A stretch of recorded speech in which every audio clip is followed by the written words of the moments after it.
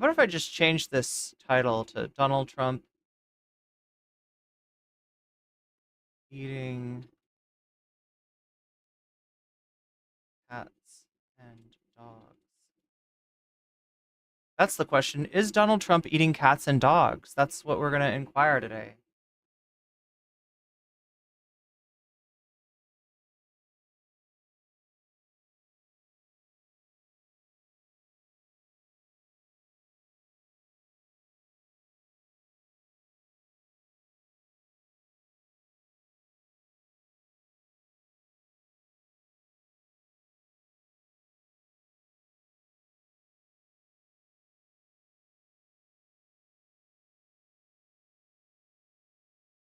Sorry, chat. My computer is being really slow. I am eventually going to have to replace this thing because it's getting worse and worse, and it's interfering with stream more and more. So I might actually add when I figure out what I need to upgrade to, I'll probably put that on Throne again. Oh yeah, I should remind you, Throne donations also count towards the dono goal. So that's something to keep in mind. That works as well when you donate on Throne, which you can do to help me out. It also counts towards the dono goal. Oh my god, chat, this is driving me batty. Batty. This is driving me absolutely... There we go. Oliveira. Thank you. Tyler Oliveira. There we go. Don't wave at me, you sorry. So we saw this guy in association with Hassan. Sorry, I think Hassan was reacting to this guy. He's all over Twitter too. He's making the most out of this because he went to Springfield before Donald Trump mentioned this. Remember, Donald Trump mentioning this is what's brought it into the mass consciousness. Before that, it was kind of like a Twitter and a Facebook story. Oh god.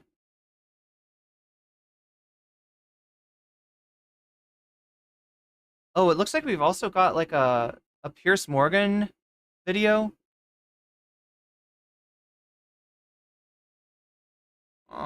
Chat, this is driving me... I'm sorry, it's just like Facebook, YouTube, slow, like it doesn't work. It's slow. It's like I open a like tab on YouTube and it takes like, I don't know, like 5 minutes for it to actually open. And it's kind of doing my head in here.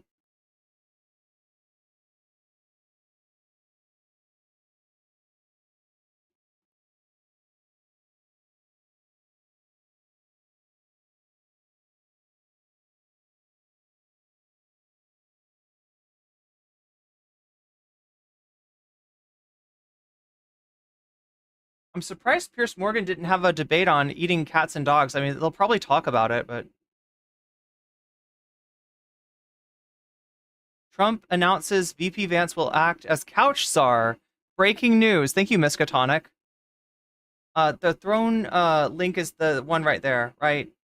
It's just another way to donate, specifically if you want to help me crowdsource stuff for stream, stuff to make the stream better and the channel better. Right now, I think I've got a speed editor on there that would help me edit more videos, get more videos out to you, as well as a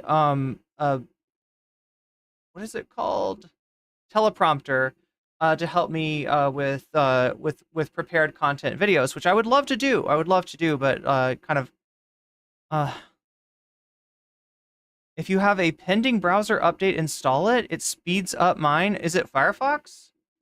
Right, this is a Firefox issue, and I'm pretty sure that everything just installs automatically. There's not like a pending browser thing that I know of. If there's a pending browser thing, then that's really annoying because that means that it doesn't automatically update, which it should, right? That's how it should work, right? It's when there's an update, it should update, right? But maybe mine doesn't do that for some reason. I just don't know where to look.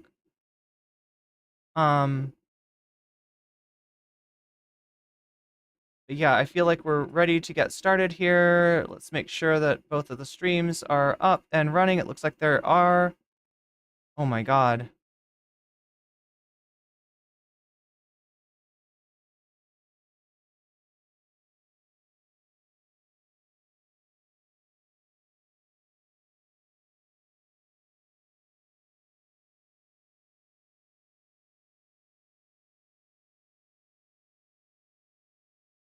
Do you still use CashApp? Yes, it's nocommentchick on CashApp.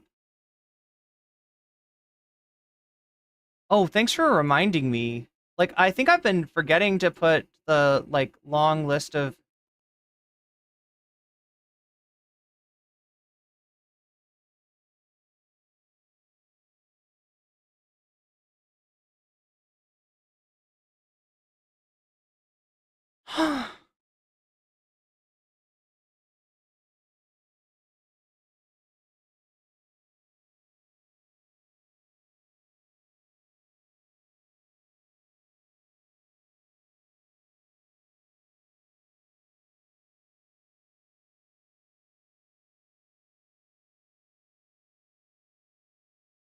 Yeah, the last few live streams... Oh my god, oh my god.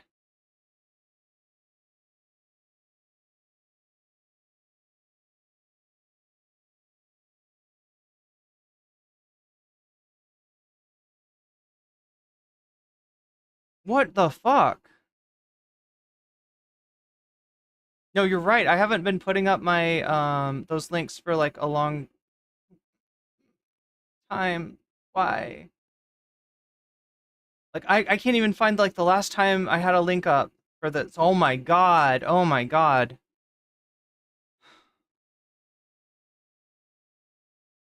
Really, really. The not none of these streams. None of these streams. How far back do I have to go? Uh?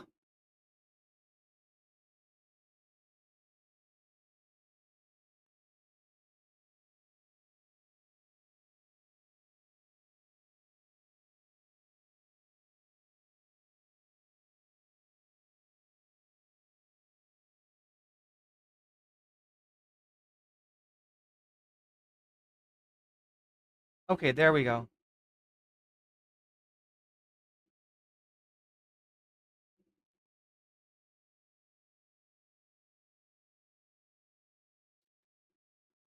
It's so weird. It's so weird how broken everything is.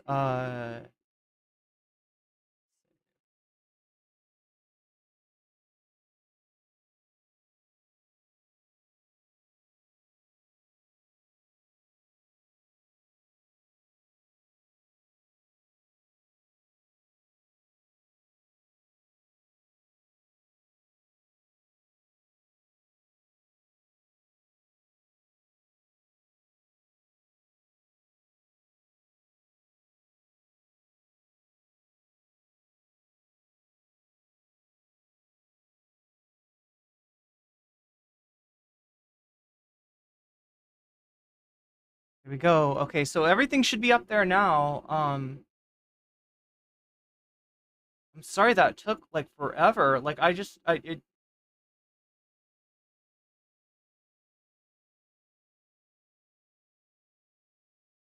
realized that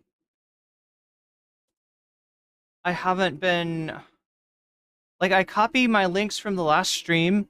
So what that means is that like if like the last stream doesn't get the links copied, then the next stream doesn't get them copied.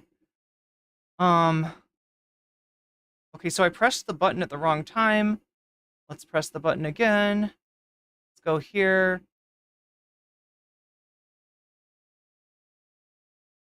Press this button and then we can start for real. Okay, I didn't like how that went. Let's try that again. Again, sorry chat, very old computer. Still. Still.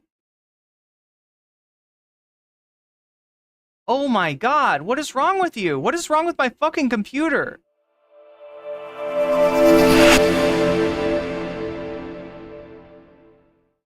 No, every link should be in the YouTube description, is it not? Did it not work? Did it not happen? Did it not carry over? Because I just spent like... Oh no, it's there. It's there. Everything's there. Everything's there. Check again. Refresh the browser, I think, is what you might need to do. Anyway, chat, regardless, we got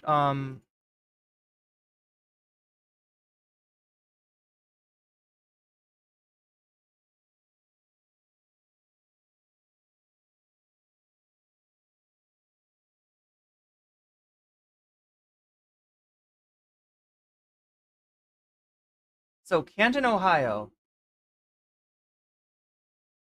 Probably we don't want to look at this one. We'll look at this one. 911, where's your emergency? 1310 Road Court. I'm sorry. I just was watching a live video of my cousin on Facebook, and she's down at her house. She killed a cat and is eating it. I need.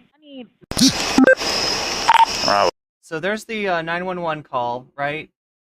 Now this is Canton, Ohio.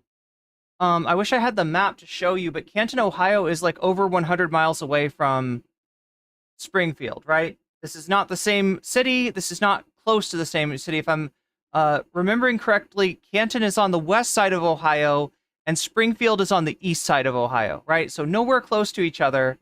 The woman in question is not a Haitian migrant. She's an American who was born in the U.S., and she's going through some kind of acute, an acute episode of mental illness. Her and the cat. What did you do? Why'd you kill the cat? Stand up. She said she killed two kids. Stand up. I'm still worried. Put your hands behind your back. Someone got rubber gloves. She's covered in blood. I bet you got gloves. You got rubber gloves. I gotta check other ones. I do not.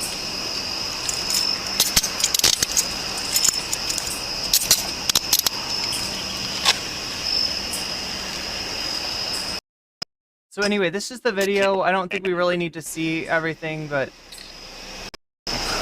the important thing to look is that this woman doesn't speak during the entirety of the video. Smile for me. Smile. I don't know why they're asking. Like did you eat that cat? Did you eat it? I don't know why they're asking her to smile. Maybe there's something on her mouth to indicate that she's... No, why'd you kill it? I don't know. Okay, she does say, I don't know, so... Get in there. It's ridiculous. Have a seat.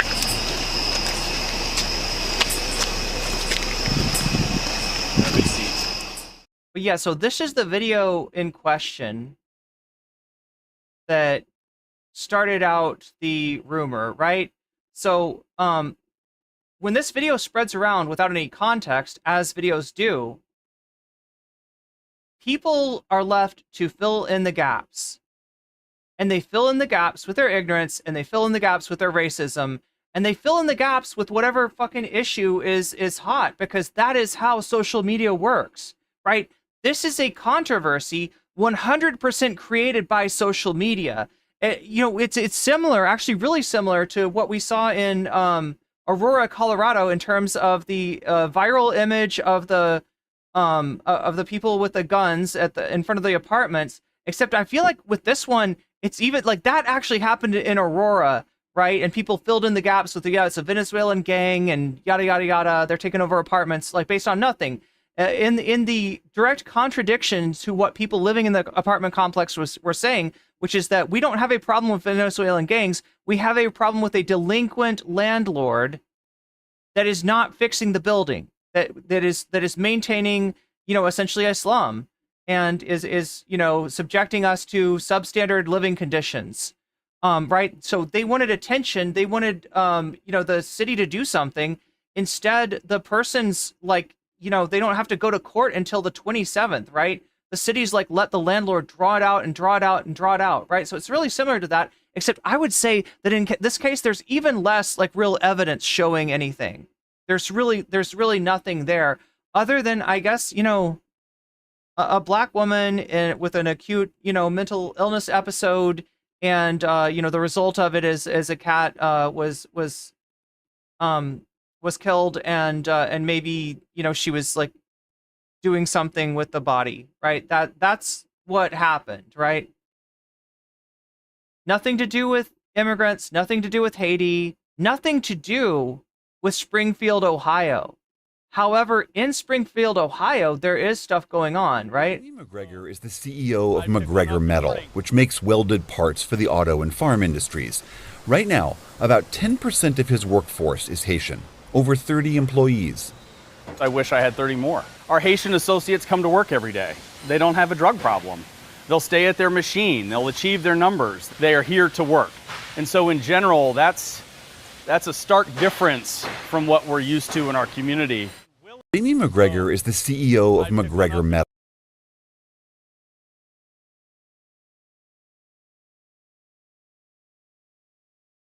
So, essentially, in Springfield, Ohio, you've got a situation where you've got a Midwestern town that was basically hollowed out as a result of the auto industry drying up, right?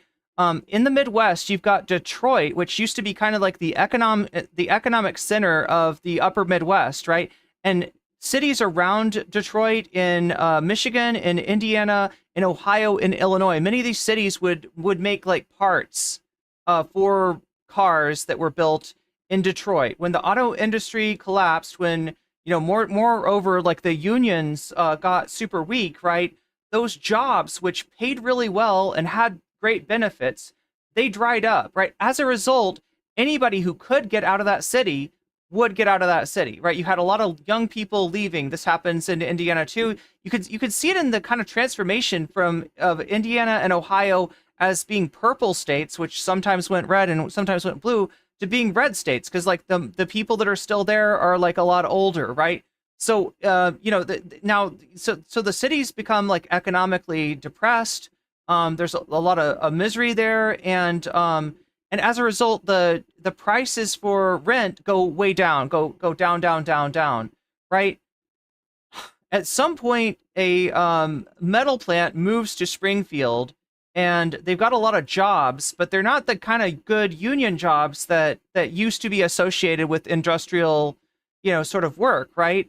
And as a result, there's not a lot of people in Springfield that want to have these jobs. So you've got a big need for labor, and then you've got Haitian people displaced by events in Haiti, right?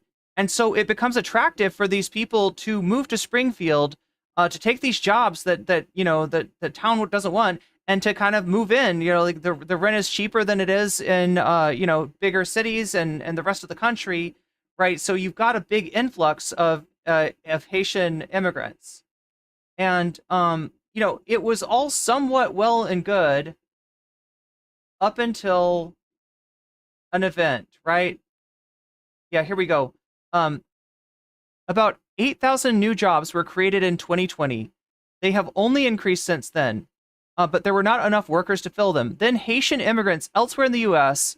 who were in the country legally heard Springfield needed workers, willing to do the blue-collar jobs locals were unenthusiastic about, and keen to pay lower rent than in big cities. They arrived in droves. About 20,000 came in just a few years, swelling the town's population, which had been 58,000, probably down a substantial amount, right, in the 2020 census, so by like 20,000, right? So now you used to have like 60,000 people there. Now you got 80,000 people.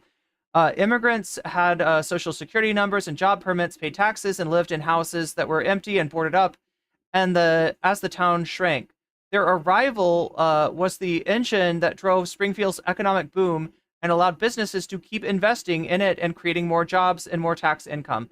So you've got sort of a, oh my God, this is our story for later. I didn't know they talked about Springfield in this. Wait, I don't know why it's coming up.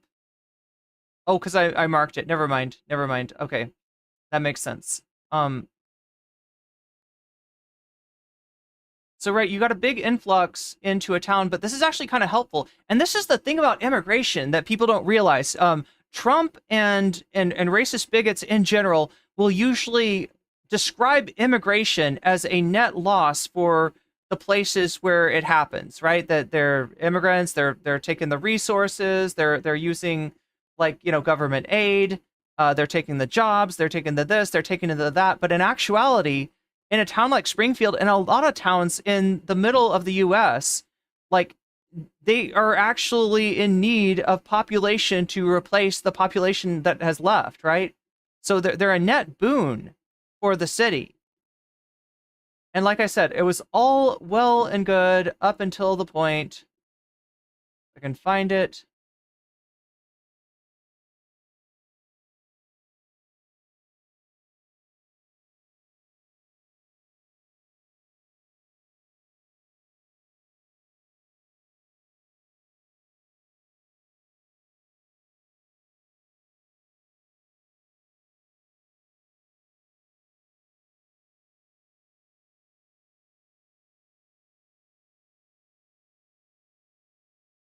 Aiden Clark, not to be confused with this, I guess there's another person named Clark spelled differently, was killed more than a year ago, not in Springfield, not, wait, what?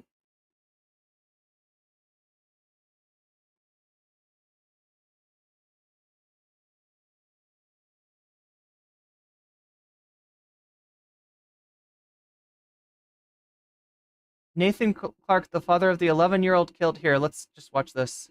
I wish that my son, Aiden Clark,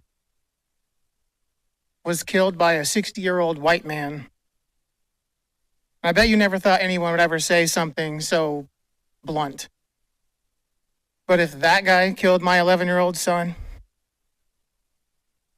the incessant group of hate-spewing people would leave us alone. They make So it seem as though there was a bus crash, right? There was a bus crash in Springfield, Ohio, and it killed this guy's son, right? You know, a lot of people are injured. One person died. That's this guy's son. And the driver in the other car was a Haitian immigrant, apparently without a license, right? Who said that he was blinded by the sun when he was turning a corner and couldn't see the bus, right? So, you know, an unfortunate, tragic accident happens. And the result of it is that the town of Springfield goes from, you know, being a town with a large influx of you know, much needed migrants filling jobs that locals are not filling and probably improving the city's economy to a, you know, hateful, racist atmosphere, right? This inciting incident, like, just basically ignites the you know, sort of latent racist feelings there. our wonderful Aiden appreciates your hate. Using Aiden as a political tool is, to say the least, reprehensible for any political purpose. And speaking of morally bankrupt, politicians, Bernie Moreno, Chip Roy, J.D. Vance, and Donald Trump, they have spoken my son's name and used his death for political gain. Raymond 100 is pointing out that the Daily Mail is not a good source. Good catch, Raymond. But we're trying to track down a story. So, and they did actually have it's really shitty, right? When a fucking rag like the Daily Mail has the story that is difficult to find in American news sources, right? Just because of stuff like this, right? Well, I mean, in this case, this is the New York Times retweeting this. This needs to stop now.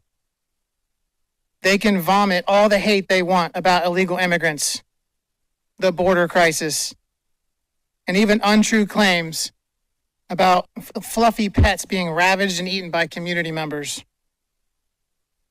However, they are not allowed, nor have they ever been allowed, to mention Aiden Clark from Springfield, Ohio. All right, so that's his kid. That's his kid that died, and he's not happy with the fact that the death of his child has been used to stoke racism.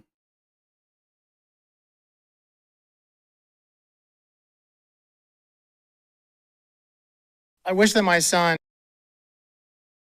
Your Springfield Sun News. Aiden Clark's dad begs Springfield politicians stop using my son to hate Haitians.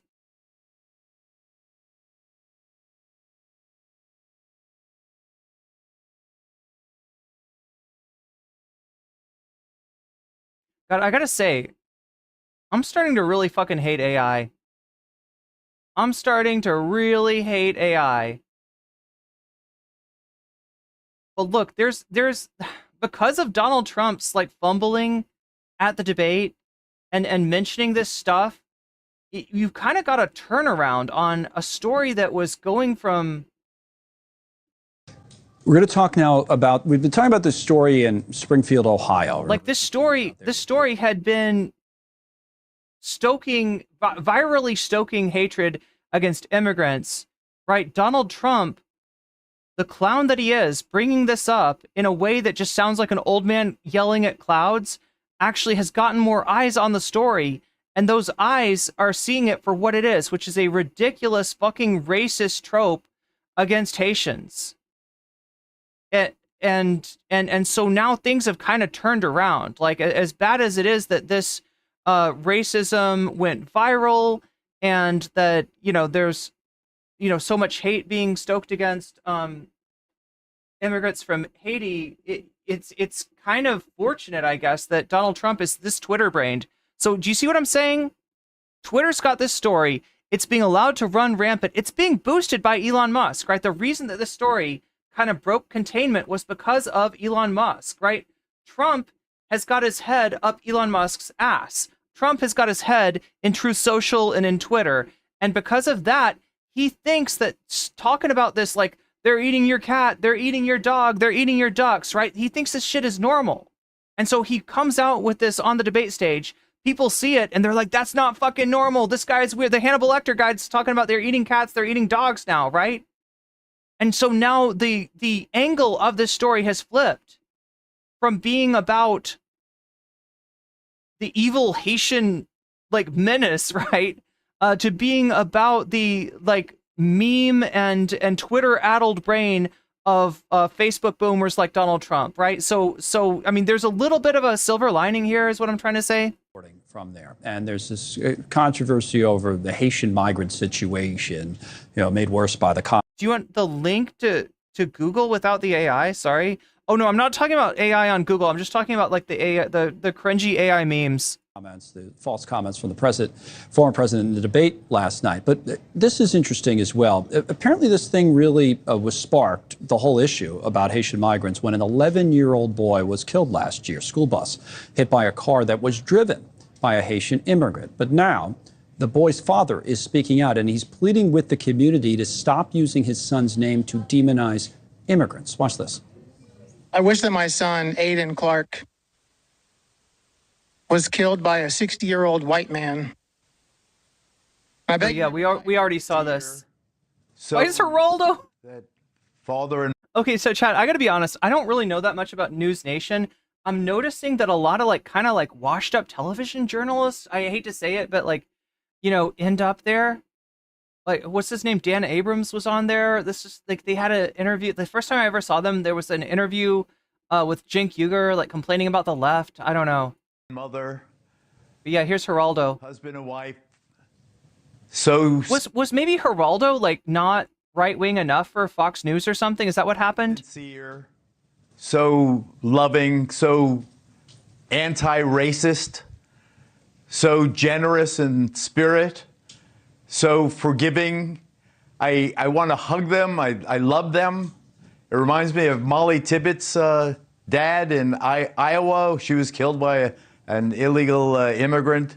And again, the father there said she would hate the way they were using my story, her story, So just a reminder, automobile accidents are usually in the top 5, if not like the top 3 of, you know, most deadly kinds of events, right? The ways that most people die, right? Auto accidents are up there, right? So in other words, a lot of people get killed in car accidents, like, all the fucking time. But it's like one Haitian immigrant driving a car that ends up in a deadly accident that causes the death of a child, and that's all it takes to get racists to associate, you know, that identity with the event, right? Like, this happens all the time, and you know, it's not with there's no immigrants involved, but one time that, you know, an immigrant is involved, and that's all it takes to turn a town on, you know, what sounds like a good portion of its population now. What would they be, like 25% of the population there? to point blame or to really demonize the immigrant community. These are the real people. These are people who have every right to be filled with rage, to even be hateful. You would forgive them, but they're not. They're the opposite. I mean, this is, you talk about a Christian nation, or Judeo-Christian, you know what I mean. Yeah. This is what it means. This is what it means where... Okay, I'm sorry, I can't take Geraldo. I just can't take him. I cannot take Geraldo.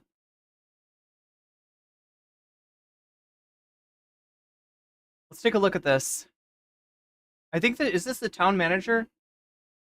So we're going to find out more about the Elon connection here. I want to tell you about a guy from Arizona, a guy who's in charge of a lot of documents, and you probably won't know his name, and you probably won't know what his job title even means. He's a Republican, and he's become one of MAGA's top targets in their war on truth.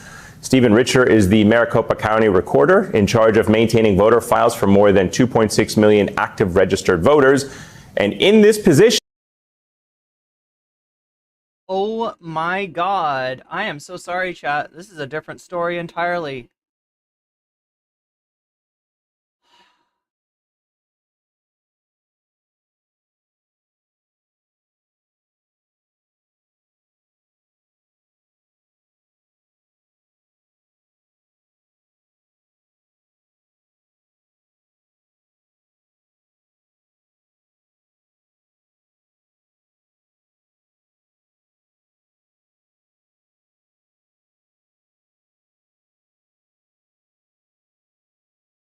Let's take a look.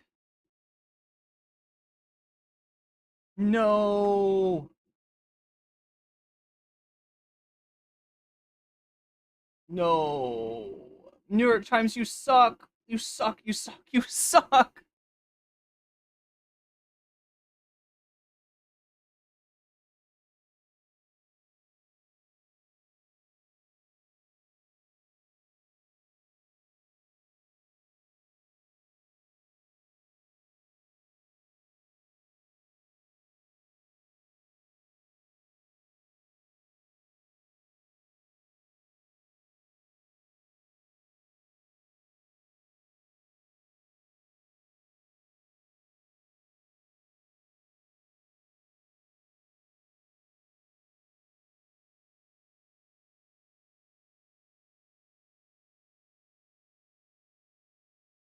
They're eating the cats. They're... Why? Why do you gotta be like...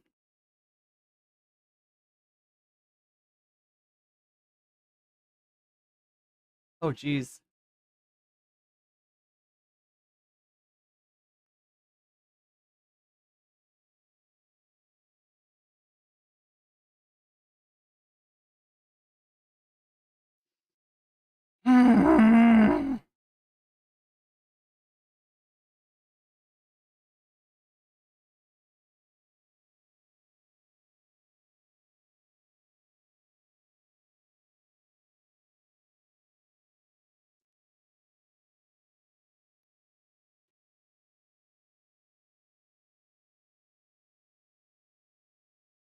I wanted to give you more background on this before going into this Tyler Oliveira video. Like, this is just like, this is like the worst guy. This is the worst guy in the world.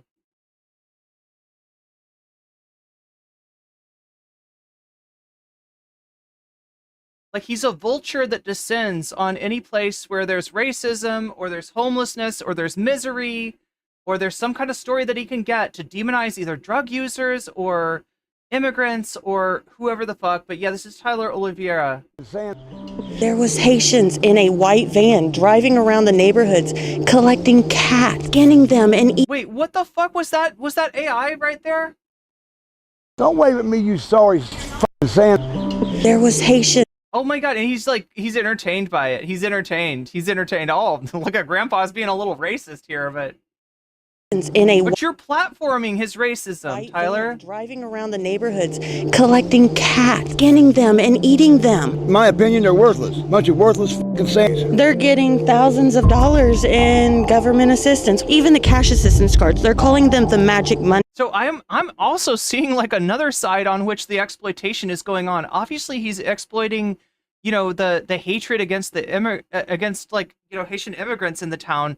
Right, but I feel like the way that he's showing the locals too, notice the sort of framing of the locals. Cards because they never run out.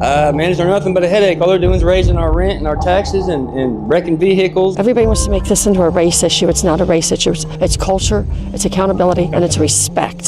Since June, they took me off of, I'm a vet. They took me off of the disability. You're a veteran and you're competing with some of the resources they're getting who just came in here? Yeah. I need some solutions. I'm losing my mind. This is Springfield, Ohio. What was once a small town in Ohio home to roughly 60,000 working class Americans until 20,000 plus Haitian immigrants flooded into town with rumors of them eating the neighbors' cats and local geese. What did you do? Why'd you kill the cat? Did you eat that cat? Did you eat it? No, why'd you kill it? I'm worried about the music. Homes by paying above market rental prices with... Wait a minute. They're eating the... Okay, I'm so confused here. 18 hours ago, the debate hadn't happened. Chat, make this make sense to me. Make this make sense, right? 18 hours ago, this video was posted. This didn't happen 18 hours ago. How is this possible? You can't add a clip to a YouTube video after you've posted it, right? What?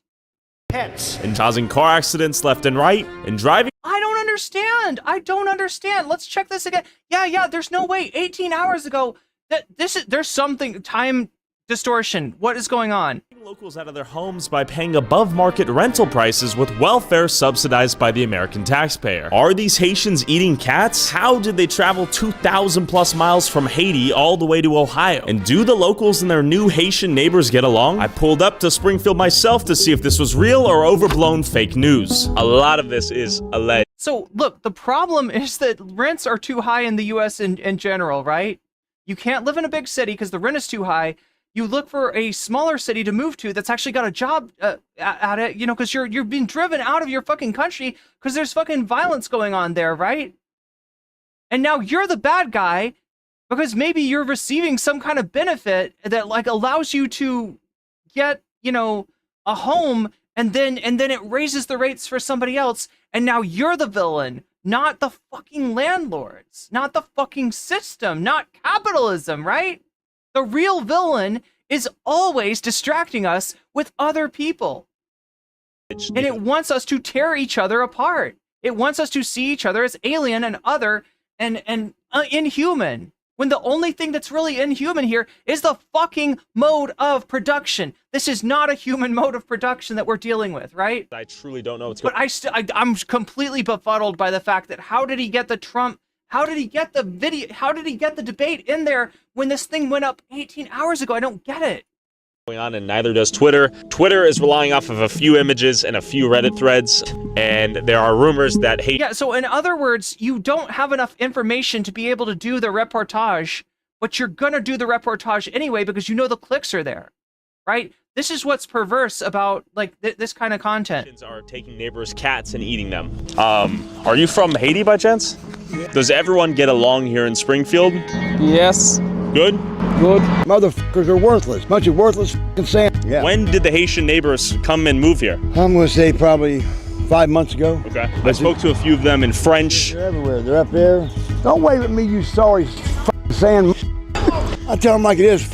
Man, I don't like them. I don't like them, and I want them to know I don't like them. Pack up and move back to Haitieville, where the f*** you're from. Why did you come here to Springfield? In Springfield, pour me travailler, me chercher la vie meilleure. Moi c'est haïtien. Okay. Raison ça que me Springfield. Okay. Do you plan on living here for much longer? Yeah. Yeah. I heard there were rumors of Haitians eating the neighbors' cats and a Canadian goose. Is that true or completely false? No. Okay. And it's a weird thing to get asked this question because, like, right, you don't know, like, what do you, like you're gonna know every single thing if you're a Haitian immigrant, right? And somehow you're gonna know everything, you're not a hive mind, right? You don't know every single that happens. So like with the entirety of like, you know, Haitian immigrants living in that city. So you don't want to say like, no, it didn't happen because you're just kind of like, I don't fucking know. I didn't say this phenomenon doesn't exist, right? Because you're just like, well, there's a news guy with a fucking microphone in my face asking me about this. Maybe it fucking happened. I don't know anything about it. Like, why would I know anything about it? Oh my God. Mbakwe sa tout. Okay. Mbakwe sa tout. Peut-être moun ki do avoir un problème d'éducation qui fait le faire ça, mais mbakwe. C'est vraiment difficile pour ça t'arriver. Okay. We've lost a whole bunch of cats. There was a van pulled over that had over 100 cats in it with the Haitians. They said they was eating them. Actually? Yeah. Not fake news. Not fake news. So a van was collecting cats and eating them. I watched it happen, yeah. Watched them get pulled over with the cats and admit to the police that they was eating them. You're not joshing with me. No, I'm almost 50 years old, buddy. No. You don't mess around. No. Twitter is saying that you don't mess around. I'm sorry. The fact that you're 50 years old makes me think that you're maybe more susceptible to these kind of lies than somebody that has like some kind of media literacy, right? It's just a whole thing of like, you know, if you didn't grow up with the internet, then you're more likely to be fooled by AI. You're more likely to be fooled by misinformation. It's just I'm 50 years old. No, definitely we're going to trust this guy. Definitely trust this guy. Haitians are eating cats and can't drive. Is that true? True or no? No. No, okay. I believe it. Like, I've heard rumors about them taking the geese and killing them and eating them, so I try to stay clear away, because I've even heard about them eating the eggs over there, so I'm like, okay, that's kind of disturbing. Not. There he is. This is your guy right here? Yes. Okay. So far, so good. So far, so good. Listen, if there was really a problem, right? If there was any, even like, it just shows you that maybe even she doesn't take these rumors that seriously, right? Otherwise, her cat wouldn't be going around outside.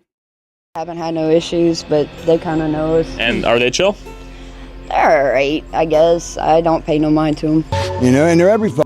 They take our fucking apartments. The landlords make the people move out so they can rent to the Haitians to get more money. You know, it's bullshit. You know, you go to the grocery store, there's no fucking groceries because, you know, they give them $3,000 a fucking month plus food stamps. I'm an American. Yeah. Just like $3,000 a month. You think that's right? You. Yeah. And these motherfuckers come from Haitianville, wherever the they're from, and they get everything. They get medical care paid and everything. You know, it's bull. Where are they getting the money? The government. They said it's a fucking program for them to for like migrants, like asylum seekers. Yeah. Okay. I mean, they're like roaches, man. Yeah, I get along with them as long as they don't go pulling their crazy machete. You realize what you're fucking platforming when there's somebody out here calling people roaches, right? When they're out mowing their grass with it. Have they brought out machetes? Oh yeah, that's how they trim their yard. Actually? Yeah. It surprised me they let them all in, but I think that if they're going to come in, they should be legal and not illegal. And I don't see why they're giving them all this money and everything like that when our people are the ones suffering for all this, for them coming in. I'm getting ready to be homeless. They're getting ready to sell my house because of the Haitians. Do you think a Haitian will move in? Okay, so if you think that the Democratic policies of being like Republican light, of being worried about being considered too generous in terms of in terms of like welfare and food stamps and stuff like that, if you think that this is at all tenable, let me show you where it breaks down. Right? The fact that the Democrats do this fucking shit, the fact that they're so concerned about seeming moderate, right, is what enables this kind of shit, right? Yeah, everybody should be getting taken care of. Like, this is the wealthiest country in the fucking world, right? And yeah, it's like a human rights thing that when somebody comes in with, that's seeking asylum, that you're supposed to, like, take them in. You're supposed to allow them to escape from the dangerous conditions in your country, especially if, like Haiti, your country and the situation there is massively affected by United States foreign policy, right? There's another example of this, right? But now instead you got like people, again, focused on the wrong problem, focused on each other as the problem, rather than focused on the actual problem that's there, which is the fact that money controls way too much in politics, and so as a result, economically, the United States like policy is way to the right and does not take care of people. And then when people don't get taken care of, they look and they see somebody that's maybe kind of getting something in some way, and they say, aha, that's where my money went. Not like, look at the fucking people owning the means of production and saying, that's where my money goes. That's not just your money, that's your fucking ancestors' money. That's capitalist accumulation, right? That is a giant pyramid built of exploited fucking labor for generations and generations and generations. That's where your money went. And you don't realize because you see a rich person and you're like, oh, they must have worked hard for that. No, they must have worked other people hard for that. Right? And that's where your money went. That's where your money went. Because guess what? You are a worker. You are the economic engine. Nothing fucking happens without you. You are the driving force of the world's economy. And you're getting fucking peanuts. You're working harder than the upper classes, and you're getting paid way less. That's where your money goes. It goes up. Stop punching down. Stop looking for somebody that was like less fortunate than you to fucking like bucket of crabs on. It's just, oh my God, chat. This is driving me nuts. Yeah, they're coming Wednesday to look at it. Actually? Yeah, and when they buy this house, we'll both be out here on the streets. We ain't got nowhere to go. We want fixed income. Are Haitians paying rent? Are they paying their bills? Are they being paid to live here? They're being paid to live here. I don't see why they'd have to pay rent if they're being paid to be here. Who's paying them? The government. Okay. And that's the government. Yeah, you don't know. You don't fucking know. You're filling in your lack of knowledge with a fucking racist trope. This is like a fucking old ass Reagan welfare queen thing, right? That's our biggest issue too, is they're taking our schools over and they're running them. Like, how much does this resemble? If you don't know, Ronald Reagan ran in the 1980s, back when there was somewhat of a welfare state. There was somewhat of a social safety net, right? Right now, like, welfare state sounds like a bad thing, right? Politically, it is a bad thing. You don't want to be a politician that gets accused of supporting the welfare state because that sounds like a bad. In reality, that is what that is the patina of humanity over at the inhuman system of capitalism. That is the New Deal bargain. That is what the New Deal was the idea that, okay, we're going to keep doing capitalism on one hand, but we're going to have all these programs to make sure that you are never getting fucked over. You are never starving to death. You are never dying in a miserable state in old age, right? We're going to give you Social Security. We're going to give you food stamps. We're going to give you this and that. And if capitalism doesn't work out right, if the economy goes to shit, you will be taken care of, right? That's the deal that the American workers were given in order to stop them from revolting against capitalism. And how is that working out for us?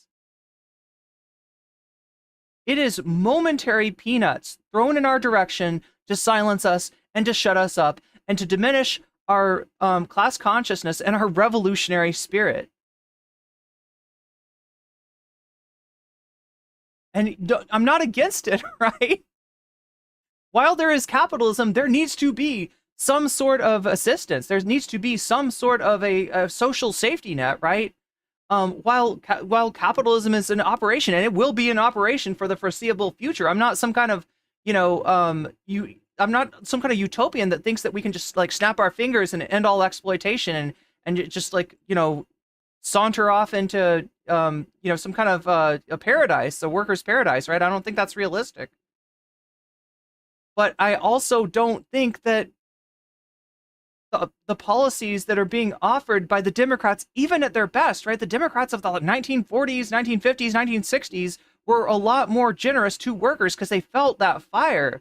They had that in recent memory of having to actually compete with socialist candidates, having capitalism continuing, not being a fait accompli. And so while that was going on, they instituted a different kind of policy, the sort of New Deal politics, where not just Democrats, but Republicans too, right? We had the highest income, the highest tax bracket rate was up to 90%. It was called confiscatory, taxation. And what that meant was that there was like a natural limit on like the accumulation that could go on, but accumulation still went on. And the power of capital still increased. And when it got high enough, they got their money in politics. They got their ultra right-wing Republicans, and the Democrats just fell right in line and decided the only way that we can win is to be Reagan light. Americans out of our own countries, it feels like. This country has gone to hell. 12 motherfuckers live there, and there's another 7 or 8 lives right here in this corner house. I'm knocking on that door, yeah. And 4 of them just moved in here. They ain't in there. Do you think you'll sell the house to a Haitian family one day? Hell no. I wouldn't give them motherfuckers the sweat off my balls if they was dying of thirst. I'm for real, man. I get it. I am fucking sick of them. This is I don't give a fuck if they put a Haitian in every fucking house. I'll be the only white person here. Twitter is saying that Haitians are kidnapping the neighbors' cats and eating them. Is that true or false? I gotta ask the hard questions here. Tiene pasar con el Haitian. Dice que movió yo gole chat mon alma. I don't know. No. Okay. Why is everyone coming here? Haïtien vient ici pour travail, mais manger chat, non. Parce que non, pas manger chat, non, chat, non. Si nous besoin de viande, manger viande, aller dans Walmart, non acheter, mais manger chat haïtien, pas manger chat. Okay. Why did you leave Haiti? Moi, j'ai quitté Haïti parce que dans le moment où pays, un petit gens a un problème politique, des des autres qui ont passé, j'ai juste essayé de quitter jusqu'à ce que ça arrangé pour me retourner. Again, chat, a lot of the roots to these problems in Haiti stem to United States foreign policy. Not just United States foreign policy, European foreign policy as well. Haiti is the only country to have ever, had enslaved people overthrow their masters. It's the only country in the fucking world that did that. And the European powers have never let them forget that. They have never forgiven them. There's this weird fucking cultural memory that sticks around, and just like Haiti is just constantly getting fucked over. Barbecue, Civil War, like. Moi par contre, rien de monde seulement juste un problème. Wait, what the fuck? Barbecue Civil War? What is this? Quitter jusqu'à ce que ça arrangé. Why did he say barbecue? Pour me retourner dans le pays. Barbecue, Civil War. Well, I don't understand the barbecue part. Like, I mean, like, yeah, you could describe the situation in Haiti at times as a civil war, but like, I don't understand the barbecue. Moi par contre, rien. They had to pay back France. Yeah, they had the only country to ever have to like fucking like pay back their price of themselves as slaves, right? That is literally what they were charged for. Le monde seulement juste un problème, mais c'est déplacé, même pas qu'on aucun nom des acteurs ce soir qu'a fait ça. Okay, so just family and friends told him to come here to Springfield? Could you ask him that? Yeah, his friend. I see. Okay, merci. Okay. I don't eat cat. Okay, she clarified, I don't need cat. See how that trash can is right there? Right there, yep. Okay, every Haitian house you go around, it's honestly filled to the brim. There's trash that leaks out onto the corner, everywhere, but we're Now, we didn't really dig into the Aurora, Colorado story the way that Hassan and his community did. But from what I've seen, the garbage thing was it's kind of like a common thread, right? With this idea that these people, these people, right? These people are somehow producing more garbage or not disposing of it properly, or maybe even like to or are used to living in filth, right? As a way to dehumanize people that you seek to do horrible things to. And with Trump, we're talking about mass deportations. Expected to live clean environment. And then on top of that, with the rise of immigrants and they get assisted living freely, it makes it harder for people like me or somebody else who doesn't get assisted living to find affordable housing. Are they driving the housing costs up around here? Yeah. Like nobody. Big time? Yeah, like. What are we talking? Okay. Honestly, in my opinion, it'll be a surprise if I don't get kicked out so they can boost up the rate on this place. They'll probably fix it. I see. Get it where it's looking better and boost the rate up on it. They pay $1,200 a month. How much money does the government give you per month? Pero el first time me doy como primera vez te pusieron como 500, segunda 300. Okay. ¿Cuánto? Okay, now I'm gonna debunk this a little bit, because I've got a little bit of knowledge about how the SNAP program works, right? For one person, you are not getting $500. even the $300, chat, is I'm guessing that this is like what's being talked about is like they're like, so if he's saying the first time $500, the second time $300, that might be some kind of a temporary aid that is included when somebody signs up for services like that, and then then whatever SNAP is giving. But more likely, we're talking about aid given to a family, given to a household, given to multiple people. Los Haitians vive aquí en las 2 años. Because the amount that's given to a single person for SNAP is something that most people would be hard pressed to feed themselves on. No tengo un mensual, pero yo nuevo por ahí. Okay. ¿De dónde eres? En Haití. Haití? Sí. ¿Cuántos meses vive aquí? Tengo 2 meses. So peaceful up here, but now there are freaking communist invading radicals. Now, as far as the Spanish that's being spoken here, that is not the most common language spoken in Haiti. It's more likely to be Creole. Almost everybody there would speak Creole. Some people also speak French. French is like a more, sort of like, maybe the court systems might be expected to go on in French rather than Creole. As far as the Spanish, it might just be a common language that they like, he doesn't speak French. He doesn't speak Creole. Tyler, I'm talking about. And so, this guy happens to know enough as much Spanish as Tyler. You can tell that his Spanish isn't really strong, but, he has like a working knowledge of Spanish. Dos? Sí. Did anyone tell you to come here to Springfield, Ohio? Sí. Did a friend tell you to come move here for a job? How did you learn about Springfield? Yo tengo mi padras por ahí. Okay. How much is it to rent an apartment here in Springfield? How much do you pay for rent? Pero todavía yo no pagué, pero yo vivo con mi padre. No, I live with my parents. Yeah, Okay. So there we go. We got a multiple person household, right? Mensual cada mes 700. Is anyone eating cats out here? No. Okay. Falso. Falso. Falso información. Okay. Do you know many other Haitians here? Yes. Yeah. Big community?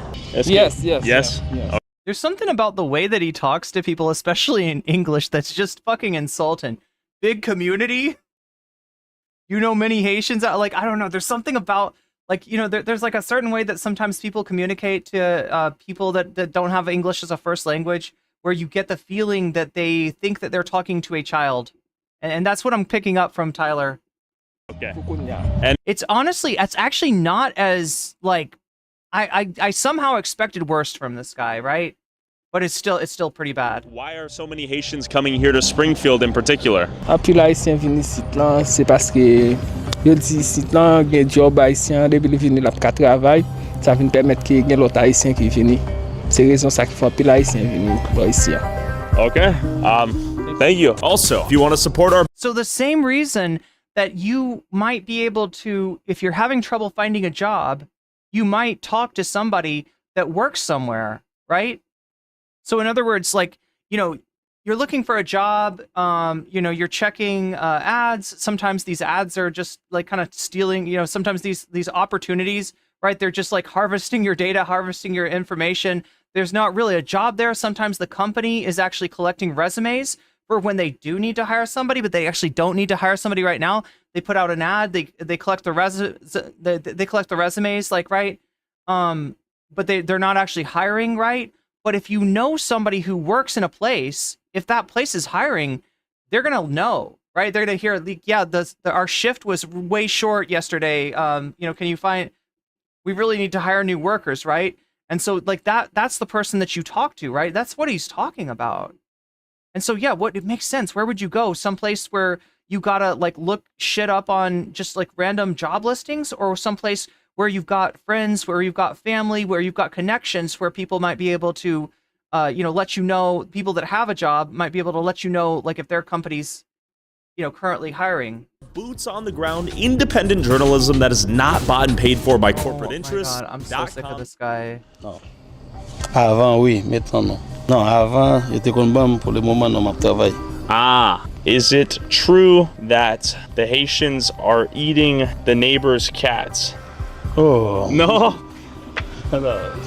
Information falso? Ouais, on va connaître ça. Okay. Do they not collect the trash? Chaque lundi, il ramasse le facteur.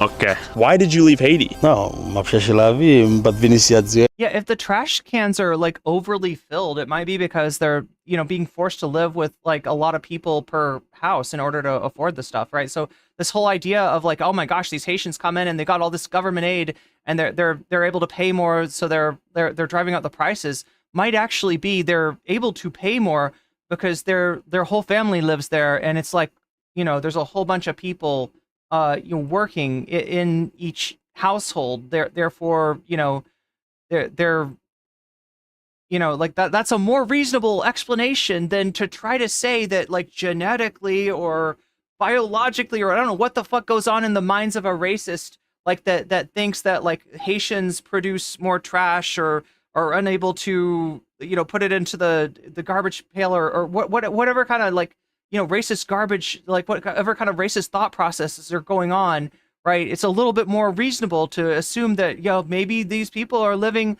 with more people per household, right? And the garbage that's paid for collection is only this much, and you got like this many people living there, right? That's a more you just kind of use your brain a little bit and okay. Merci beaucoup. All right, bye-bye. We got a cat right there, unaffected. He's chilling, not eating. Again, what I'm saying about this is that like I'm a little bit surprised at this. I've seen a few of these Tyler Oliveira videos. There's a lot of exploitation that goes on here, even when it's done in the spirit of like, I want to document the stories of these unhoused people that are, yada yada yada. It's still kind of played up for sensationalism. It's still played up to like kind of dehumanize the people that he's covering, right? So I'm actually a little bit surprised that he's not just like leaning into the cat stuff in order to get the video to bang harder. Ridiculous. They can't even take care of the American citizens before they're bringing in waves and waves of immigrants. And then look at it. There's so many people, veterans, mostly white people that are homeless, living on the streets, has nothing to eat. But these people have brand new houses, brand new cars. I'm having a hell of a time finding a job because they want the Haitian. They're getting thousands of dollars in government. And now we did hear the owner of that metal plant talk about the locals as being less hardworking, more subject to addiction and stuff like that, right? Compared to the the Haitians that he had employed, and said that he wished he could hire more. There's definitely like some kind of he's like sort of looking down at the locals to a certain extent, but like I mean you see what's happening here, right? Can you imagine somebody like in a situation where their living standards are whack, right? Where they're forced to live in substandard dwellings, right? And instead of saying like, geez,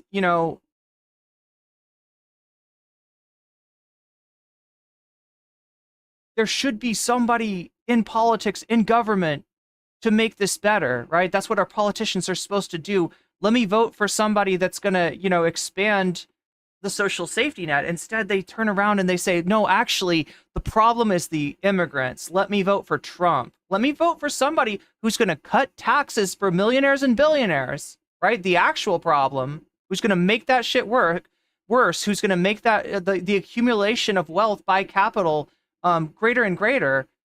And instead of somebody who's going to actually improve my material conditions, right? So their pain that they're concentrated on is like seeing somebody that is different than them, like with a new car, with a decent house, doing somewhat better, rather than looking at the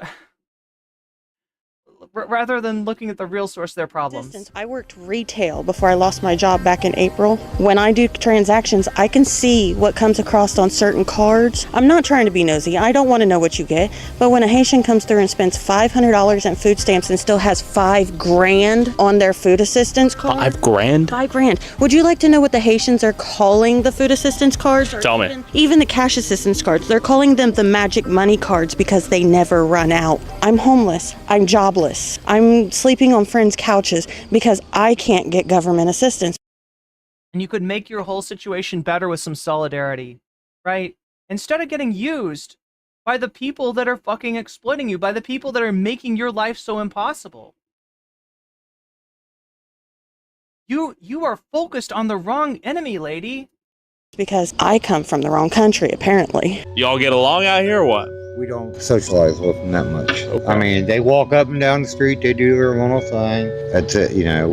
Mike, how long you lived out here in Springfield? Oh, I've lived in Springfield all my life. I'll be 60 in 2 weeks. When did all the Haitians come in? About 5 years ago, maybe. Okay. And when they packed, they hit this neighborhood hard. Why?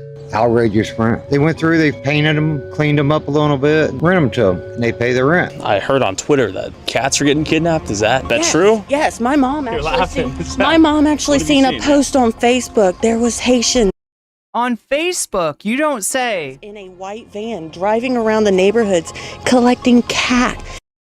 Collecting cats.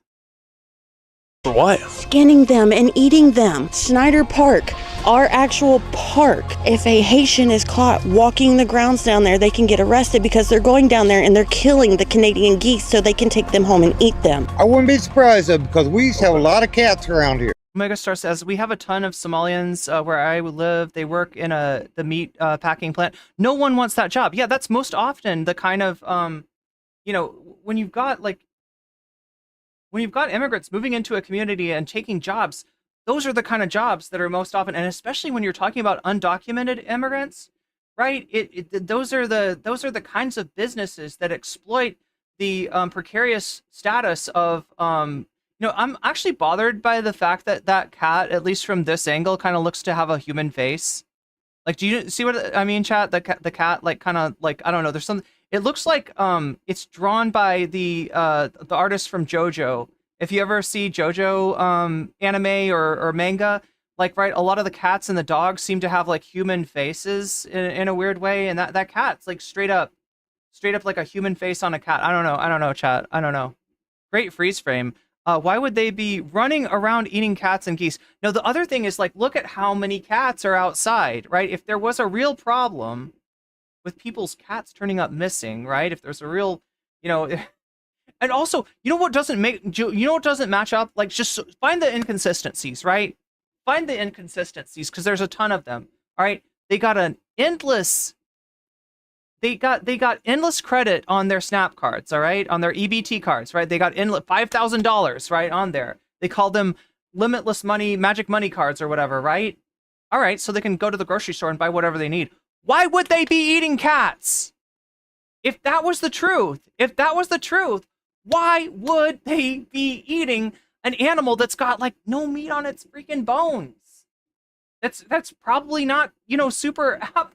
It doesn't make sense. None of this shit makes sense. The cat is a stand user? Yes, the cat is definitely a stand user. And we got yeah, there we go. Especially down here at the end of the street, that lady had probably 50 of them. Now she's lucky to have 5. And the geese down at the park, they're declining. So I don't know if they're eating them too. The geese are declining. I guess it's supposed to be their natural. I have had neighbors when I lived in a mostly Mexican neighborhood who would gather stray cats, but they would get them fixed for free and bring them to a place to help with moles and mice. Nice.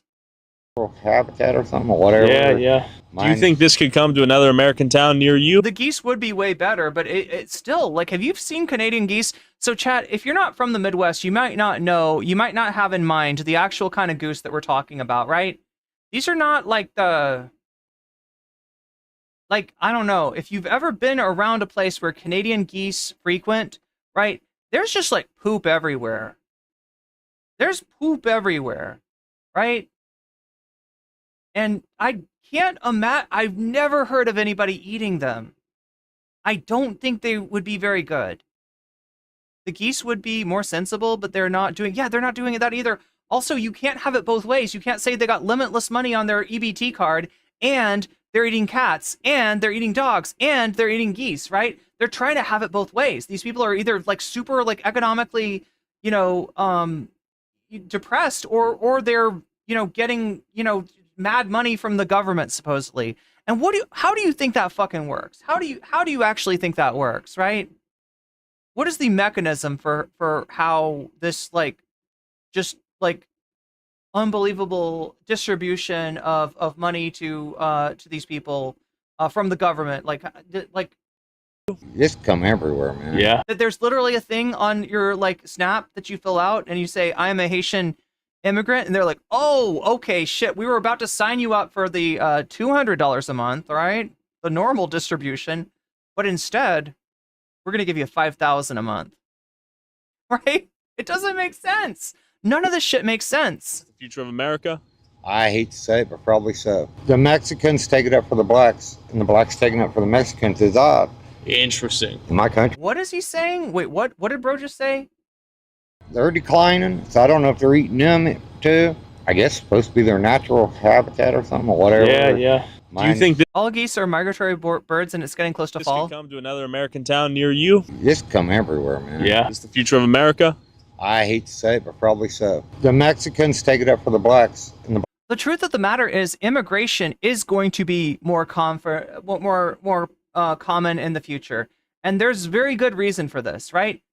So in all the issues that get talked about, what is the one issue that maybe should be a priority, but just keeps on getting pushed back and back and back? Remember Kamala saying, I'm not against fracking. It's climate change, right? The one issue that's constantly taking a backseat to everything else is climate change. So, in other words, that problem is not getting any real attention paid to it. And as it is ignored over and over again, probably not just in the United States either, honestly. You have climate change affecting mainly equatorial regions, right? So the equatorial regions become uninhabitable. The coastal regions become flooded, go underwater, right? The land recedes and the sea expands, right? And so what is going to happen there? Immigration. You're literally going to have climate refugees more and more in the future. So that's a real thing. Yeah, there is going to be more immigration. And why is there more immigration? Is it because immigrants are bad people that want to fuck our shit up for no good reason? No. It's because the climate is changing and that the equatorial regions are getting less and less habitable, and the as this happens, there's wars over resources, right? War is a great driver of immigration. When your country is at war, when your country is unstable, it's more likely that you're going to be looking for a place to move to. blacks taking up for the Mexicans is odd. Interesting. My country's going down. And I can't wait till Trump gets back in there. 90%. That's so sad. That makes me so sad. Look, dude, here's the deal. All right.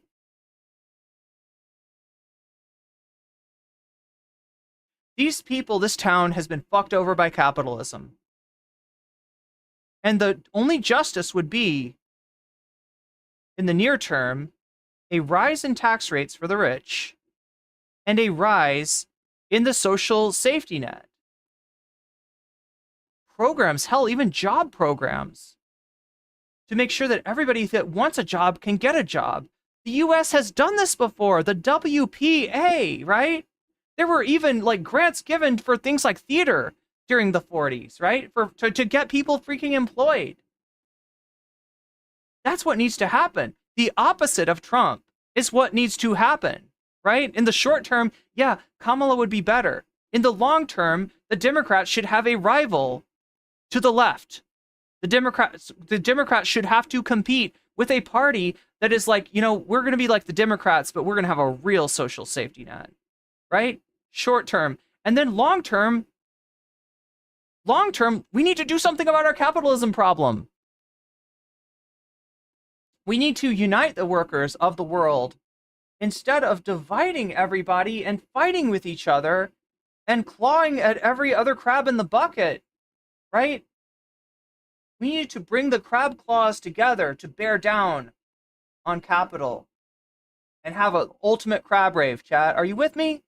Are you with me? I'm glad that chat thinks I'm cooking, because I'm just like, I'm so irritated right now on so many different levels, you know, having problem with tech, having problems with YouTube, having problems with, you know, finding the content that I'm trying to show you, to try to show you this issue in the way that I think is most useful, right? When I just haven't seen this story covered right anywhere.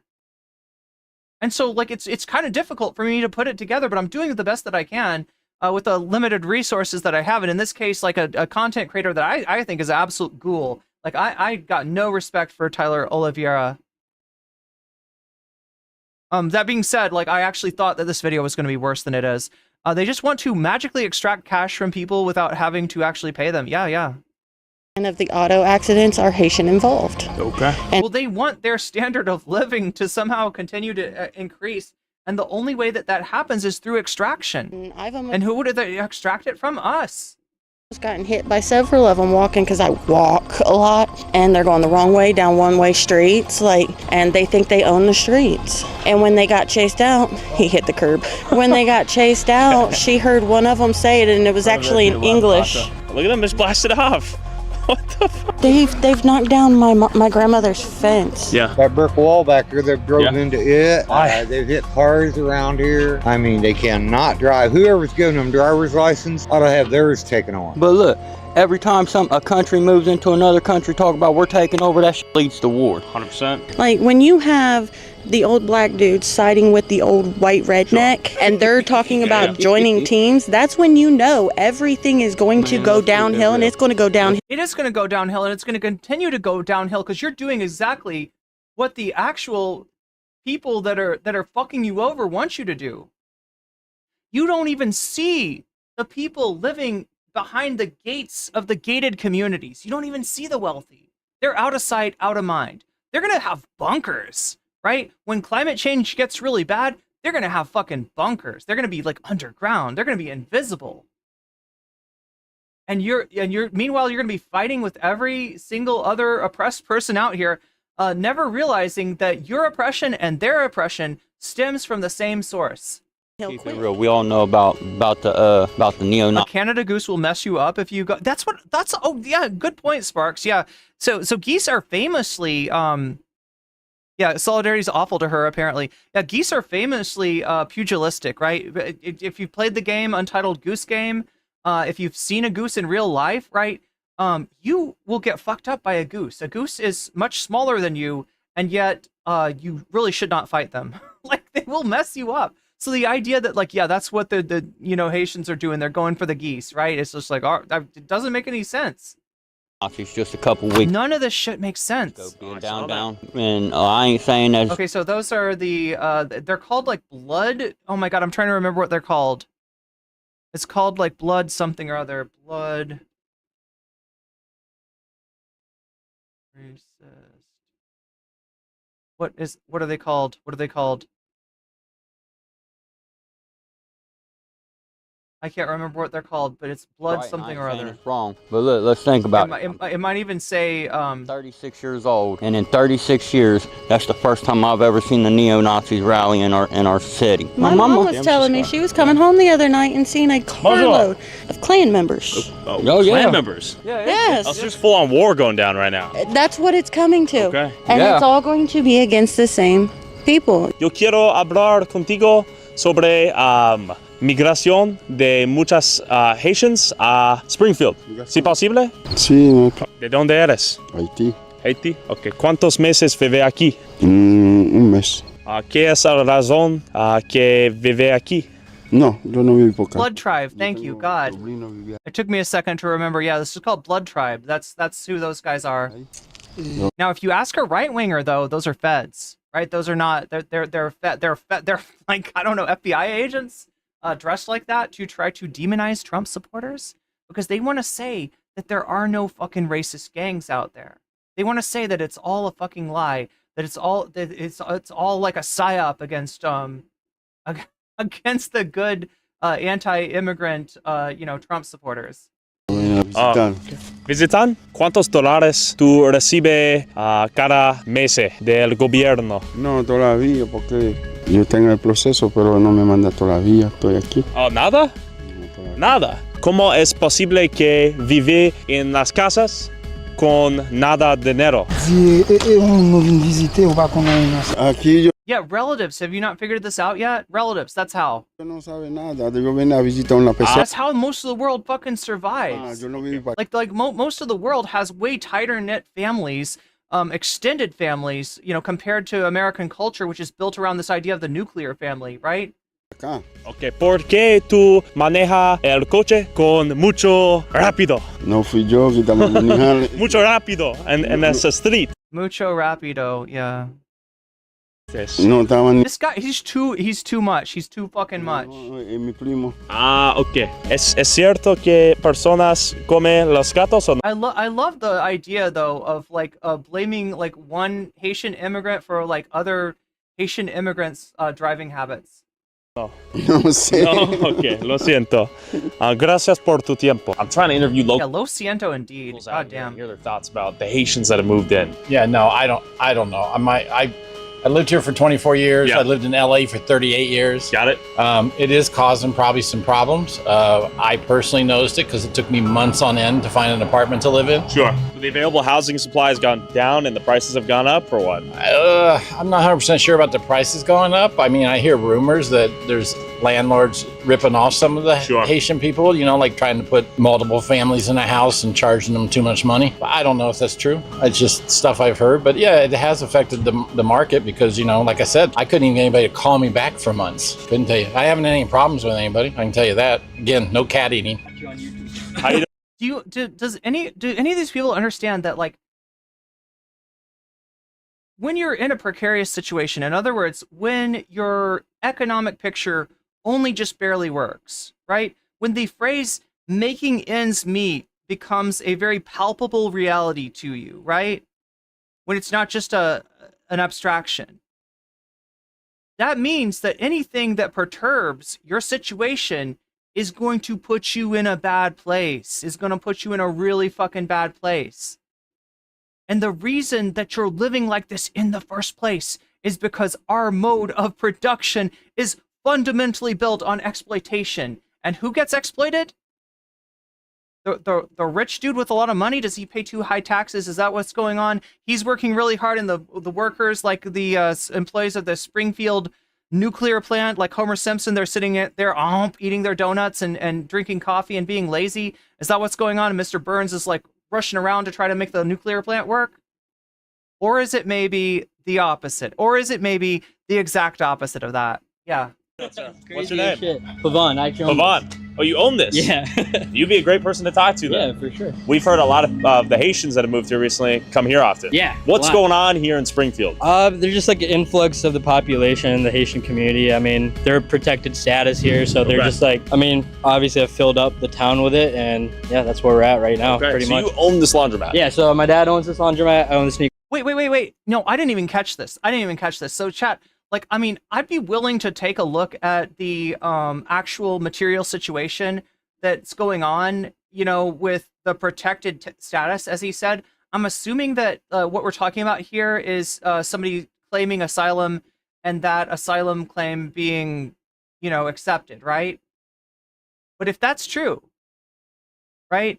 If that's true, and that the asylum situation is like markedly better than the maximum amount of like public assistance that anybody could expect to get, what does that tell you about our social safety net, right? In other words, chat, if the international standard for, something like, refugee status for asylum status, right, is like markedly better than the status for somebody at the edge of, at the bleeding edge of poverty in the United States, What does that tell you about our social safety net? It is fundamentally below the standards of human rights. Right? We think of human rights as being a problem in other countries and other places, but right here in the United States, we have a human rights problem created by the greed and cruelty of the Republican Party and the cowardice of the Democratic Party. A combination of those two things, right, has created this situation which is below what would be considered a bare minimum for human rights. There it is. There we go. Your store next to it. There's your answer. So I run both things right now. Okay. So yeah. Are your customers primarily Haitian? What's the split? Before, I would say the last like 2-3 years, I mean, primarily whoever was in town, Okay. but yeah, there's a huge influx in, yeah, the Haitian community. That's like primarily our like customers like nowadays. So yeah, I will say there's 100% a divide in our town. Thing is like, And also, did you hear what he's just said? Like, what percentage of your customers? No, let's look at this, right? Because like, chat, imagine this, okay? I'm gonna put together some scenarios for you, right? One of the scenarios is Trump gets elected, and he's got his, Project 2025 thing going on. He's ready as soon as he goes in there, and he's prepared to do these mass deportations. And everybody kind of thinks that, well, he's just saying that to get in, and then it's not realistic. What if he does? What if he does? What if there's a mass fucking deportation, right? What if Trump, like, eliminates civil servants, eliminates the so-called deep state, right? Eliminates any guardrails, puts his people into those positions so that he can do whatever the fuck he wants. What if he really is a dictator on day one and he literally fucking kicks all these people out? What's going to happen to this guy's laundromat? What's going to happen to this town? Like, because the whole, like, Republican line on this shit is that, like, this town has one problem. It's immigrants. It's immigrants. Like, people are letting Biden and Kamala are letting the immigrants in. The immigrants come in. They fuck everything up, right? You kick all the immigrants out. What fucking happens to towns like this? What fucking happens to the economy? What happens to the businesses employing these people, right? This is literally a group of people getting ready to shoot themselves in the foot by voting for Trump. but yeah, there's a huge influx in, yeah, the Haitian community. That's like primarily our like customers like nowadays. So yeah, I will say there's 100% a divide in our town. Thing is like, I just hope that whatever you guys do cover, something good comes out of it, right? Like in the next 5 to 6 years. Oh, you're talking to the wrong guy. So yeah, I will say there's. Wait, I want to hear the percentage. Years, I mean, primarily whoever was in town, but yeah, there's a huge influx in, yeah, the Haitian community. That's like primarily our like customers. What was the percentage nowadays? So yeah, I will say there's 100% a divide in our town. Thing is like, I just hope that whatever. He said 100, but he didn't give us a percent. You guys Sorry. cover, something good comes out of it, right? Like in the next 5 to 6 years, hopefully there's some sort of unity between everybody. Hopefully there's some sort of change. That's the biggest thing. Like I feel like you guys should cover. Just some sort of like way to bring people together. This is the guy you want to talk to. Yeah, again, you're talking to the wrong guy for that. How you doing, man? We're filming a YouTube video. We're trying to see what's going on here. This is a guy. Big Wait, guy you running for mayor? Oh yeah, I tried to find you. I know who you are. Wait, no, this is a TikToker, right? I think we got video of this guy if he's who I think he is. So out of pure luck, I met up with Anthony Harris. So yeah, chat. There he is, right? He does TikTok, and he gave a speech in front of the city council. It's kind of gone viral. I have been doing, like, despite how it looks, chat. Like, is there a cat in my room? I hear a plaintive meow. Did the cat sneak into my room again and then is now wanting to be let out? I think that's what's gone on. Yes, she is. She is. Look, they've been hanging out. Like, my roommate's gone on vacation or something. My roommate's traveling. And so the cats that usually, like, kind of hang out in her room, they've been coming into my room. And, you know, it's cute. They want to cuddle and stuff, right? They're always like I'm asleep. And then all of a sudden I feel this, like, pounce on the bed.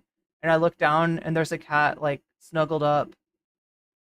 And I can't get up because the cats are sleeping on top of me. But anyway, I'm gonna let the We demand to see the cat. I don't know if I can, because like this cat does not like to be picked up. But now they're a freaking communist. Yeah. No, they're definitely lonely without their cat parent here.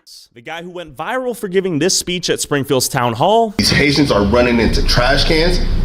They're running into buildings. They flipping cars in the middle of the street. They're in the park grabbing up ducks by their neck and cutting their head off and walking off with them. Again, so this is like, there's just like nothing behind this. And who's been going live on Facebook documenting the constant car crashes from the new Haitian drivers. We headed to the BMV to see how the Haitians are getting driver's licenses in cars so quickly after moving here despite speaking zero English. Question for y'all. What are your thoughts on the Haitians? They can't drive? This guy right here, by a Haitian dude. Yo, bonjour. You got a cat right beside him. Stop! Do that! Stop! Do you see how serious they're taking this cat shit? Bro, stop, dude. You said that shit. Yeah, there's a cat right by them and the cat's fine. And it's a joke to him. It's a fucking joke. Not me. You take that back. I knew shit. I'll tell you that, back. Bro, come on, bro. We be playing, bro. There's nothing wrong with some jokes. Let's go see what's up. How y'all doing? Question for you. Do you know how the Haitians are getting driver's license? Can they transfer their license from Haiti, or? No, they cannot transfer. Do they have to undergo the same test? I'm not allowed to answer the personal questions outside of the office. Well, okay. You know what they have to do? I do not. I really don't know. No, but I know they're getting them quick. They're getting them quick, right? We can ask. What she said? You are not allowed to take pictures in here, sir. In the, go inside? Sorry. Are they able to transfer their licenses from Haiti to here? No, not without taking the test. But that's the only question I can answer. I can't answer anything else. Do you know how the Haitians are getting their driver's license so fast? I do not. Okay. All right, that's all I got for you. I wish I knew. Are they driving pretty good out here or what? No. No? I do why they put their car in. Why is that, do you think? You don't know how to drive in general. Okay. Like I see them driving over there trying to learn how to drive, but I don't think they have to drive at all. Okay. I don't even think they should have a license. No lights when they be driving around and nothing. Do you think it poses a threat to public safety? Yeah, it does. Yeah. Man, they're nothing but a headache. See, I can't even tell if it's really an issue with like people that don't know how to drive, being, given driver's licenses or cars somehow. Like, I can't even imagine how that would work. Or if the real situation is that like once that one incident happened, the kid that died, right, in the school bus, once that was a big story. That's a huge story for this town, right? A school bus gets flipped over into the ditch. A kid dies, right? And the other driver is a Haitian immigrant who turns out to not have a driver's license, right? So that was not a problem with, a Haitian getting a driver's license, right? That was a problem with somebody without a driver's license. You know what it might be, honestly? Is that maybe, like, look, go with me if you will. Maybe in Haiti, like, being in a car without a license is less of, in the United States, a huge deal. In the United States, going into a car without insurance, right, will get you fucking all kinds of clapped. But maybe it's not like that in Haiti, right? And so it's hard to tell, right? Like what is actually going on, or if this is just like something that's gotten into people's heads.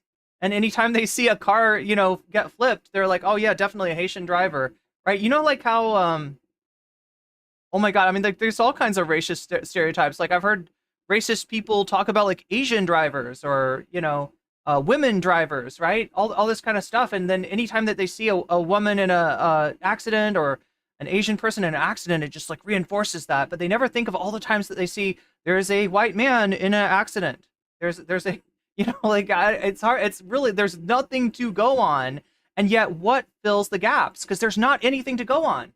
There's no real story here. There's no real evidence. There's no real proof. There's no real statistics. There's no real anything. There's no police reports, right? And so what fills the gap is fucking racism. Fucking racism just comes in there, fills the gap. Oh yeah, that's because of the Haitians, right? All they're doing is raising our rent and our taxes and wrecking vehicles, and there's just been nothing but a hassle. This is the same guy, double Dostoevsky. Since they've been here. This is Tyler Oliveira. It's been horrible. How would you rank their driving from 1 to 10? I think it's Oliveira. -10. They're horrible. Do you have to take a driving test here? Oui?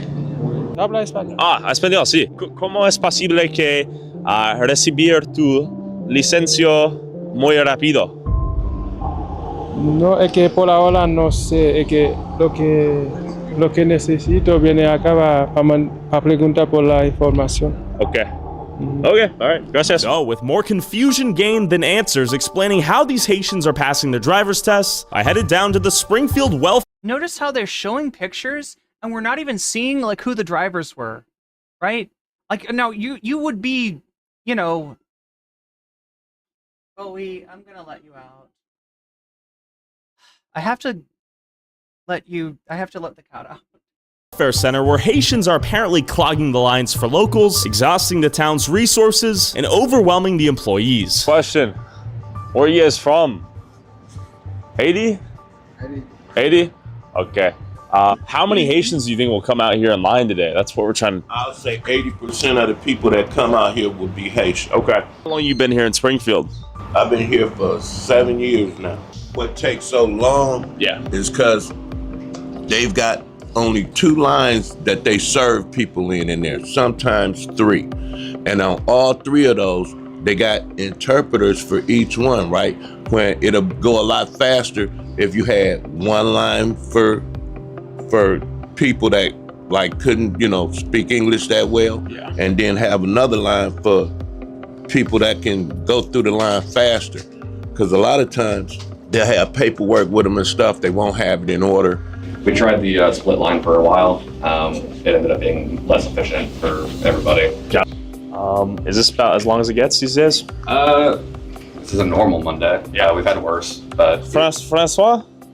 English? No.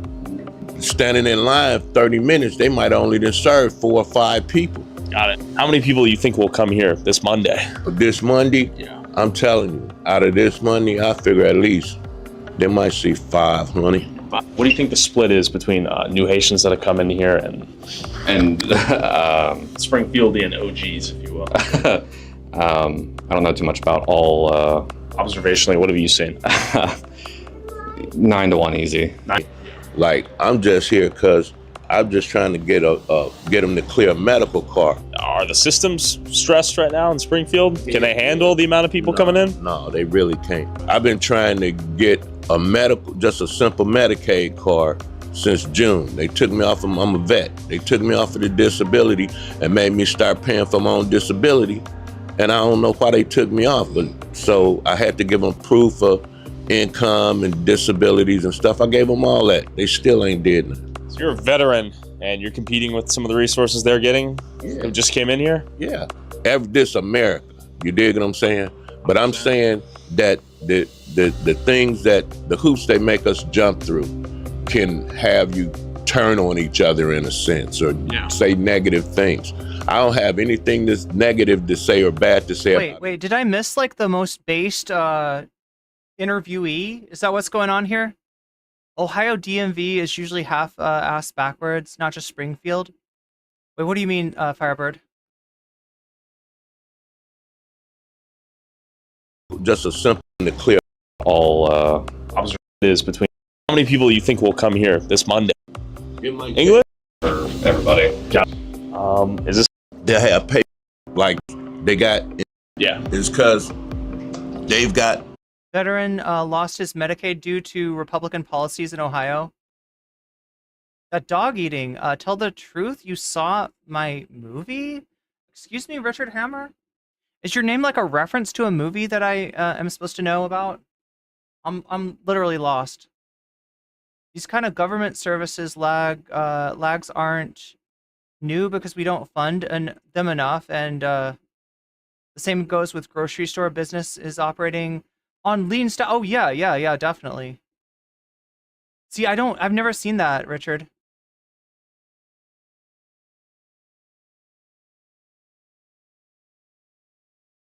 So there's the TikToker. Haiti? 80? Okay.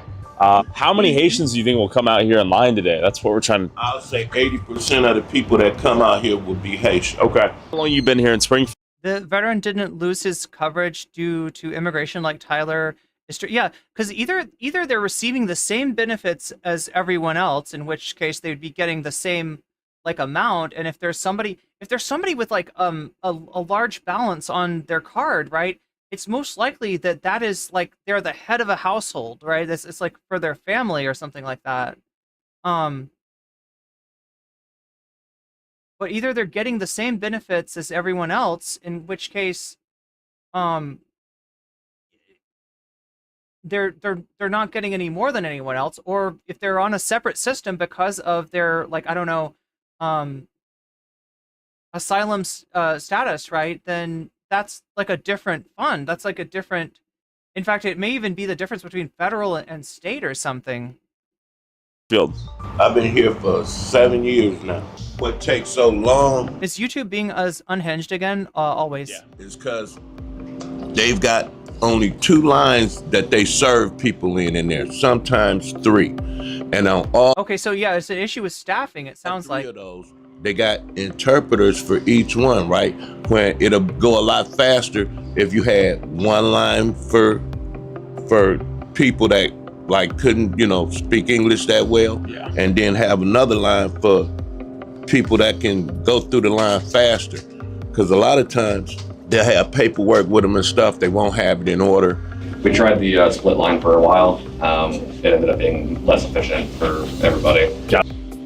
Is this about as long as it gets these days? This is a normal Monday. Yeah, we've had worse, but... Francois? English? No. Francois? Standing in line 30 minutes, they might only just Francois is a fucking name, dude. You're starting to say Francais? serve 4 or 5 people. You're starting to say the language? Got it. How many people you think? And also, look, like I said, like the language is Creole.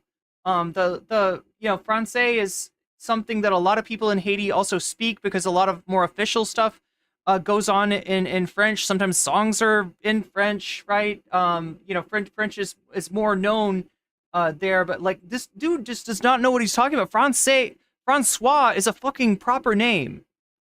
He's just yelling Haiti. Haiti and Francois. Francois, ça va? No, c'est là, dude. And you don't stop. Like, it's like I'm sorry. I think we'll come here this Monday. This Monday? Yeah. I'm telling you, out of this Monday, I figure at least they might see 5, honey. What do you think the split is between new Haitians that have come in here and Springfieldian OGs, if you will? I don't know too much about all... Observationally, what have you seen? 9 to 1 easy. Like, I'm just here because I'm just trying to get them to clear a medical card. Are the systems stressed right now in Springfield? Can they handle the amount of people coming in? No, they really can't. I've been trying to get just a simple Medicaid card since June. They took me off of, I'm a vet. They took me off of the disability and made me start paying for my own disability. And I don't know why they took me off, but so I had to give them proof of income and disabilities and stuff. I gave them all that. They still ain't did nothing. So you're a veteran and you're competing with some of the resources they're getting who just came in here? Yeah. This America. You dig what I'm saying? But I'm saying that the things the hoops they make us jump through can have you turn on each other in a sense, or say negative things. I don't have anything that's negative to say or bad to say about anybody Haitian. Know what I mean? Do you think the town's taking care of their local residents that were here first and foremost? Oh, no. Hell no. Well, thanks for your service. Yeah. Appreciate it. Good luck in line. Like, and the thing is, there's people on Twitter and Instagram that don't think it's real. Like, don't think none of this we shit just is we just saw it in real time. They're like, none of that shit's real that you're saying. There's no way they brought 20,000 people. English? That's a lie. That's a lie, right? The disputation is about the fucking demonization of these people, about trying to say that they're eating cats, right? Again, there was one, woman in a with a mental health episode that killed a cat in a different town in Ohio. Ohio's a big state, right? Especially across, right? If you go from the east side of Ohio to the west side of Ohio, I don't know, that's like 1,000, 2,000 miles, right? And yeah, Canton, Ohio is over there on the west side, and Springfield is more towards the east, right? So these places are way far apart. That's what people are claiming are lies, right? The demonization, not the fact that like a lot of Haitians have come to Springfield, and you know the reason why. It's the jobs are there.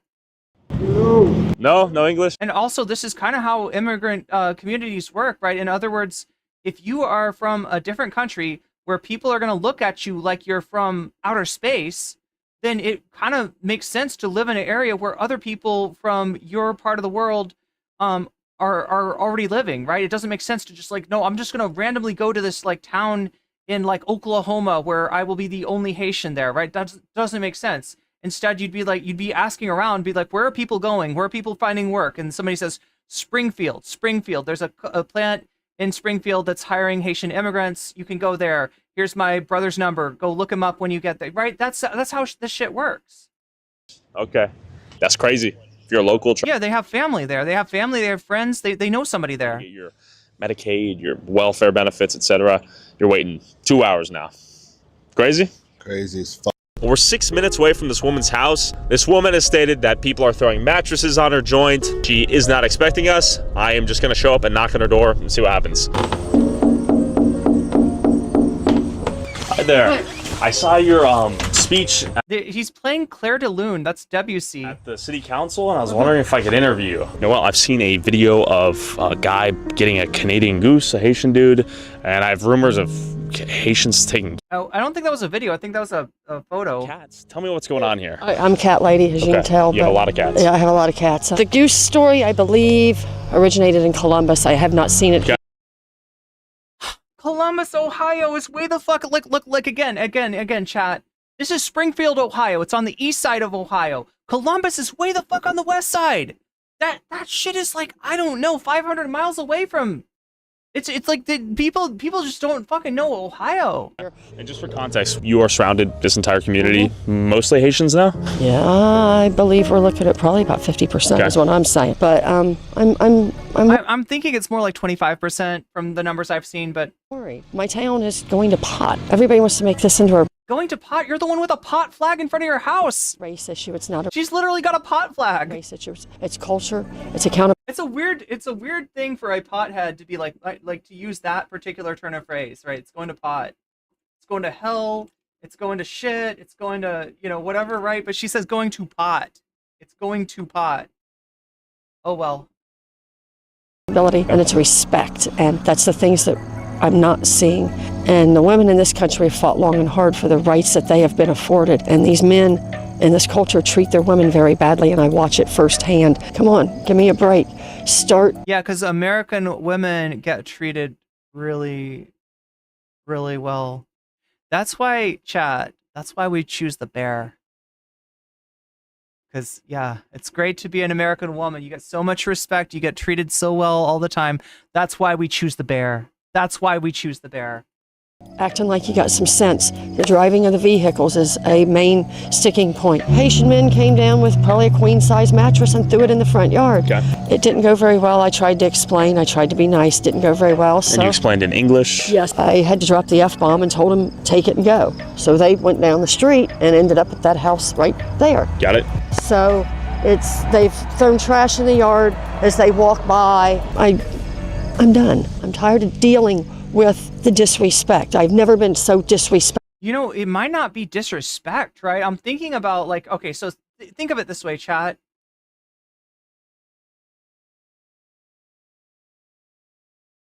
If mattresses are in short supply and you get a new mattress, right, I don't even know. I don't even know what that might be. There just might be different conventions for things, right? In the US, people will try to throw a mattress away. A lot of times they just put it outside of their house and the garbage doesn't pick it up. The garbage is like, no, we pick up the shit that's in the garbage, the sanitation picks up the shit that's in the garbage can, right? They don't pick up a random mattress. So the mattress just stays outside and it stays outside and it stays outside. Maybe somebody comes along and gets it if they need a mattress or something like that, right? But it may be that they are actually trying to be nice, right? It may be that they are trying to give the mattress away or something. You just kind of don't know, but the assumption that it's oh yeah, they are disrespecting me and using my yard as a trash dump or something like that, I think may be mistaken. In my life, and my ex-husband has never disrespected me like this. They're not prosecuting for the property crimes, and it's a big mess, and we need some help. I want my city back. I want my people happy, and this is my town. I want to take it back. Do you think the Haitians here are trying to assimilate to the culture in the town you grew up in? No, I don't see it. If it is, more power to them. But there's a language barrier. I get it. Okay, but when they are paroled here on the I-94, they get 8 months of English lessons, the first 8 months. Okay. If they're not taking advantage of that, then why should we, the taxpayer, have to turn around and have our services overwhelmed? They're saying 20,000, and I am saying between 35 and 40 with the birth rates and the things that I see going on. So I don't know who's to blame. I don't know whose door to start kicking in. Mike DeWine, if you see this, Mike DeWine, get a hold of me. I really would like to have a word with you, and I promise I won't. Republican Governor Mike DeWine. Somebody get a hold of me. We do have. Let's get a hold of him. Oh, we got him right here, chat. Let's bring him on. Let's bring him on. Let's bring on Mike DeWine. See what he has to say. All right, Mike DeWine, there you are. If you feel like cats are everywhere in this election, you might not be alone. What began with J.D. Vance, the Ohio Republican senator, and his reference to childless cat ladies has now taken a somewhat fascinating turn to former President Trump's claim that migrants, undocumented immigrants, in Springfield, Ohio, are eating pets. The team at CBS News confirmed has found absolutely no truth in this assertion. Nevertheless, this is what we heard. And that's what I'm hearing everywhere from any real source with any real information, right? There is no truth to this lie, other than the fact that this happened as a one-off incident in Canton, Ohio. And it was a result of somebody with like severe, mental illness, right? Somebody having an episode, right? Did this. And because she was black, they just throw this on, it's Ohio, black woman must be a Haitian immigrant. She's not, she's American, she was born here. It's so fucked up. At last night's debate. Who's eating animals? Like literally everyone in the country, right? Have you ever heard of chicken? Have you ever heard of beef? Have you ever heard of pork, right? Literally everyone's eating animals, yeah. In Springfield, I gotta say, I fucking hate those, what is it? It's a stinger.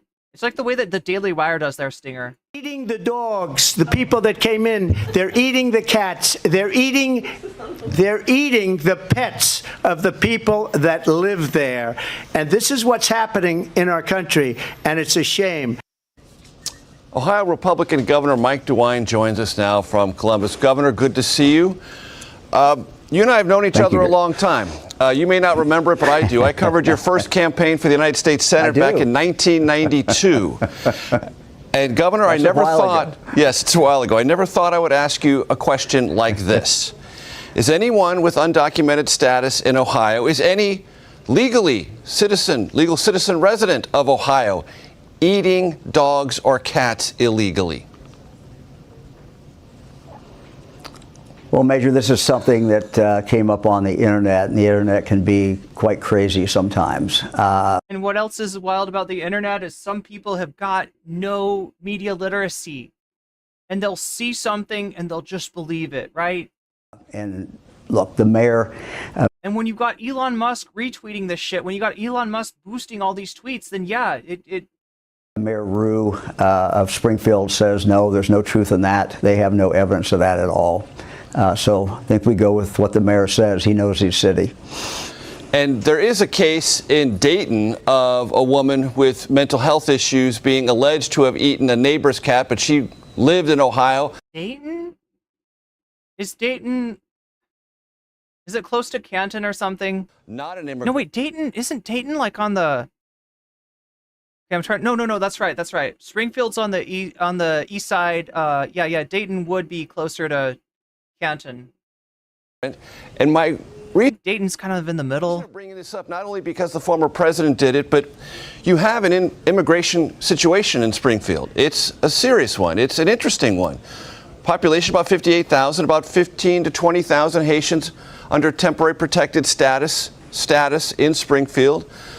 A good number of them, as I understand, Governor, have gone through the application process to get temporary work permits, are working, and in some cases relieving kind of a labor shortage there. But there have been other issues, health, some safety issues that you've tried to bring attention to. Would you not prefer, Governor, a more coherent conversation about immigration in Springfield, Ohio than was heard last night on the debate stage? Well, Major, I think there's a couple things to be said about what's been going on in Springfield. You pointed out the numbers.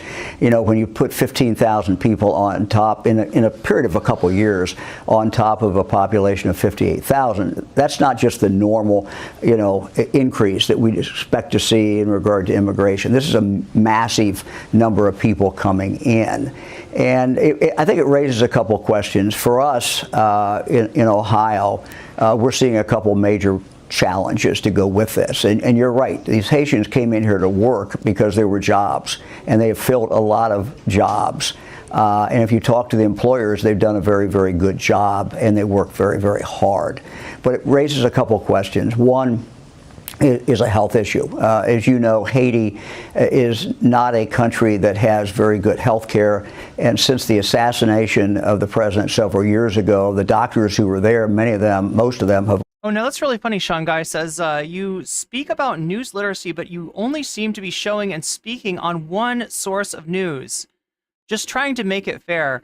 I mean, no, look, you're on Shorts chat, and in general, people kind of come in and they leave, right? So you might have just come in here in the last 3 minutes and 36 seconds to see me only showing one news source. That being this CBS News report, because that's the only way that such an ignorant comment actually makes sense.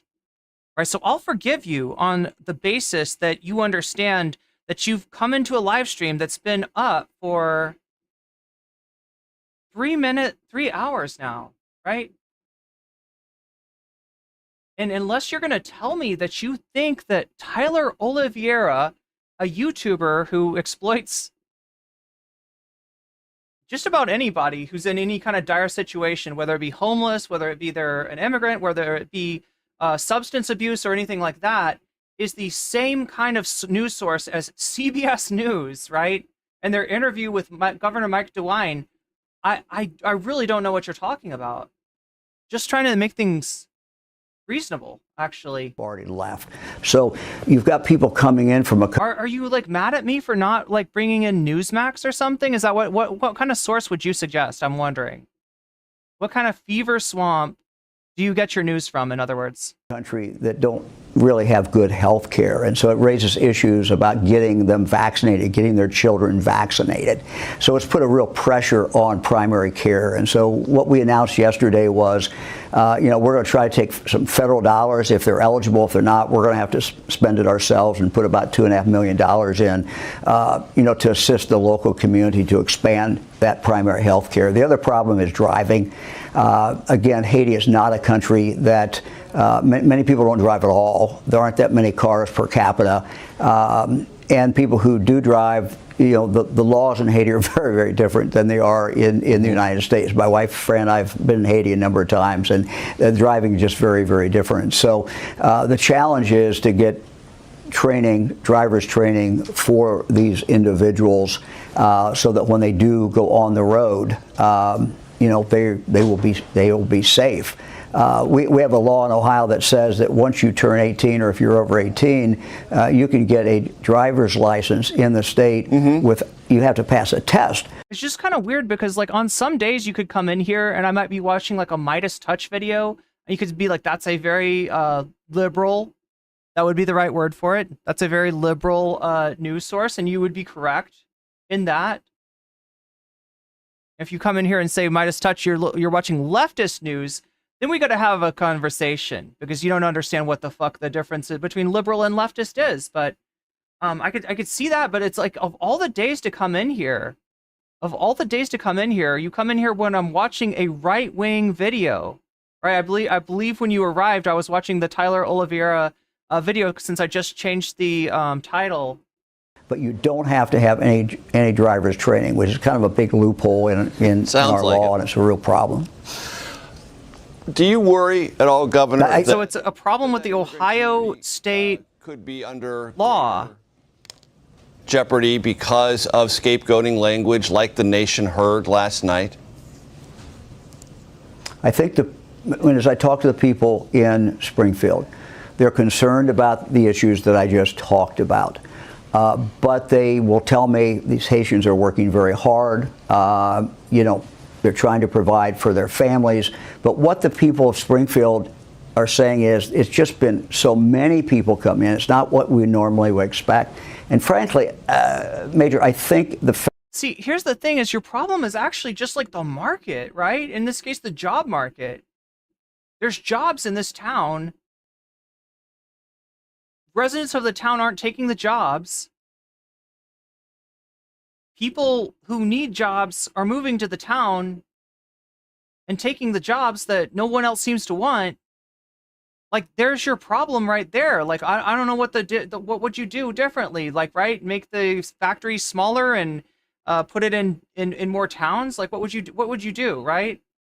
Federal government and again, I get the feeling that it's like a lot of this is coming from the mismanagement of the state of Ohio or municipalities rather than it being like, trying to be like, oh, somebody's bringing them in here and they're busting them in. They want like some kind of weird democratic plot to like take over the city of Springfield, Illinois, and make it like make it a Haitian city. I don't know what they're has to start where they're going with that. They took our jobs. They did. And they did indeed. And treat it like you would a natural disaster. If we have a natural disaster in Ohio, we call the federal government. They come in and they do an assessment. And if they think that we don't have the resources in the I'm trying to remember. Mike DeWine is like, I feel like he's a more centrist Republican.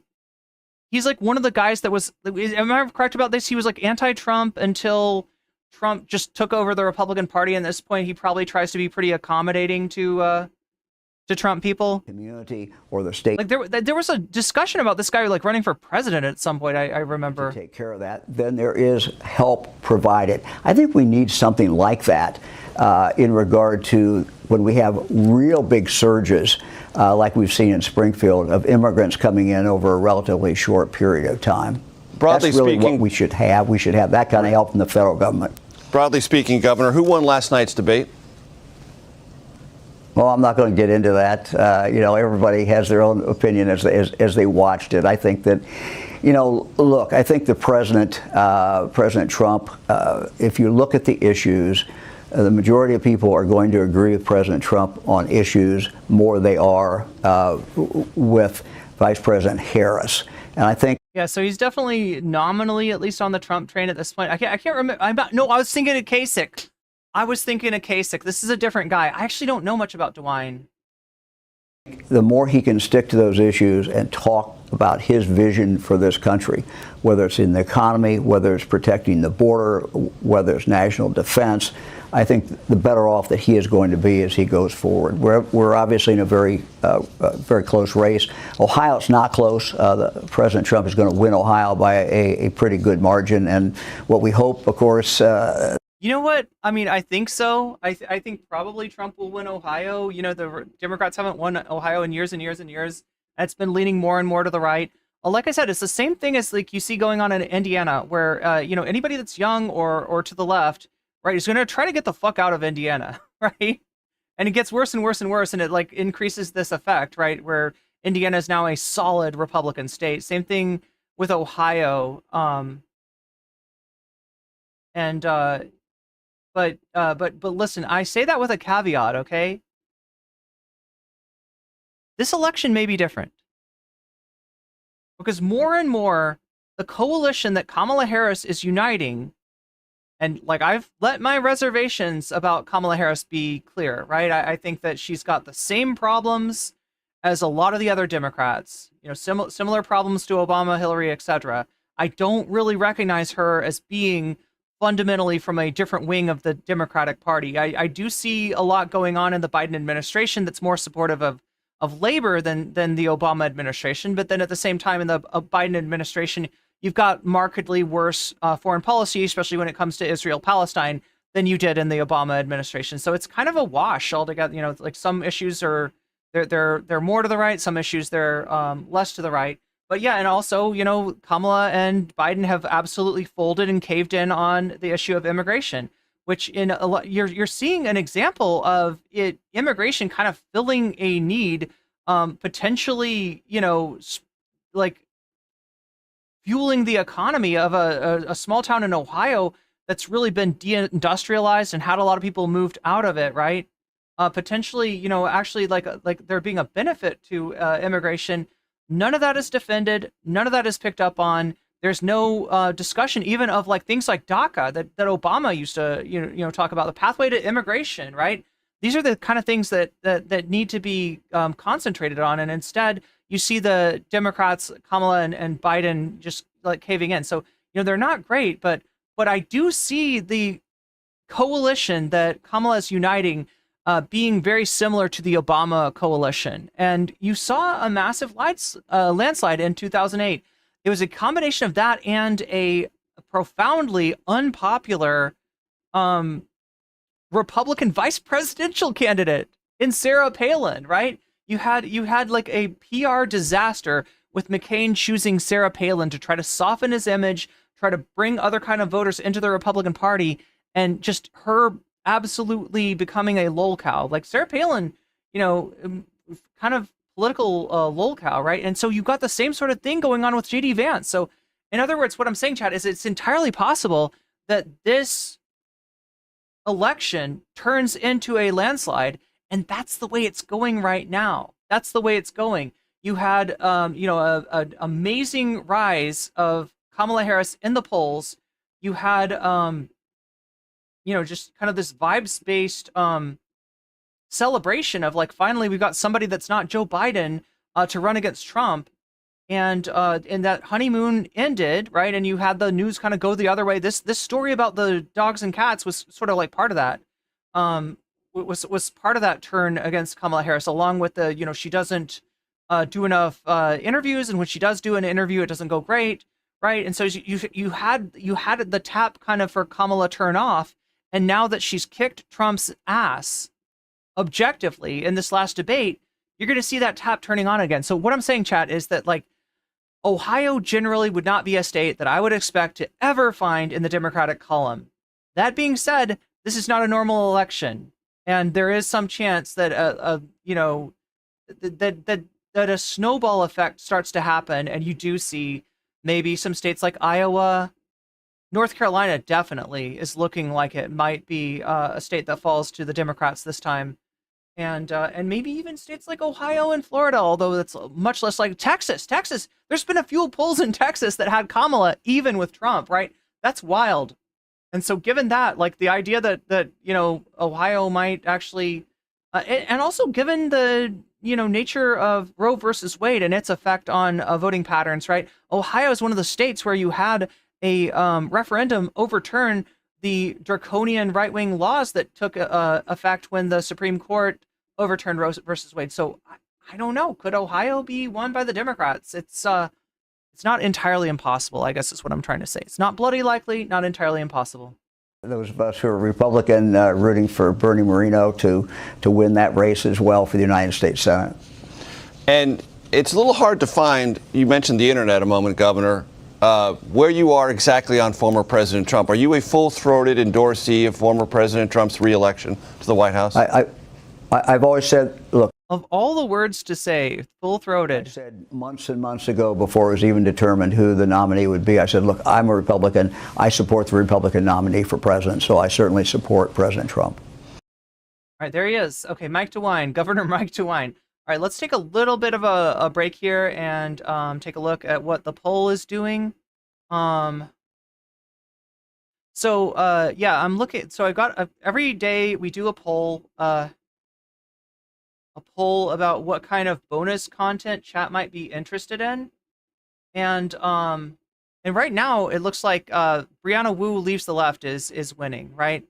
We got a story, and I'm gonna throw in an extra Brianna Wu with that, right? Because there's another story of Brianna Wu that we didn't cover, little blow up with little dust up with Chud Logic that we didn't cover. So I'll throw in both of those stories if that ends up winning. We got that in first place at 43%. We got Actual Justice Warrior coping about the debates. actual justice warrior somehow thinks that the debates did not go well for Kamala, and her asking for another debate is akin to her asking for a rematch, right? She won. She absolutely destroyed. And so it's a weird thing for him to say. So we'd love to watch any day that actual justice warrior we get to make fun of him is a good day. In third place, we have purity balls. That's like the daddy-daughter thing. And then breathing through the balls. Oh my gosh, I should have been more descriptive about that, is at 12%. This is like NoFap stuff, chat. We're coming up on Nut November. So we're going to be talking about NoFap. We're going to be talking about semen retention. We're going to be talking about weird right-wing theories about balls and masculinity and testosterone and stuff like that, right? So I've got that, and that is losing at in last place. So what affects what determines what bonus content we see at all, right? So the first thing is the dono goal, which is right now at, oh my god, am I on the right screen? I am. 11%. 11% out of 100%. That is pretty damn close to 10%. In other words, I said that Kamala winning Ohio is not bloody likely. I'm trying to fight back the urge to say that about hitting the dono goal today.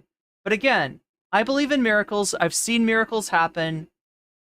I do have a very supportive community that seems to care a lot about my stream and my ability to keep streaming. Work appropriate. Thank you for the membership. Work appropriate. You've just been weaseled. You just got weaseled. That's a good thing. You just weaseled yourself. So that brings us up to 14%. So yeah, the way that this works is we vote on, in the main YouTube stream, we vote on the content that you want to see, right? So that's the first factor. The second factor is, do we actually hit the dono goal at all? Because, that determines if we get bonus content or not. And then the third factor is when people donate, like Work Appropriate just did, I welcome them to let me know which of these topics they voted for so that I can put their money where their mouth is. Now, they can also take the principled stand and say, I want to throw it back to the voters, right? I want to make the poll count for more and the donations count for less. And they can also say, Vox Populi. And what that does is that actually takes points away from all of the donations, right? So when you donate, you get to add points to the topic of your choice, or you can take points away from all of the donos and just kind of make the vote count for more and the donos count for less. So both of those are valid choices, as well as saying Fallout New Vegas. If you want to see more gaming content from me, you can say Fallout New Vegas. And yeah, so I'm let me choose on actual Justice Warrior Copes. That is a very popular choice. So look at that. We got a little bit of a separation. Ooh, that's interesting. Those two are neck and neck. So right now in the polls, it looks like Brianna Wu's at 43%, whereas AJW Copes is at 30%. But because this 11% is in here, because people, have put their money where their mouth is, and actually augmented the AJW topic by 11%, it's actually only 2% behind. It's 2% behind. Brianna Wu leaves the left. So it's anyone's game at this point. So that's where we're at right now. And remember, any kind of donation that you send my way, just make sure to let me know which of these topics that you want to see as our bonus content, and I will put your money where your mouth is. And you'll actually, see, like, this is getting 11 extra points from people donating. So this goes for if you're making a super chat, doing a super sticker, if you are getting yourself a membership like Work Appropriate just did, or if you're gifting memberships to other people. This counts if you're donating to my Throne account, which is that link right there. If you want to either donate money to me straight up, or help crowdsource better equipment. Right now we're looking at a speed editor for editing more videos, like the one that I just put out, staying up till 3 o'clock in the morning to put out a video for you, because I had to have that election video. My membership from YouTube goes to Actual Justice Warrior. Yes, okay. So that was the other person I was wondering about. Dragon Princess has just, you just put your money where your mouth is, and now it's up to 4. Oh my gosh, chat. Wait a minute. 31% plus 14% is 45%. Yeah, like AJW just took the lead. Thanks to Dragon Princess. So yeah, this is how much your donations can affect the polls. Of course, you can also take away that effect by donating and saying Vox Populi. But yeah, Patreon signups count as well. We need to find a way to count Patreon renewals, right? Because that's the one thing that I'm a little bit like I don't automatically get updated. But if you're signed up at Patreon and it's renewing, then feel free to let me know. Just say it in chat. But now there are freaking communist invading radicals. Also, we're trying to like, you know, increase the subs on Twitch right now. So right now it's September. Subs are 25% off, which means that you can actually get them for $4 instead of $6. But here's the magic of that, chat. You actually get $6 to play with in terms of putting your money where your mouth is and increasing the polls. So that's kind of a good deal right now. It would be a good month to get that. And even if you want to like sign up for multiple months on Twitch, right? I think that those are all discounted, right? It also counts if you are donating subs, if you're gifting other people with subs, helping other people get out of the top of the hour ad break, which is coming up in about 30 minutes.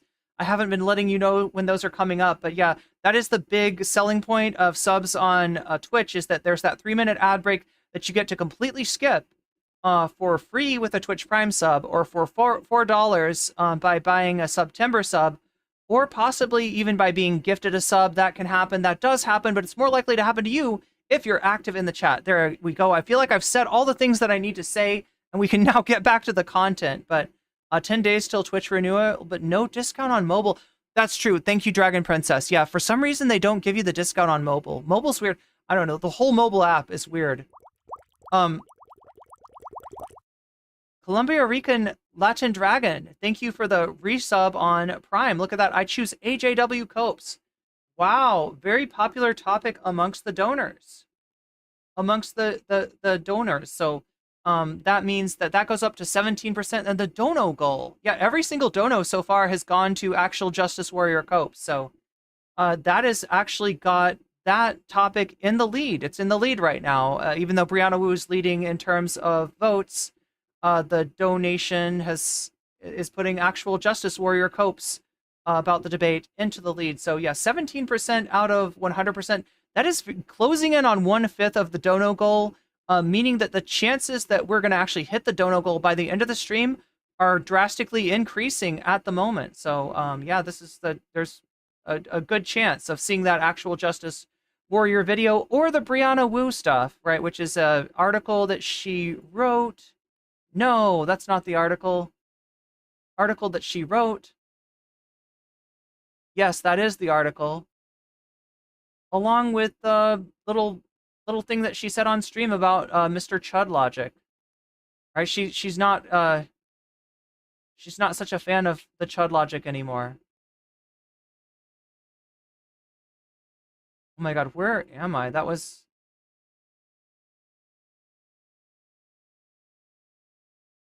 So yeah, I want to get back to the God,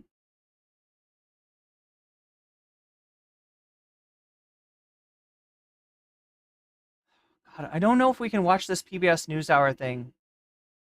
I feel like I might get in trouble. This is an actual network.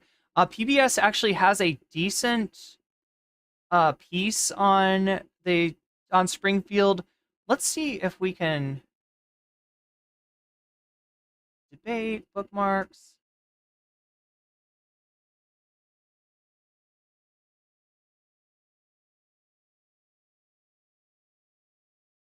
So it's this one right here.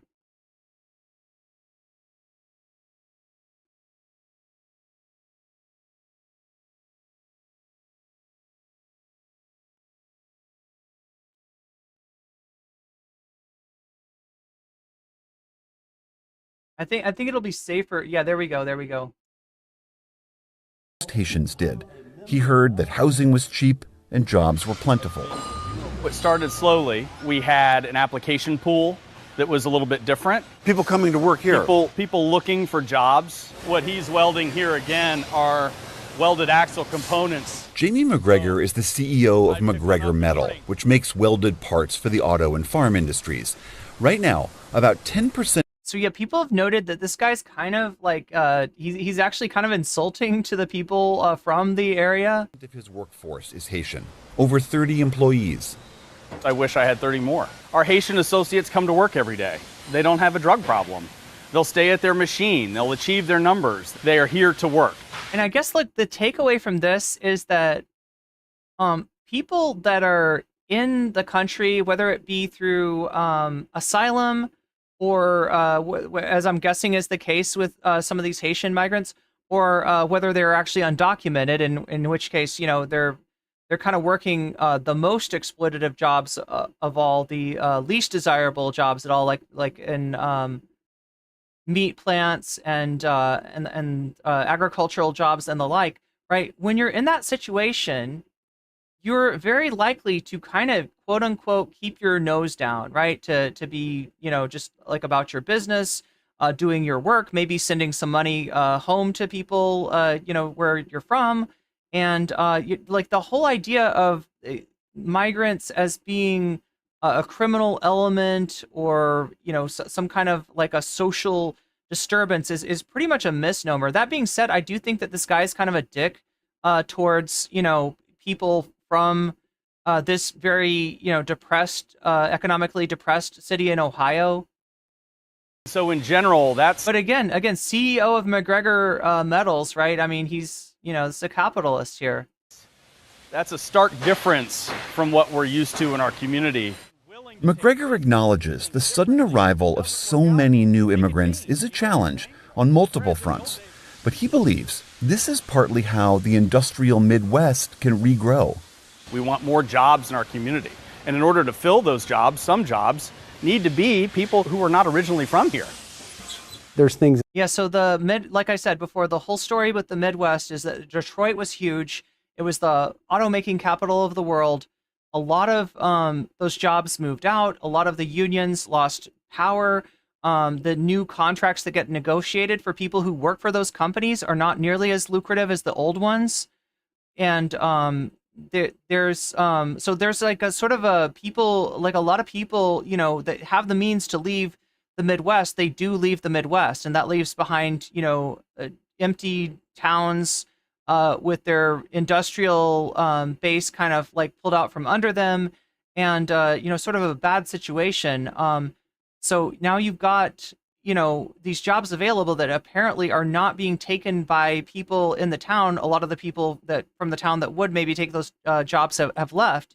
And so, you know, they're filling the employment gaps with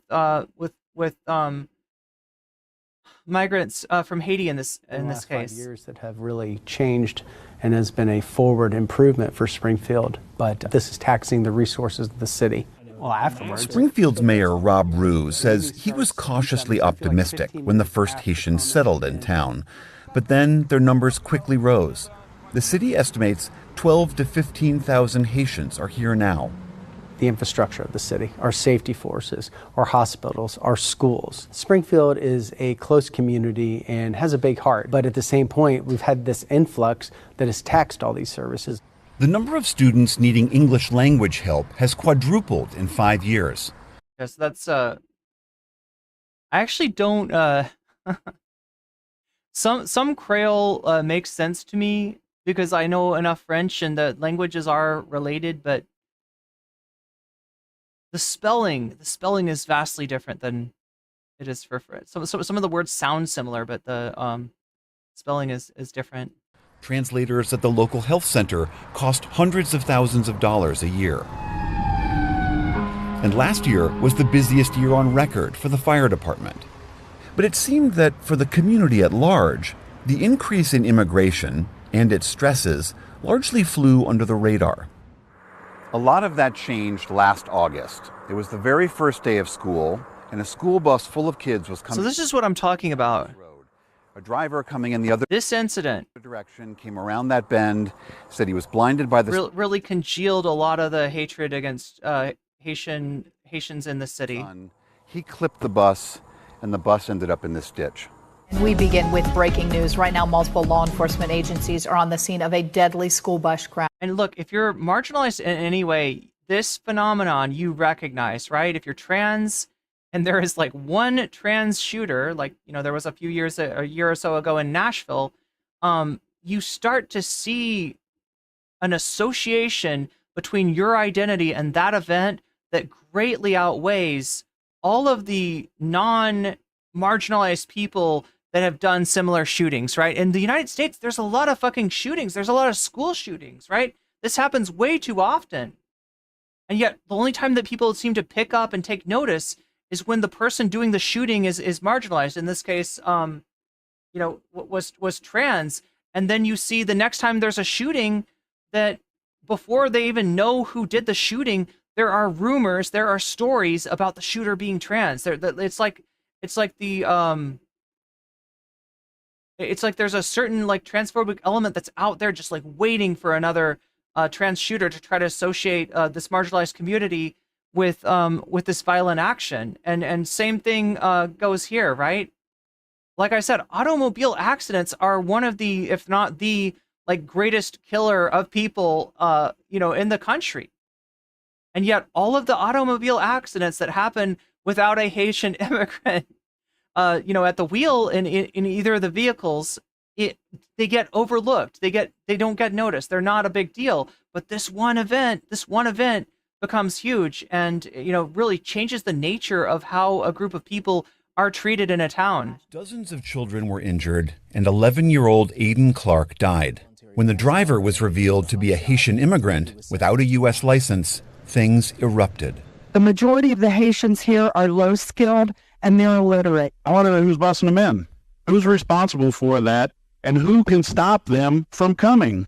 Our concerns don't have anything to do. And like I said, like who's busing them in? Who's bringing them in? The freaking market, the job market, capitalism, right? Like a combination of that with the destabilization that Haiti has undergone, right? That's the factor that, you know, has like, you know, tens of thousands of Haitians moving to Springfield, right? It's not a person. It's not an agenda. It's not fucking George Soros hiding in the shadows like let me bring in the Haitians to Springfield. No, it's literally the fucking market. It's literally the way the economy works. That's what's got Haitians coming. With racism, they have to do with lack of affordable housing. For the past few months, Springfield resident and former journalist William Monaghan has been a fixture at City Commission meetings. He helps run a Facebook group that's become a clearinghouse for locals' concerns about... Yeah, they're always just saying stuff like busing, right? Yeah. People complain about everything from reckless driving to higher rents. Do you shop in Springfield? No. Do you drive the streets of Springfield? No. Do you consider that Springfield is... Is this loud enough, chat? No. Are your kids safe in school? No. They're talking about, I got kicked out of my house because the rent went way up. My insurance has gone way up. I don't feel safe in the stores anymore. With maybe a couple exceptions, you know, it's never a race issue. But they want to make it sound like a racial issue so they can demonize us and ignore our concerns. But these are valid concerns. I have the same fears that you as mom and dads and grandma and grandpas and aunts and... There's a valid concern actually buried in a bunch of racism, right? There is a valid concern. And the valid concern is about your material conditions, which are not sufficient. But that is a product of capitalism. That is not the fault of freaking asylum seekers from Haiti that have been chased out of their country due to political instability, in very large portion brought about by the United States. I won't say brought about by the fact that the United States tries to insinuate political officials that are advantageous to, you know, into countries like Haiti. This is a Haitian crisis. This is an immigrant crisis. It's the fact that it's loud enough. So many Good. people here, and we have a culture clash. Mayor Rue says reckless driving is an issue, but there's been no uptick in crime related to the... But look at it this way too, all right? In Haiti, my understanding is it's a fairly dense, you know, you've got fairly dense localities, right? You don't have what you have in the Midwest. We got urban sprawl. We got you know, big cities like Cincinnati and Cleveland. You've got smaller cities like Springfield and Dayton, right? And then you've got like suburbs that stretch out from those, those cities and right. And so in other words, chat, the thing is like everything's further apart. So whereas in Haiti, you might be able to get to everything that you need, without a car, maybe even with like a bike or a motorbike or a Vespa or something like that. If anything, right? Then in these cities, you gotta have a car. So people get displaced to a place that they need a car, but they're not used to driving, and they're certainly not used to the American like sort of rules of the road. So and this is also, I want to remind us, all right, this idea of the terrible Haitian driver is something we haven't actually seen stats for. So it may not even be like, there might not even be a correlation there. There might just be a tendency of people when they see a automobile accident. Remember, like 25 to 30% of the population in Springfield, it sounds like is Haitian, right? So when 1/4 to 1/3 of the population are involved in an automobile accident, people take notice of that. People see that and people say, oh, yes, another bad Haitian driver. So I'm not even sure how much this is true, but even if it is true, right, you could imagine a non, like, I don't know, pathological reason, because the impetus of all this kind of discussion about these, the bad Haitian driver seems to be that they are like pathological, that they are reckless, that they do not care about human life or something like this, or they're just like naturally bad at driving, right? When a more reasonable answer might actually be that, they're put in a situation that they can't quite handle, right? They're in a locality where like driving to get to work, to get to the grocery store, to get what you need is maybe a little bit more unavoidable than it would be where they're from, right? So it's again, I don't know the truth about any of this stuff, but either way, it's not an excuse for racism. The immigrant population. But with so many new arrivals, he says, the city needs help bolstering basic infrastructure. We say we need help, basically for translation services and safety. Mark Pearson says running into a school bus, killing a kid, and renters kicking. Oh my God. Mark Pearson, do you want me to look up how many school bus accidents there's been in the United States? Do you want me to do that? Do you need me to embarrass you in chat for you to stop reaching for the easiest racist explanation for anything? Or might you want to reconsider the energy with which you entered the chat? Like, seriously, seriously, seriously.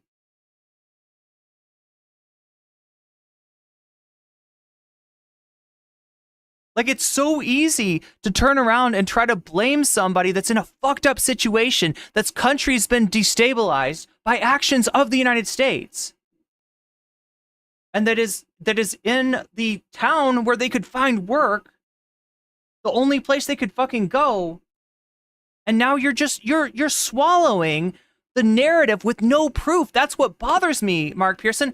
I don't know what's going on either. Right? I don't know to what extent, like the myth of the, bad Haitian driver, might actually, there might actually be more, car accidents or not. But the difference between me and you is I'm not jumping to conclusions, and I'm not pathologizing like a whole group of people based on one or two incidents. Like, you're literally talking about one incident of a school bus getting hit by a car, and you're making the assumption that, yeah, it's because these bad fucking Haitians are here. We got to do something about the Haitians. Rather than, or the prices, right? Why is housing so damn expensive? Why is housing so expensive? Is it because of Haitians? It's because the Haitians won't stay put. They should stay in Haiti, but they don't want to stay in Haiti. They're coming out, and that's what causes the rents to raise? Or could it be because there's a systematic thing going on where landlords use an app to raise their prices, because there's literally an app that allows landlords to collude and makes it almost unavoidable? Because if a landlord doesn't join this app, they're missing out on money. They could charge more for rent, but they're not charging more for rent, and they're getting fucked over. There's systematic reasons for all the things that you're talking about, but you're just reaching for the nearest, like, somebody that you maybe should have a little bit of sympathy for. Somebody that you maybe could have a little bit of solidarity with. If you want to solve these problems, if you want to make things better, maybe stop acting like a bucket of crabs. Maybe stop acting like anybody being taken care of in the most like marginal way possible is the reason that your needs are not being taken care of.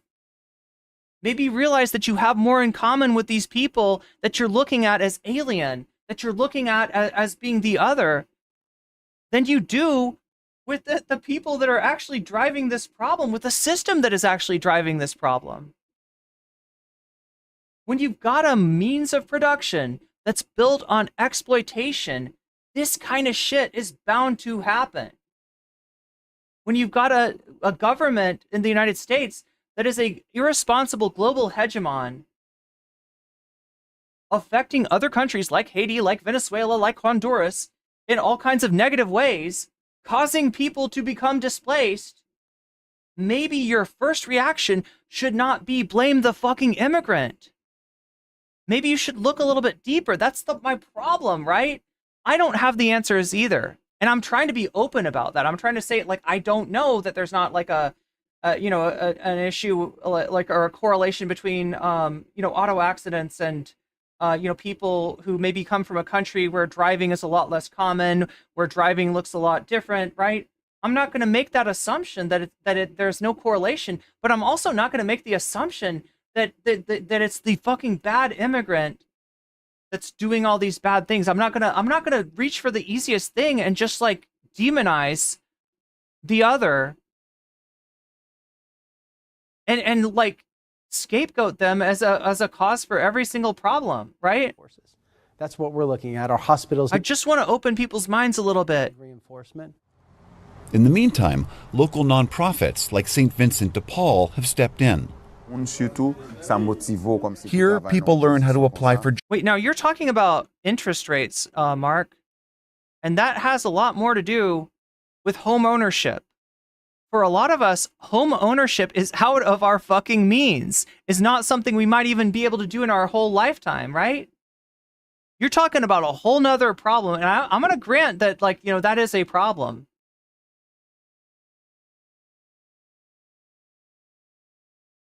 But that's a whole nother discussion, isn't it? We're talking about rent. Mark, there's literally an app that landlords use in order to try to find the maximum price they can possibly charge. And this amounts to a sort of collusion. So in other words, rental prices are higher than they need to be. These people are on the edge of poverty, right? You're talking about people in Springfield that are losing their housing. They're not homeowners, they're renters. They're being displaced because their landlords are raising the rents and they can't pay the rent. And then somebody else that can pay the rent is maybe somebody that's got a little bit of money coming in because of their status as an asylum seeker, right? And so instead of like having some solidarity and recognizing where these problems come from, spoiler, it's capitalism, they're blaming the immigrant. They're doing that. It's the easiest fucking thing in the world, and it's what you're meant to do. Jobs and how to navigate this, because the actual people that are benefiting off of your deprivation, off of your misfortune, are people that you don't see because they're behind fences in gated communities. They live in other neighborhoods. They live in other cities. They're not even visible to you, and instead you just find the nearest. Oh yeah, no, this immigrant. It's their fault. Is their problem. Is their problem. We get rid of the immigrant, then everything will be okay, right? You're talking about a town that is dying economically. You deport 20,000 people, and that you think that the economy in that town's going to get better? City's computer system. It's really important that when you file applications with immigration, that a translator and a local lawyer help this woman with her visa application. In a building across town, Vilas Dorsonville runs a support center that helps Haitians integrate into American life.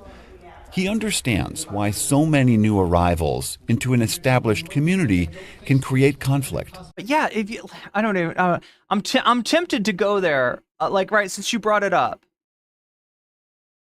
I'm tempted to go there towards the interest rates. But I know that this is the. I got to stick with the topic that we're on. They have the right to express themselves because we are living in a free speech world, whether it is from the Haitian side who are trying to fight jobs and opportunities, whether it is from the locals who are complaining because too many people are coming here. It's human being. We are expressing ourselves the way we feel, but at the end of the day, we have to fight our way out to live together. But he says many Haitians would also return home if the violence subsided. Do you hope one day to go back to Haiti? So if you have an issue with immigration, no, you don't. People don't immigrate for no reason. They immigrate because nobody fucking leaves their home just for the fuck of it, all right? They're immigrating because things are fucked up in their country. Whether that's Venezuela or whether that's Haiti, it's because of actions by the United States, right? We've got sanctions on Venezuela. And we have actually not allowed Haiti to choose their own government. We've imposed politicians on them. That's where the political instability in Haiti comes from, right? So your issue is not with immigration. Your issue is actually with U.S. foreign policy. Your issue is with the way that the United States runs things as the global hegemon. And you have some say over that. But when you get entranced by the notion of the immigrant as the ultimate villain, you're going to vote for the wrong people. You're going to vote for the people that are going to make it worse. You're going to vote for the Donald Trumps that put the sanctions on Venezuela in the first place. And instead of pushing Kamala to actually be better about this stuff, which again, I wish I could tell you that the answer is to just vote Democratic, but it's not. That's not enough, right? The Democrats are way too close to the Republicans in terms of their foreign policy. Yeah, hopefully. I can't wait, hopefully, to go back to Haiti because I'm dreaming Haiti. Dreaming Haiti, meaning at night while you're dreaming, you're there. Yeah, I'm there. So still working, still trying to integrate, and then facing with challenges all the time in the U.S., but I'm also dreaming of my country. For now, the residents of Springfield, old and new, will continue writing the latest complicated chapter in the story of immigration in America. For the PBS NewsHour, I'm William Brangham in Springfield, Ohio. Anyway, this is making me, I feel like Hassan for some reason. Right?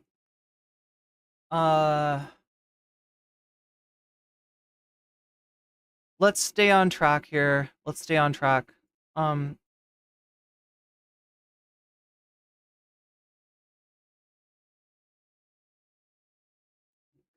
and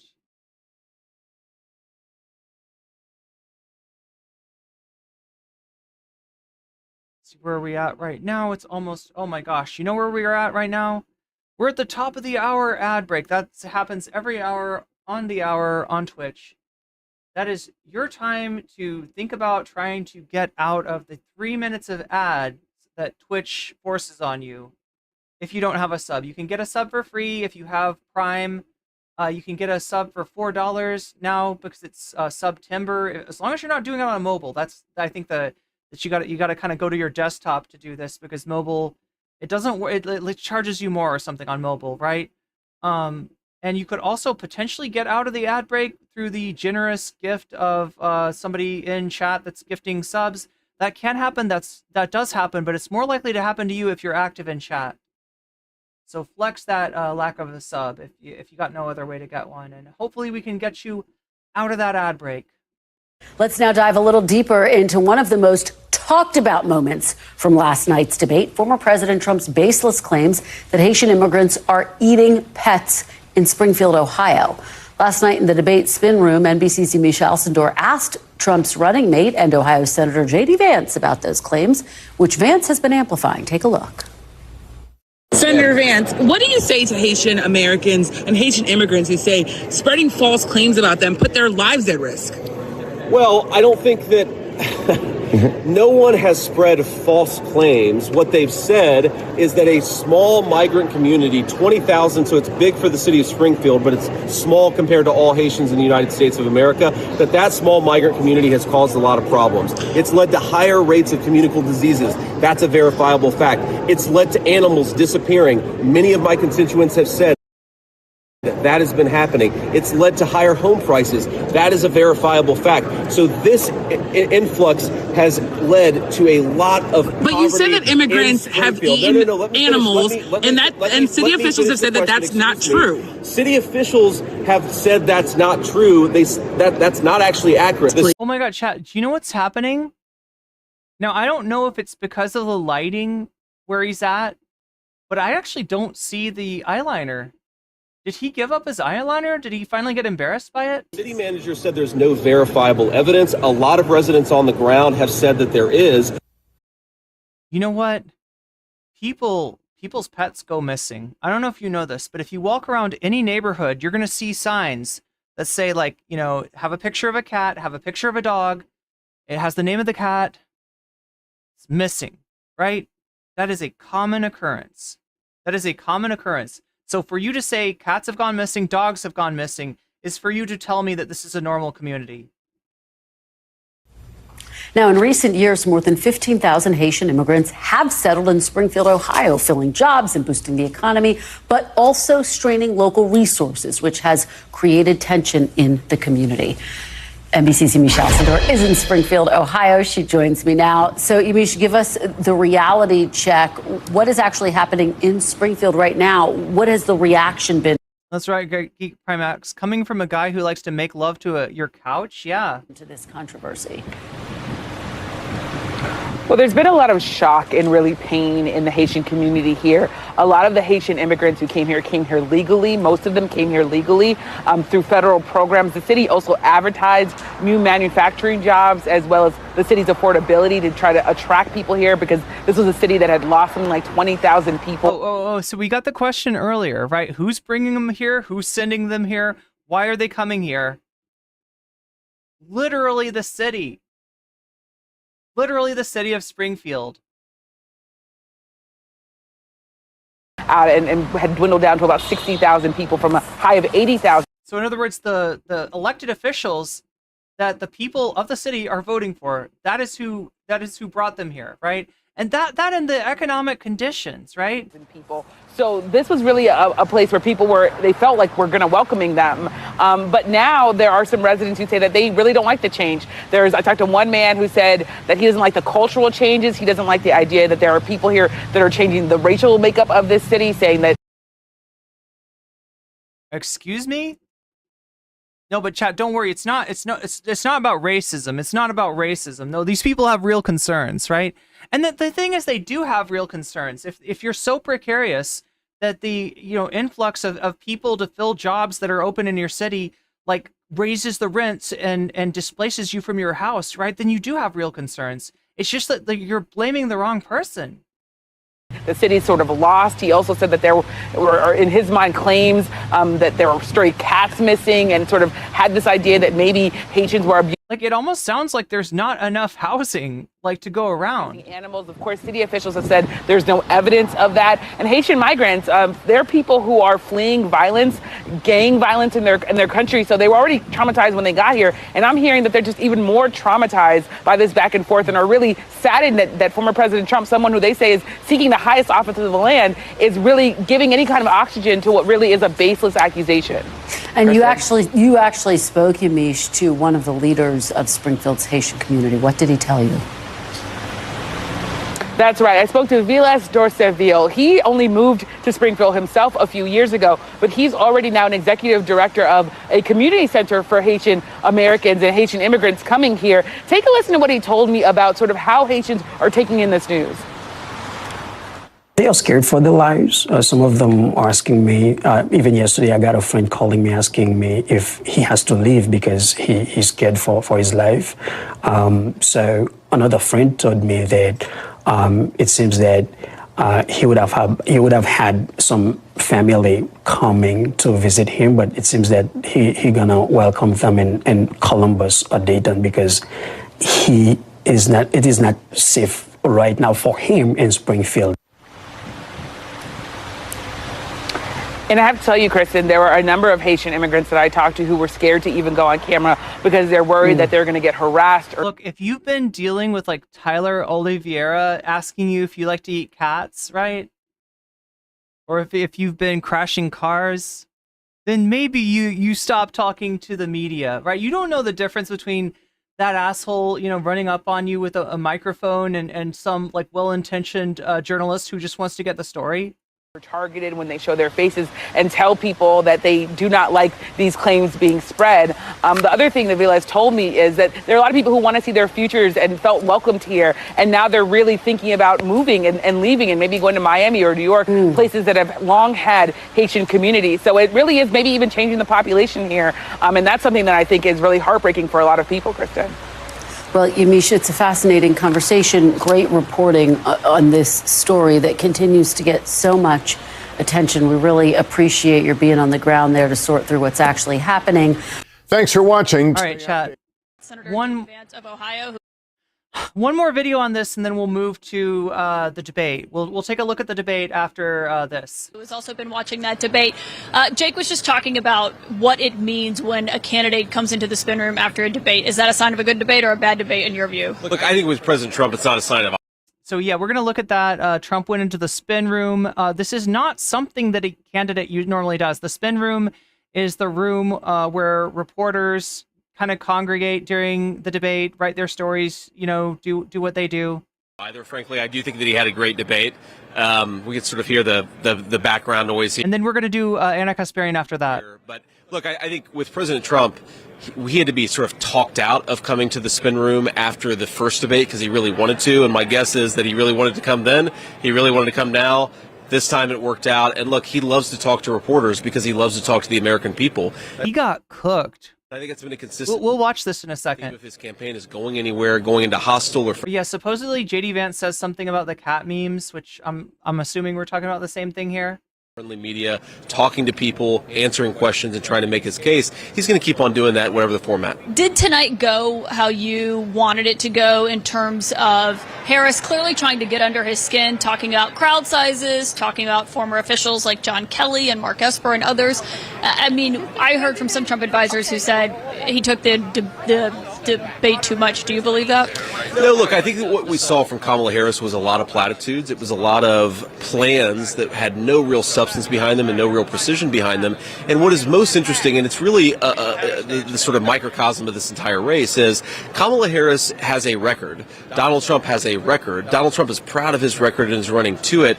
Kamala Harris is running away from her record and pretending that somehow her term as president is going to be radically different from her term as vice president, but she can't actually articulate why. And in fact, to the extent that she articulates it at all, it's by running away from positions that she clearly held just a few years ago or even a few weeks ago. So why didn't Trump push her more on that? Because that is what we hear from you every day on the campaign trail, is talking about her reversals. He did not really. As a United States Senator, I think the media has a responsibility as an institution that cares about truth to actually take people seriously when they say their lives have been ruined. About it and bring it up. Nobody cared about this until we raised this issue. You talked about Caitlin, that the media didn't care about the carnage wrought by these policies until City Pond are being abducted and slaughtered right in front of us. Oh my God. Okay, sorry. I'm trying to find so they very where he talks about. Meaning the people on the ground dealing with this think that it is happening. And I think that it's important for push something that's not true. Well, first of all, you yourself acknowledged it may be false on Twitter. You still told people to yourself have talked about in recent days about which I was kind of surprised by, I guess.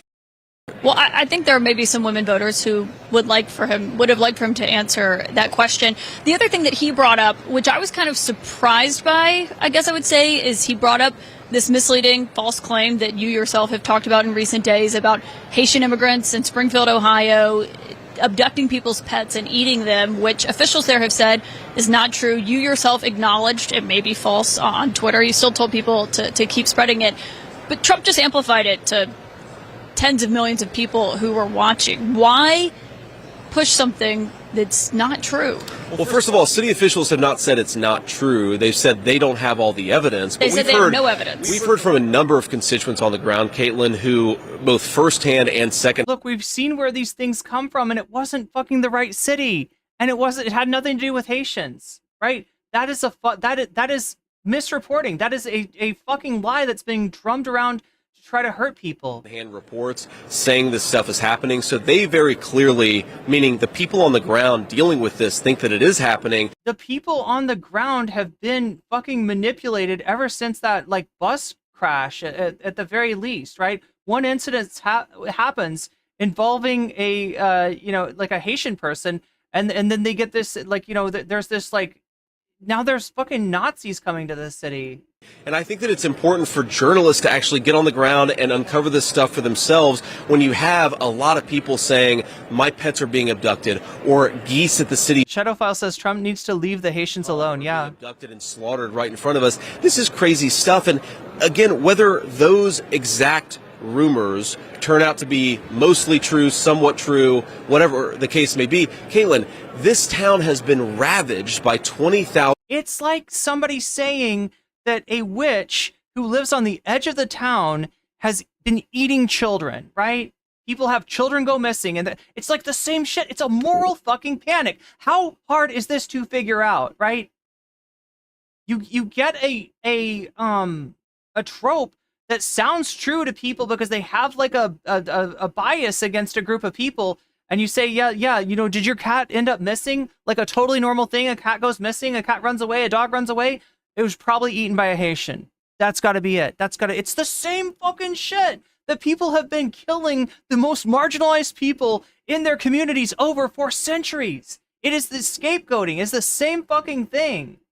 And you'd think that in this day and age, with all this technology, with all this ability to verify information, that shit would have gotten better. Instead, it's gotten worse. It's coming in. Because you have bad faith actors like Donald Trump and J.D. Vance stoking the flames of hatred. Care costs are up, housing costs are up, communicable disease. And also, if you're saying we don't fucking know, then the position should not be like, well, we should start off from a position of scapegoating these Haitians, right? He's talking about, well, it may turn out to be true, it may turn out not to be true. Okay, so you don't know, right? You don't know, so don't rush to judgment. Diseases like HIV and TB have skyrocketed. They're not 20,000 illegal immigrants. Cajun, pay attention to the story. Pay attention to the fucking story. We're not talking about undocumented people. We're talking about people that work at a steel factory that are brought to this town because they have like they have jobs open there, and they do have legal status in this country. Pay attention. In this small Ohio town, this is what Kamala Harris's border policies have done. And I think it's interesting, Caitlin, that because I notice like when people come in here hot like Cajun Supreme, like the common denominator between all of them is that they have a gap in their knowledge. And instead of being like, oh, you know what, this part I don't know. I actually don't know. I don't know what's going on, right? They fill that gap with hatred. They fill that gap with bigotry. They fill that gap with assumptions that the person who is different, that the person that they don't understand is doing the bad thing. The media didn't. And you're also conflating different situations, right? You're conflating Trump's like fucking campaign against undocumented workers with with Haitians who actually do have legal status here. Care about the carnage wrought by these policies until we turned it into a meme about cats. And that speaks to the media's failure to care about what's going on in these communities. If we have to meme about it to get the media to care, we're going to keep on doing it because the media... Okay, J.D. Vance, I got to point out, he who lives by the meme will most certainly die by the meme. All right, let me case in point, chat. Case in point. All right, you want a meme, motherfucker? You want a meme war? How about this? It's weird to see how many Republicans are freaking out about made-up stories about Haitians eating pets when J.D. Vance, here, let's put this back on the right. There we go. When JD Vance has a whole chapter on barbecuing and eating his neighbor's kids in Hillbilly Elegy. Page 144 to 165. There we go. You want a meme? You want a meme, bitch? Let's go. Let's fucking go. You would think that a guy that's, had a rumor spread about him fucking couches, being interested, having an inappropriate interest in dolphins, you would think that a guy like that might be a little bit like, hey, maybe we shouldn't let these memes get out of hand, right? But no, he's okay with memes as long as they're attacking like a fucking somebody that's in the country for asylum, somebody that's been chased out of their own country because of political instability and violence caused by the United States and is literally just trying to find a job to be okay, right? That's okay to meme about them. You want to see these memes? You want to see what he's talking about? The memes? Let's take a look. Let's take a look. There we go. Well, that's one of the more, these are the more tame. There we go. That's what we're talking about, right? He says memes. What the fuck is this meme saying? What the fuck is this meme doing? Do you see what we're doing with these memes? Are these fucking memes? Or is this just racism given form through AI?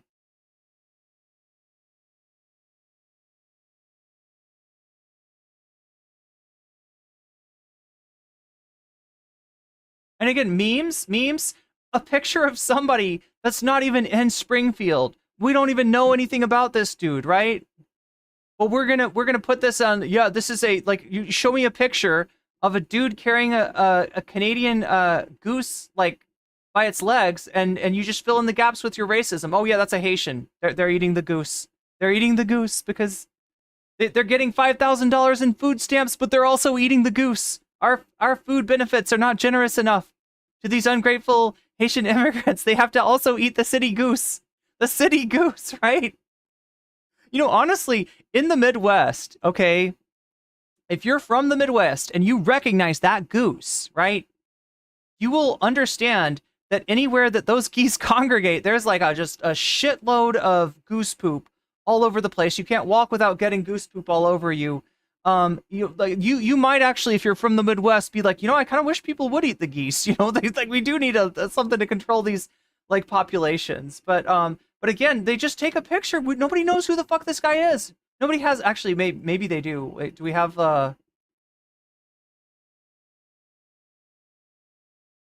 Redditor dragged into migrant pet eating fears thanks to photo of man with goose lashes out at JD Vance. The garbage they are spreading is completely debunked. Yet they continue to spread it.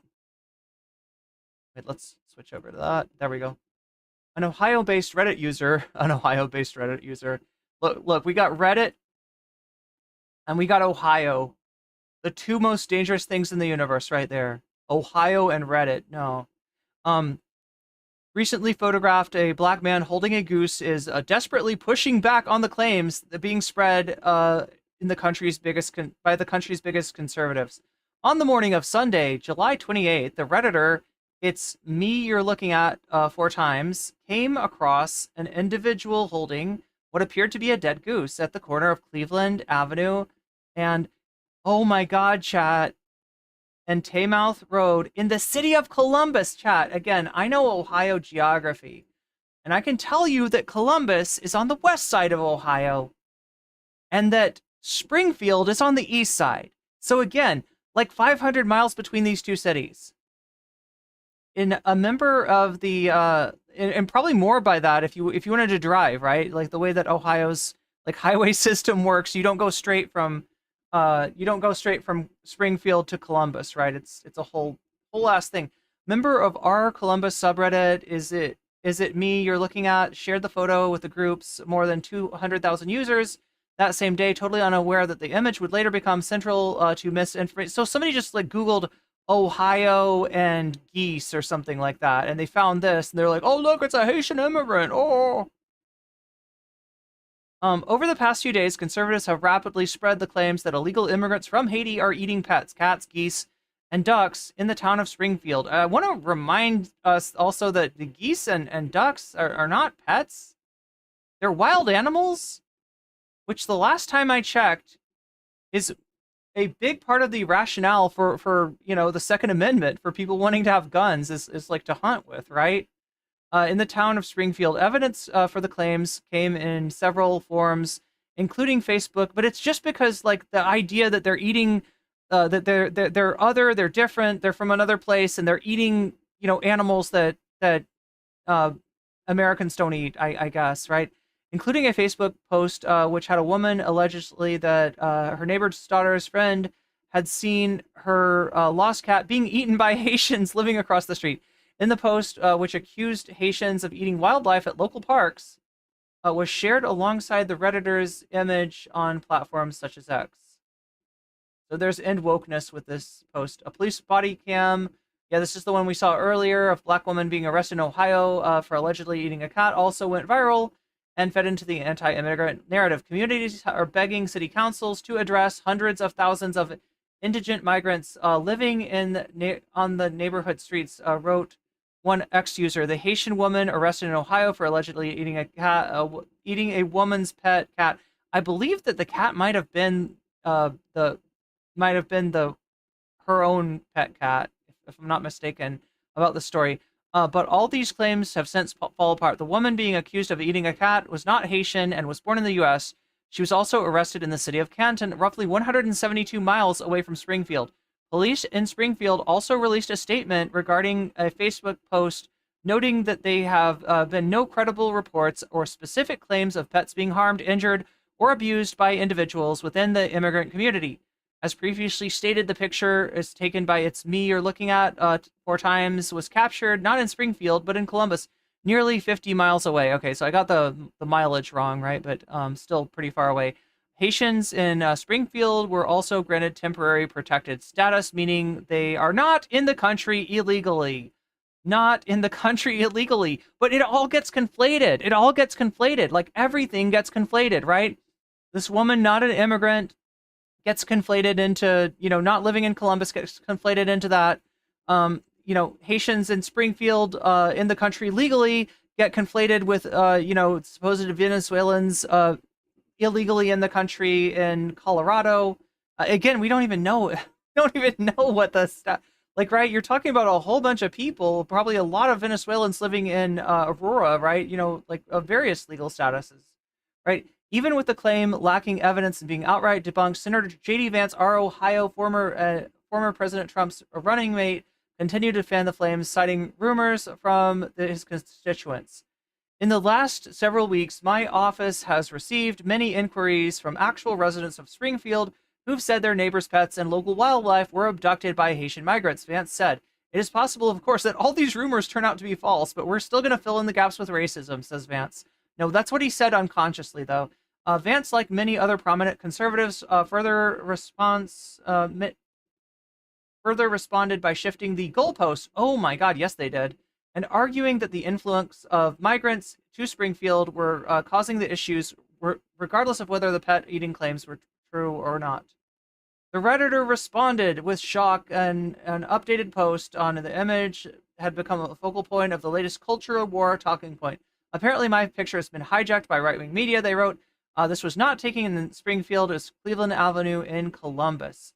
In remarks to the Daily Dot, It's Me You're Looking At, Is It Me You're Looking At 4 times, who declined to provide their real name over harassment concerns, expressed anger at the senator, adding fuel to the fire. I think it's awful that right-wingers, including Ohio's Republican senator, will take a random picture from the internet and use it as a weapon to further their agenda. That's what we're seeing. That's what we're seeing. A little, like a picture that's then, decontextualized and recontextualized and used to stoke hate against a vulnerable community. The garbage they are spreading around has always been completely debunked, yet they continue to spread it. The Redditor also noted that there's no evidence whatsoever tying the man in the photograph to Haiti or evidence that he planned to eat the goose. Still, the rhetoric regarding Haitians in Springfield has only amplified, at least for the moment, and has become a primary talking point amongst conservatives ahead of the 2024 presidential election.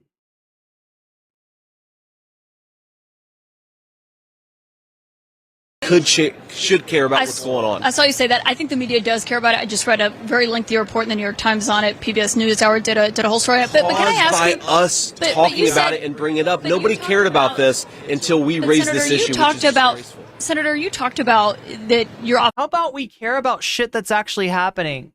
How about we care about the housing crisis? How about we care about the houselessness crisis? How about we care about grocery prices? How about we care about people? How about you put some fucking money in my pocket, JD Vance, instead of stoking hate against the most helpless, like, you know, group that are, you know, in a strange country trying to find work, trying to make shit work for themselves, trying to fucking survive despite them being displaced by political violence. How about that?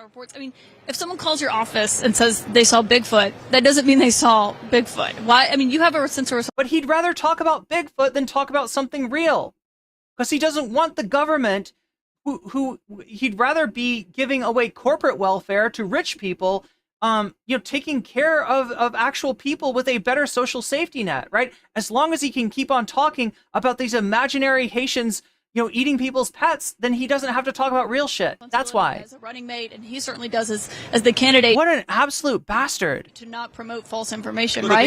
Yeah, is there a law against hunting geese? I didn't even know there was. I mean, yeah, you're talking about like a wild animal, actually. Really fair point, but nobody's calling my office. But again, they're trying to do it. They're trying to demonize people. They're trying to otherize people. Like, these people eat an animal that you've never even considered eating, right? You know, those geese that are sitting in a pile of poop by your pond, right? Those things, those nasty birds. That's what they're eating because they're nasty people. That's what they're trying to say. It's just fucking racism. That's all it is. Bigfoot. What they're calling and saying is we're seeing migrants kidnap our dogs and cats, and city officials aren't doing anything about it. Now, again, I have a responsibility as a United States Senator. I think the media has a responsibility as an institution that cares about truth. Let's be real. Given the nature of that city, if there were actually migrants that somebody saw kidnap a dog or a cat, those people would probably be, you know, killed by some kind of racist hate mob. That is verifiably not fucking happening, dude. Actually take people seriously when they say their lives have been ruined. Or at the very least reported to the police, in which case it would get to the city manager, in which case they'd be like, yeah, we have had a couple of incidents. By this migrant crisis. And again, if every single thing that the media says about this story is false, the verifiable facts are that this community has had their lives destroyed by 20. So it's okay for them to make fucking stories to witch hunt people with. It's okay for them to literally lie about these people because fuck immigrants, I guess. That's what he's saying. 20,000 migrants coming in and uprooting life. Again, officials. We'd rather have people in the town of Springfield, you know, going after migrants than have them going after Republicans or have them going after the wealthy, who they should be going after. Said no credible evidence. If anybody deserves to be run out of town, if anybody deserves to be tarred and feathered, it's not these fucking poor immigrants, right? To the claim. But Senator J.D. Vance, thank you for joining us with your tip. All right, there we go. Look, there's one more story. I lied. As we mentioned, former President Trump amplified false claims about migrants eating pets in Ohio. Hopefully this gives us more perspective. Never going to get used to saying that, folks. Random Girl 3PO says, the Bible says God gave all animals on earth to man. How dare these people stand in between children of our Lord and Savior Jesus Christ and your God-given right to eat goose? Yes. That conspiracy theory has been going viral among some conservatives on some social media platforms. To give us the origin story of this, Jake Rosen joins us now. Jake, the origin story, please. Right, Major, and thank you for having me. This story and theory, conspiracy theory, originated from a Facebook post that someone claimed that a friend a couple distances away from them saw and heard that migrants in Springfield, Ohio were eating people's cats. Raven Favel says these people know nothing about Ohio. You can tell by their lack of understanding of like the geography of Ohio, right? They're conflating things that happen on the west side of Ohio with things that happen on the east side of Ohio. Now, if you're talking about a state like New Jersey, that's not too far apart, right? But when you're talking about Ohio, Ohio is a big fat state. Ohio is thick. That was then shared as video was then taken out of context from other parts of the internet, like you just mentioned, that woman who was having the mental health crisis, and was paired and spread like wildfire yesterday. Look, to put it in terms of brain rot, in combined two brain rot terms, Ohio is GAT. Across the internet, we saw people like Laura Loomer, the conspiracy theorist who is aligned with Trump and was with him yesterday ahead of the debate. It was shared by JD Vance. And Skibbity. And it was shared by other people on the right-wing ecosystem, not just on Twitter, but across the far-right internet spectrum. And from that point on, it ended up on the debate stage where former President Trump mentioned it, even admitting to the crowd and to Kamala Harris and the moderators that he heard about it. Raven Fable says, thank you for the shout out, hun. Hey, I do read chat occasionally. I try to read. You got the Ohio Riz. Yeah, I try to read it a lot. There's three chats for me to read right now. Someone who told them it was on television. So, as you and I have covered, as these lies across, whether it's the election interference cases of 2020 that are unproven and not true or something like this, when the scene is set and the kindling has kind of been scattered like Donald. Like, let's be real. Trump is somebody that you can correlate with the advent of fake news, right?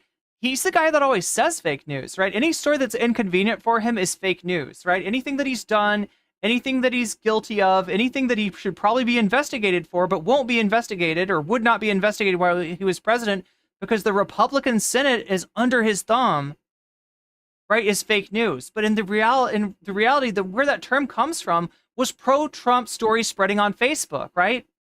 In other words, fake news is what got this jackass elected. And he's still riding that fake news pony. Trump talking about migrants, bringing in crime across the country, bringing in disease, ruining the social fabric of our country, like he said last. Poisoning the blood, as he said. Does Ohio have a state phantom tax? Yes. That stage is set. It's very easy for something like what we saw yesterday on the debate stage to happen, to not just Donald Trump, but to be spread again to the millions of people. Now, he says that they happened to him. That's giving him so much benefit of the doubt, right? What this reporter is doing is making the assumption that Trump is a gullible grandpa that saw this meme on Facebook or on Twitter and was just like, oh, they're eating the cats, they're eating the dogs. I don't know about that. Trump's a racist piece of dog shit. As Kamala pointed out, this is a guy that took out a page ad to argue for the death penalty for verifiably innocent individuals in the Central Park 5 case, right? There was the perpetrator of that crime confessed. We know who did it. It wasn't the Central Park 5. Motherfucker took out a half-page ad in the newspaper to try to get innocent young men killed, executed, right? Yeah, no, I'm not going to give him that credit. I'm not going to say that, oh yeah, he didn't know. He probably believed it was true. He does have that fucking Twitter brain rot, but like, fuck knows. Who were watching? Do you think he cares? Watching that debate.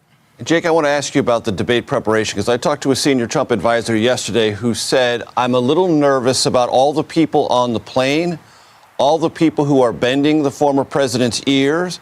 I'm afraid there's going to be too. Yeah, you think he's maybe surrounded by groypers? Possibly. In his direction, and he may latch on to some things that are not. This is a guy that had Nick fucking Fuentes and Kanye West over for dinner. Mildly strategic. Do you think that's part of what happened with this particular viral, that plainly untrue and fantastical story that ended up as fodder in a presidential campaign debate?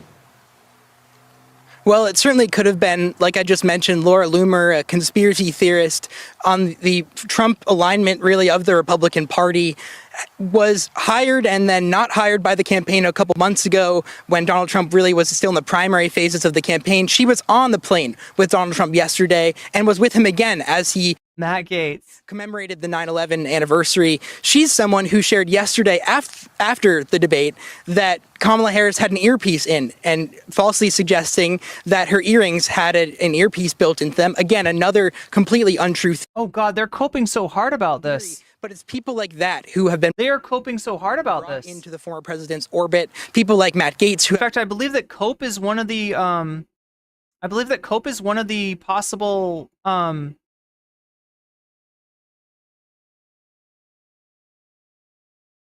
topics for bonus material, for bonus content for tonight. Share these things. And I don't know if we'll get there. We're only about 1/5 of the way. Even his running mate, J.D. Vance, who shared that claim both in Washington, D.C. before he went to the debate, but also defended it in interviews. I think chat's just used to me going too long, because I usually, what I do is I bite off more than I can chew. I set out to cover like X number of topics, and I think like this topic will take 30 minutes, this topic will take 1 hour, and then I'll be ready for the last topic, which will take 2 hours. And I'm like, yeah, that's a decent stream, and then we'll have time for bonus content. But what actually happens is I end up going 7 hours just covering the regular stuff. So chat's like, yeah, we got 7 hours. We got 7 hours before we have to hit this bonus goal. I'm gonna make her sweat. I'm gonna make her work. I'm gonna make her nervous. I want to keep my streamer on her toes. Thank you, chat. After the debate yesterday. So it's not just kind of these people who may be bending the former president's ear on just the flight, but it's even his running mate who was touting and sharing these theories. Jake Rosen, thank you very, very much. I want to bring in our political panel, Chuck Rocha. Okay, I'm sorry, sir. You need to take off your hat before entering the studio. What the fuck is that thing? I don't know if it's just that hat doesn't belong on that man, or if it's that hat doesn't belong in the century. I'm not sure. And Kevin shared it. Maybe it's the combination of the hat and the glasses that I don't like. I'm reacting badly to this, chat. Chuck, as you might remember, Democratic strategist. I'm tempted to be judgmental about this man and his hat. Senior advisor for Bernie Sanders' 2020 presidential campaign. Kevin, former... Wait, which is the Bernie Sanders guy? Spokesperson and former senior advisor. That's got to be the RNC guy, the hat guy. Mitt Romney's 2012 president. I guess we'll find out. Wow, the whole pets. Major Garrett. Okay, the dogs, the cats. Actually, I love how he blows that. Oh, wow, that sounds really good on my mic, right? Understand it, and the Trump campaign tried to mount some fantastical defense last night linked to a Federalist story that actually talked about someone watching someone in Springfield, Ohio. Oh, no, maybe it was Columbus, Ohio. They can't be quite sure, carrying a geese down the street. Please just tell me which one's the Bernie guy. That has somehow part of this origin story. That's all I want to know. Where are we with this nonsense? Well, there is such a much better example if you wanted to make the... Please, tell me who this guy is. Too many migrants in Ohio overwhelming that town. There's 20,000 of them. Oh, that's the RNC guy. The Bernie guy is in the hat. Oh my God. 60,000. That's what J.D. Vance. Like, he just seems like some dude that's from like New Jersey, and he took a vacation in Texas, and he went to a hat store, and he was like, "Oh, this one's fucking sick," and he was like, "Do I look good in that?" And the hat store people were like, "Yes, yeah, you look amazing in that hat. This hat was built for you." He's like, "Thank you so much. Oh, I finally found my perfect headpiece, my perfect accessory." It's like, has been saying. Donald Trump did not need to latch on to this last night. You can tell he's a Republican, chat, because that tie is a double Windsor. And we just had a conversation. It's the classic Republican tie. Governor of Ohio about classic Republican knot. It's a real issue. I'm not denying it's a real issue. I'm saying it's a real issue that needs substantive evaluation. A real student was killed on a school bus. A real student was killed on a school bus. Therefore, they eat ducks and cats. Yeah. Hit by a migrant who was driving illegally. That's a real issue. That's something that the town is grappling with. Yes, fucking automobile accidents are a real issue. Thank you for figuring that out. You're so damn smart. Yes, that's true. Automobile accidents kill a lot of people. Holy shit. What, it just dawned on. Wow. No, but he thinks there's something special about that. When it was like a Haitian driving, it's like it's different. It's different than than the millions of fucking Americans that are involved in automobile accidents, even fatal ones. Yeah, it's totally different because this person's from Haiti. Questionably. And I don't know why he sounded more like he was talking to a right-wing podcast. Hank Pecker's head would be swimming in that hat. Last night, one of my favorite podcasts. Oh, that's right. He has a small head. Podcast, but that's not the audience that you are looking for. You're talking to a okay, Bernie guy, you got to come through. You got to come through for us, Bernie guy. Voters, right. That's who you got to go straight at. I want to dig in on that just for a second. I promise I'll get to you, Chuck, because last night... No, get to Chuck. As the debate... I want to hear from Chuck. Chuck is the most interesting man in the room, if not the universe. I felt like I was listening to Donald Trump in a I'm sorry I insulted your hat, Chuck. A silo, a place where he feels protected, invoking names of fellow conservative Trumpist travelers in the media. But that's not the... Yeah, he was like Sean Hannity and Laura Loomer said. They're already the converted. They're already with you. Yeah, he used Laura Ingram's... He also used Viktor Orban. Fact check something. Look, whatever I'm you talking think about of world leader Viktor Orban. Okay, he's already on the bus. I think he was flustered. I think he was... He was flustered, and it was beautiful. Pummeled by Kamala did a great job. 3 people. And he did not... Yes, it's the moderator's fault. Oh my God, Chad, I forgot. It's the moderator's fault. Yeah, car accidents aren't cured. Thanks, O'Biden. Exactly. Have his best instincts last night. Did not have probably his worst debate I've ever seen him do. But if he gets a second chance, if they actually commit to another one, they're going to have to look long and hard at who moderates. Maybe you can do it. Who knows? Chuck Rocha. I'm just thinking about poor Come on, Chuck. Jake out there in Ohio getting a He's not from New Jersey. That man has a southern accent. call last night being like, hey, Jake, can you run over to Ohio? You think it's a real one? To see if the This is the best accent I've heard in a long time. immigrants over there are eating dogs and cats. Poor Jake. Anyway, he did a great job. Is that real? Chad, I can't tell. He doesn't look like he's southern, but he could be. I don't know. I'm not the Southern police. On report. I'm not the expert on all things country. Look, what you just heard here is spin, and that's normally what This guy is so cool. That's accepted in this business. I do. I'm sorry I insulted your hat. Who's actually got somebody ready for a presidential debate. This is the most interesting man in the universe. I've been backstage. I've been with them. I've been sequestered and said, "Here's the questions that are going to." We get sequestered over there. We do that. We do the debate prep when we sequester ourselves, prepare the candidate for the debate to go in there and tear Donald Trump's head off, figuratively, of course, not literally. We're not espousing any sort of violence or anything like that. We don't want a hair on that sweet man's head to be harmed. Let's make sure we got. I love this guy's accent. It's so good. It's so good. What you saw was a master. Did you feel like the debate format was fair? I feel like it was more than fair, Ethan. From an old Mexican redneck like me who was sitting at home going, "Oh my God, she just answered the question the way she's supposed to answer the question, which is say what you want to say, no matter what the question is." That's if you're Republican or Democrat. Yeah. But then she would go. Here's the deal: if this man starts a cult, I'm joining. Okay, I'm not much for cults, but if this man ever starts a cult, sign me up. Step further and go. Like I said, most interesting man in the universe. When Donald Trump would have a chance to do this, he writes a book. I'm buying that book. And say, let's talk about the immigrants. Let's talk about this thing. Let's talk about policy. If he's got a podcast, I'm signing up for the podcast. Hell, I'm going on the Patreon. She would bait him. I don't have the money to pay for somebody's Patreon stuff, but I'm doing it anyway, chat. I'm going to make that shit work. This guy is so interesting. Small hands, or you got a little crowd, or let me talk about where you went to school at the Wharton School, and he would take it every single time. He took the bait. Oh my God, now I'm talking like him. That's a strategist. That's exactly what. Now that does sound like a little bit of a Texas accent. My kinfolk, they're from a different part of the South, not Texas, but. No, Chad, I don't. My Southern accent is fake as fuck, but I've been around a lot of Southern people, including some family members, including some Texans, actually. What you want to happen, Kevin? Democrats are feeling pretty good. You felt very good after a 2012 debate. You felt really good. Oh, I bet you felt good after that Biden debate. The first one. Yes, Major Garrett. Yes. Gathering. Oh yeah. It can be ephemeral, right? Mm-hmm. Not the second one. Right. The second one's a little less ephemeral, isn't it? Yo, chat, we're closing in. Here's the deal. All right. Kamala did have a honeymoon. She had like a grace period. She coasted for weeks and weeks and weeks. And Donald Trump didn't do anything to stop her. He wasn't actually doing any real campaigning.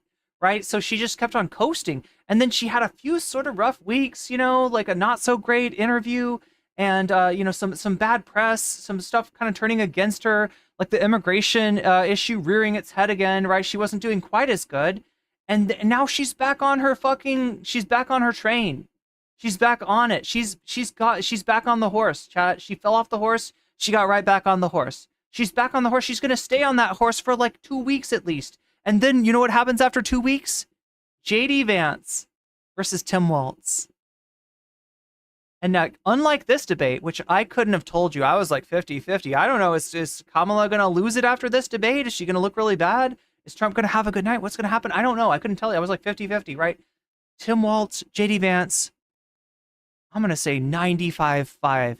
J.D. Vance gets absolutely raffle stomped by Walz, right? waltzes over J.D. Vance's eyeliner-clad face. That's what happens. That's what happens. So then we got another week of good press for Kamala. And at that point, chat, we're into October. We are into October by that time. No, it's actually looking really good for the Kamala campaign. It's looking really good.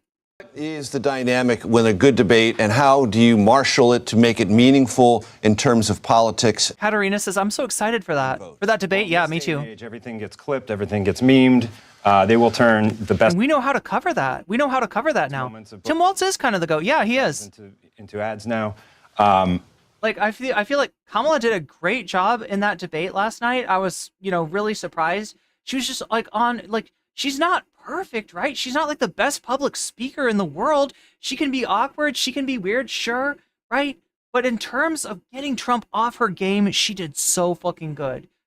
Her strategy worked out so well. And I'm so happy about that, right? Now, Tim Walz, on the other hand, yeah, he's good at this shit. He is a great public speaker. He's probably the best, politician in terms of speaking and presentation and all this stuff that I've seen, since Obama, right? Tim Walz is the GOAT. There's not a lot for Donald Trump to hang his hat on. The ratio of memeability probably favors the vice president. He did have a good argument on the border. He did have a good argument to close. He didn't get to talk about the freaking immigration. He wanted to talk about that stuff so much. She got him off his game. She threw him the bone, and he couldn't stop but taking it. He kept on taking the bait over and over and over again. She had him talking about all kinds of shit. She had him denying the 2020 election. She had him defending his crowd size. It was so good, so incredibly good. So he had some moments, but overall, he went for the bait every time, and he just was talking about himself, talking about the past. Ethan Pacheco says, "See ya in November." I'm not sure if we'll see you in November. Right? I'm not sure how close it's going to be at this point. Trump needs something to break for him. And he's got the worst vice presidential candidate you could imagine. He's not doing well. The more irritated he gets, the more angry he gets, the worse he is at campaigning. I don't know how Trump turns this around. And the way it's going now, it's actually not going to be close. Now, that being said, if you live in a swing state, you should absolutely think about taking your vote and turning it into a weapon to deny Donald Trump a second term in office.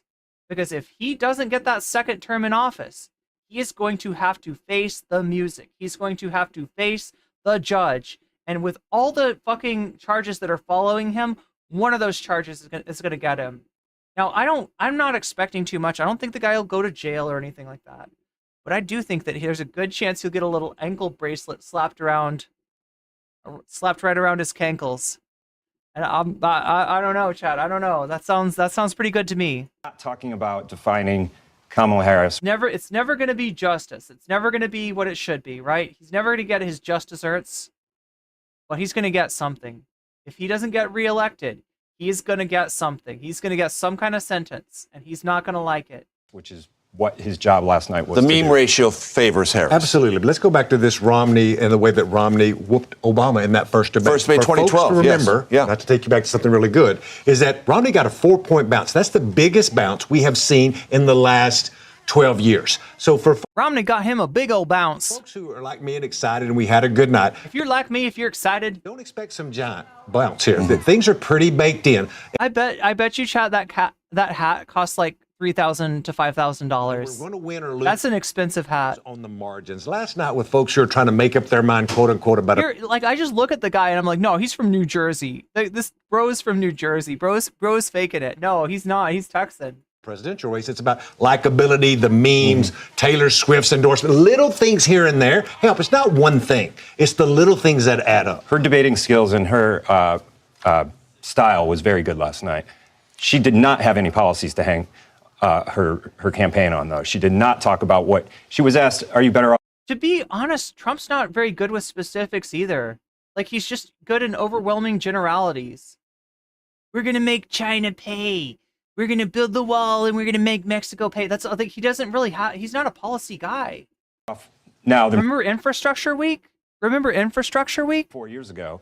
I feel like Infrastructure Week's a little bit late. Republican, that's all I would have talked to her about. Like if I'm doing strategy, I'm a strategist. And she didn't have an Zosa says that hat should cost like $1. Answer for that. You know, I feel like I probably have seen something like that in a gas station for, I don't know if it's $1, but like $5. Let me ask you both this, because you've both been in this room and you've both lived on the other side of good and bad debates. My sense has always been that debates are an external event, but they're equally important as an internal event. What does it do for the mechanism of your campaign? What does it do to your donors? What does it do for the confidence of the candidates? What does this do for Kamala's confidence?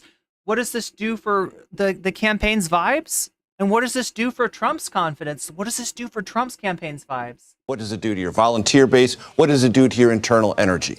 Am I right about that? There's one thing you never get back in a campaign, and that's time, because we have a definitive end to this thing in November. And time you can never get back. And the one thing that we live for is money. You got to have money. Look, James Carville is like the closest thing to like what this guy is, right? Like in terms of like a unexpected Southern Democrat, right? This guy is like, I don't know. This guy's 20 James Carviles, right? He's like 30 James Carviles. Money to talk to people and take that message, whether it's opening offices.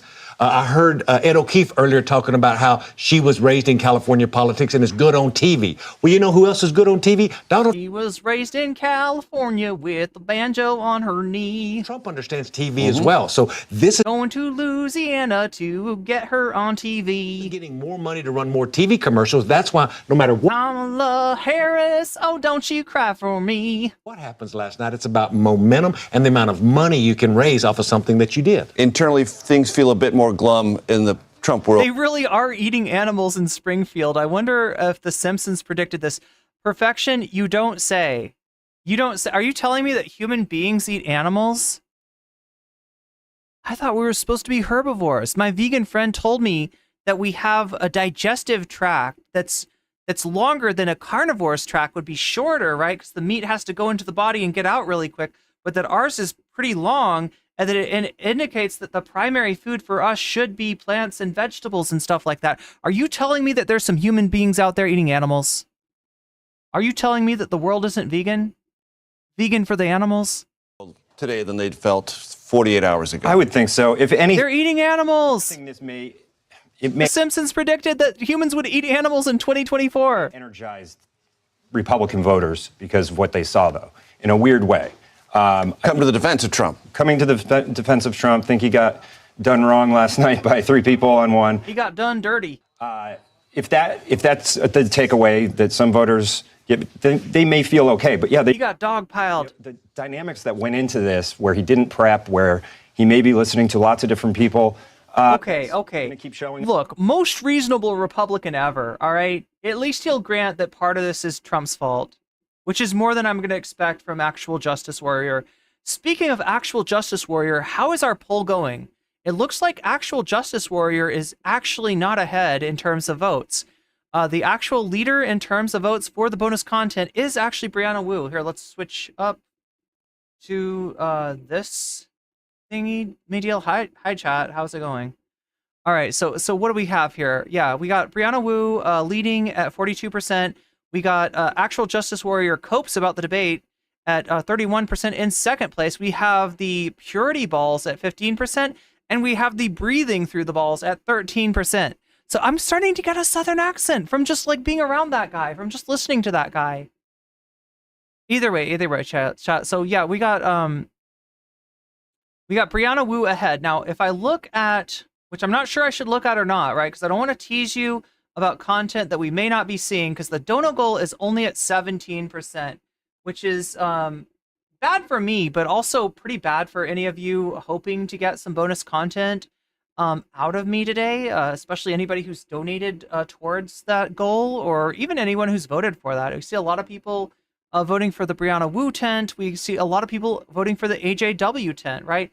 So now if I do take a leap of faith and assume that, like, as late as the stream, yeah, we're at 5 hours into the stream, chat. Don't expect like too many more hours from me. We are coming down to sort of close to the end here. But on the, look, let me just take that leap of faith and assume that somehow the dono goal which is 1/5 of the way there, becomes like 5/5 of the way. It's not even 1/5. Let's say 1/6 of the way there, becomes 6/6 of the way there, and we do actually hit the dono goal, right? What would win right now? Well, actually, it would be Actual Justice Warrior, because we take that 17%, that bonus, right? That when people donate, they've said, I want to see Actual Justice Warrior. So we have a mismatch between the donors and the voters, right? The voters are saying Brianna Wu, but the donors are saying Actual Justice Warrior. We add that 17% to the 31%, and we get 48%, which is 6 points higher than the Brianna Wu leaves the left content. Right, so that's where we're at right now. Not doing great for September. I don't know what it is about September, right? I always think that like maybe the subs on Twitch are gonna, go way up in September, given that they're so much cheaper, and it's somehow they go down instead. It's weird. It's like super freaking weird how that works. Like that people don't take advantage of the 25% off during the month of September. But regardless, chat, like hope springs eternal. Hope springs eternal for this sub goal. Hope springs eternal for my my Twitch sub count, and for Twitch giving me a reason to actually do more over there, like revamp the channel points things, like actually pay attention to the Twitch thing more. And some people have said that a sound alerts on Twitch would be cool. Wow! Oh my God, so many wows. Many wows in a row. Narwhal by Nature, thank you for the 5 gift memberships. Look at that. You've just been Jster, you've just been weaseled. a good thing. And that's a good thing. The Pacific. You've just been weaseled. And that's a good thing. Space Rewriter. You've just been weaseled. And that's a good thing. CE. You've just been weaseled. And that's a good thing. Terror Uwuism. You've just been weaseled. And that's a good thing. And that's definitely a good thing for anybody who wants to see this bonus content drop when I get done with the Anna Kasparian stuff. Chat, I always do this. I set out too much for myself. Okay, so officially,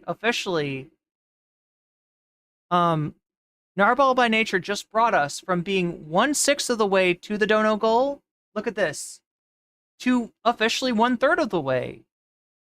That is pretty amazing. Chat, don't make Narwhal by Nature do this all themselves, right? That we don't want to put it all on one person's shoulders. But yeah, thank you, Narwhal by Nature. I appreciate that. Chat appreciates that. I believe that the Brianna Wu people and the Actual Justice Warrior people appreciate that. The question is, what are you feeling tonight as far as content? AJW it is. Yo, everybody's voting for AJW when it comes to donors. And then everybody's voting for Brianna Wu when it comes to voters. Interesting. So yeah, Actual Justice Warrior goes further ahead. The dono goal goes up to 33%. That means that we're 1/3 of the way there. That's actually pretty impressive. That's actually pretty surprising. So there is some chance that we hit this dono goal tonight. I don't know, chat. What do you think? It's entirely possible, as long as people don't like put it all on Narwhal by Nature, because one person cannot by themselves carry a sub goal. It takes a village, as Hillary Clinton once noted. It takes a village, and hopefully that village is comprised of people on both YouTube and on Twitch. So things are looking better. Again, remember, when you donate, let me know in the chat which of these topics you want to see next, just like Narwhal just did. And I'll be happy to put your money where your mouth is and actually increase the score of the topic of your choice. So what happens is we add the plus thing that's on here, like that's on there or on there, depending on if you're watching shorts or you're watching the regular thing. I add the plus value from people donating to the poll over on the full scale stream on YouTube, which if you haven't voted already, you should go ahead and vote for that. Even if you're in shorts, you can go over there to the full scale stream and you can vote for these topics, right? We got Brianna Wu leaves the left. We got purity balls, kind of like daddy-daughter dating weird stuff, right? Creepy right-wing stuff, right? We got breathing through the balls. That's more creepy right-wing stuff, but more related to nofap and semen retention. And then we got Actual Justice Warrior copes about the debate at 33%. Remember, however you donate, whether it's through super chat, super stickers, getting yourself a membership, or gifting memberships, gifting the gift of weasels. You've just been weaseled. To others. A good thing. Whether you are signing up on Patreon or donating to my throne, which is right there or right there, depending on which stream you're watching me on. Whether or you are getting yourself a sub at a discounted rate for September, or even a free rate through the Twitch Prime sub program where you can get a sub for free, or whether you're gifting subs or bits on Twitch, you have the right to let me know which of these topics you're feeling, and I will put your money exactly where your mouth is. Twitchy Schmagley, thank you for the 100 bits. Yo, I feel like that's the best bang for the buck as far as, wait, no, it goes up to 34. As far as the length of the alert versus the cost to make it happen. It's pretty amazing. But yeah, make sure to let me know which of these topics you're feeling, and I'll add points to it. So, okay, we got through with the one thing. Now we got to go to the other. What is the other thing? Oh, it's more. It's more. Okay, so the next subject is the debate itself. We're gonna look at some of the wildest clips. Speaking of wild, I gotta, like, who is Kyle's stylist, right? Like, Kyle's got to have the best stylist of all.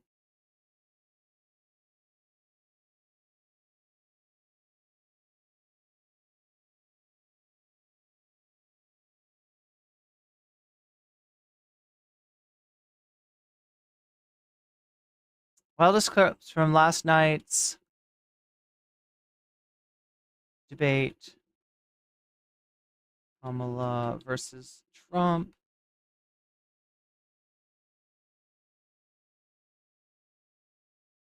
Okay, then. So yeah, we're going to take a look at some of the wildest clips from last night. Vox Populi, indeed. Look at that. So what does Vox Populi do?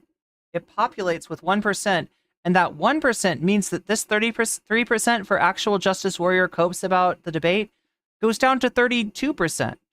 That's how it works. It's actually like it's a minus, whereas everything else is a plus. So it makes the voice of the donors a little bit less strong, and it makes the voice of the voters a little bit more strong. Again, if you haven't voted already, head over to nocommentchick on YouTube, right?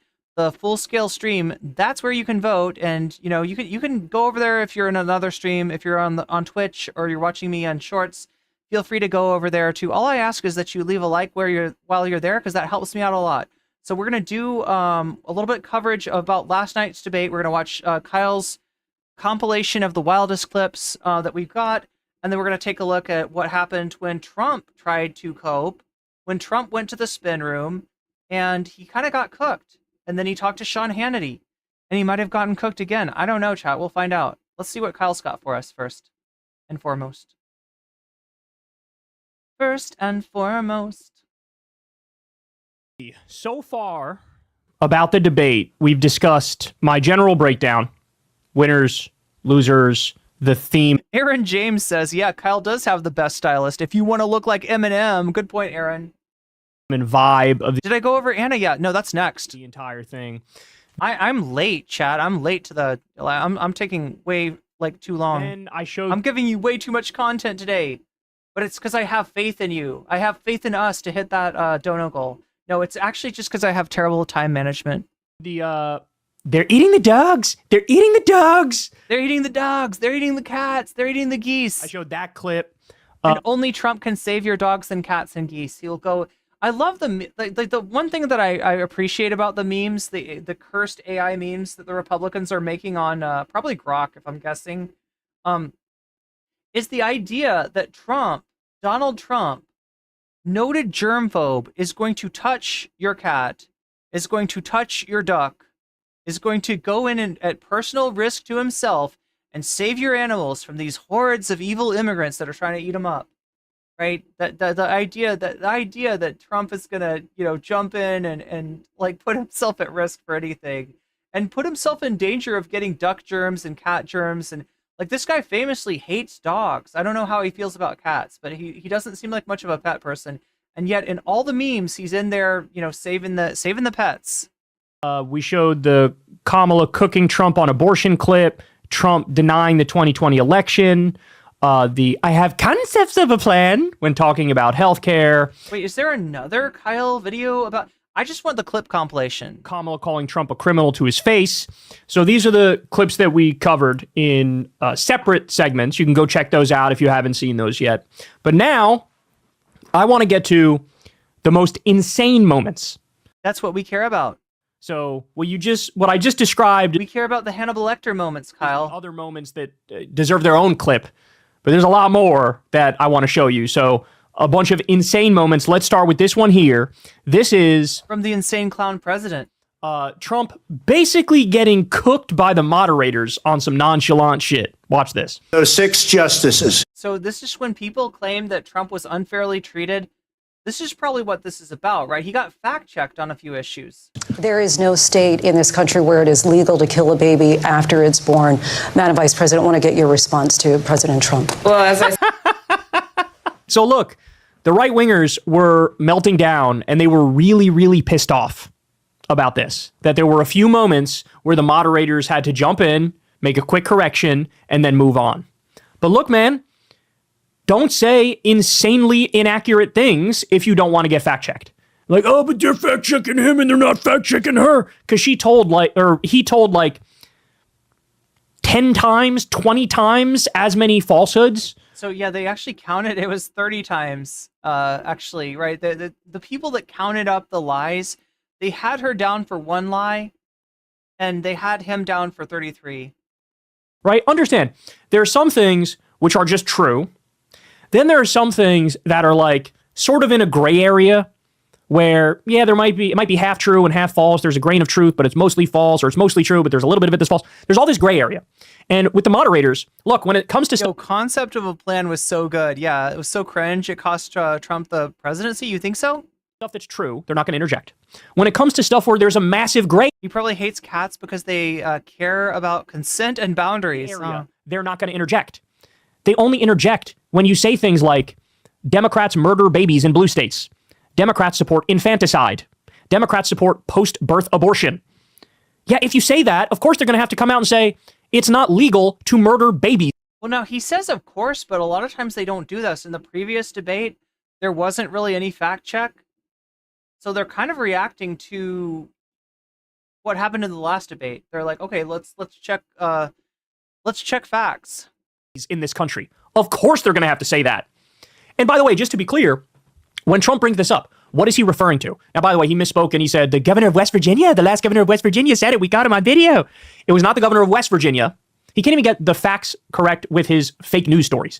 They're both fake news stories and the facts are wrong in the fake news story. Like, unbelievable. But anyway, it was the former governor of Virginia, Ralph Northam, and he cites this completely misleadingly edited out of context clip where they make it look like he's saying it's okay to execute babies after they're born. In reality, if you look at the full context of the clip, what he's saying is in a situation where there is a fatal defect in the fetus and they're not making it and they're dead, in that instance, yeah, then you have a late-term abortion effectively. That's what he's talking about. They lie and pretend like Democrats are pro-infanticide. The Democrats have some special thing where like, yes, can we like I don't know, they want abortions to happen, that they're pushing abortions to happen, that they're even like, you know, yeah, well, I mean, like the baby was just born, but I mean, it's close enough, get the doctor in here. Which is an insanely libelous, freakish lie.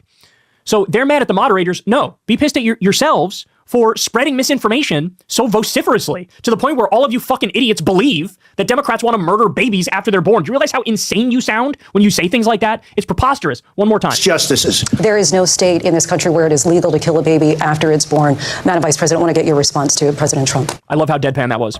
That literally is, that has the vibe of a teacher correcting a rowdy student and just moving on right away. You know, total deadpan, pure facts, move on. Or like a mom berating her kid and then moving on when they do something egregious. That's what that felt like. All right, so there's one. Yo, now I gotta point out, my mom did not move on.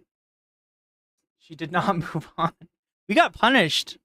let's get to the she'd keep yelling at us on race. So look, this she would just like get in a mood, basically, right? You had to be really careful.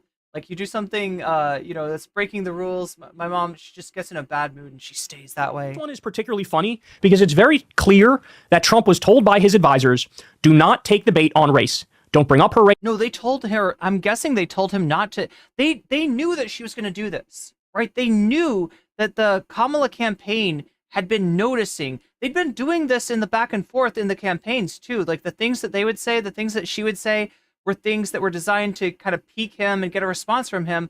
And the response makes him look bad, right? So they knew that she was going to do this to him in the debate, and they warned him about it, and he could not help himself. And also, like, I think he kind of low-key thinks he knows better than his campaign staff. Variant says my mom was kind of similar. I think she had unaddressed OCD. Don't mention it. People don't like when you do this. When you went out there at a black journalist event and you said she became a black person, she wasn't a black person, then she became a black person. That backfired. That exploded in your face. Everybody was pissed at you. Nobody was defending you. Even other conservative Republicans in the media were like, this is not a good look, bro. This is not a good look. So clearly he's trying desperately to listen to them and to stay on message and to say, no, I don't even know what you're talking about. But he can't help himself. He ends up taking the bait. Watch this. I want to move on now to race and politics in this country. Mr. President, you recently said of Vice President Harris, quote, I didn't know she was black until a number of years ago when she happened to turn black, and now she wants to be known as black. I want to ask a bigger picture question here tonight. Why do you believe it's appropriate to weigh in on the racial identity of your opponent? I don't, and I don't care. I don't care what she is. I don't care. You make a big deal out of something. I couldn't care less. Whatever she wants to be is okay with me. But those were your words. So I don't know. I mean, all I can say is I read. God, I feel like him saying, I don't care what she is. Like, he's just making it worse. Where she was not black, that she put out. And I'll say that. And then I read that she was black. And that's okay. Either one was okay with me. That's up to her. That's up to her. Vice President Harris, your thoughts on this? You can see, it still feels like he's unwilling to deal with, like, her actual identity as it is, right? It still feels like he's just like, no, she's got to choose one. She's got to choose one. You can't. See, he was trying so hard. It's fine. Everything's fine. No, she can be whatever she wants to be. She can be whatever she wants to be. Well, I read that she was black, and that she wasn't black, and then she became black. She became a black person. Oh my God. He can't help himself. He has zero discipline. And look, there are times in the past where this no filter shoot from the hip thing helped him. It helped him at many times. We're no longer in that timeline. Look, I can sense it. I'm sure you guys can too. There's just this default Trump fatigue in the country. Everybody's like, all right, we've seen it before. We know, we get it. The election was stolen. Immigrants are terrible. They're like, we got it. I mean, see, like now that was there before, right? I feel like the fatigue set in actually in 2016. The problem was there was also like a Hillary fatigue, and there was definitely a Biden fatigue too. Now that you've got Kamala, kind of a fresh face that doesn't have, she's not making the same mistakes as Hillary, and she's not, failing in the same way that Biden is. Now you just see the effect of the Trump fatigue by itself, and it's bad for him. Honestly, I think it's a tragedy that we have someone who wants to be president who has consistently, over the course of his career, attempted to use race to divide the American people. Oh. Look, the first time she was asked about this, remember in the CNN interview, she goes, that's the same old shit. He's being chaotic. He's dividing us. Next question. And the reason that was brilliant is because she didn't take the bait. And this is the same shit. Like, I'm not talking about race. He's talking about race. He tries to use it to divide us. And then she goes on to give factual examples. Like, for example, one of the buildings he owned in like the 80s, there was a lawsuit because they weren't renting to black people. He owned the building and they wouldn't rent to Central Park 5, calling for them to be executed. Turns out, oops, they were innocent. They didn't do any.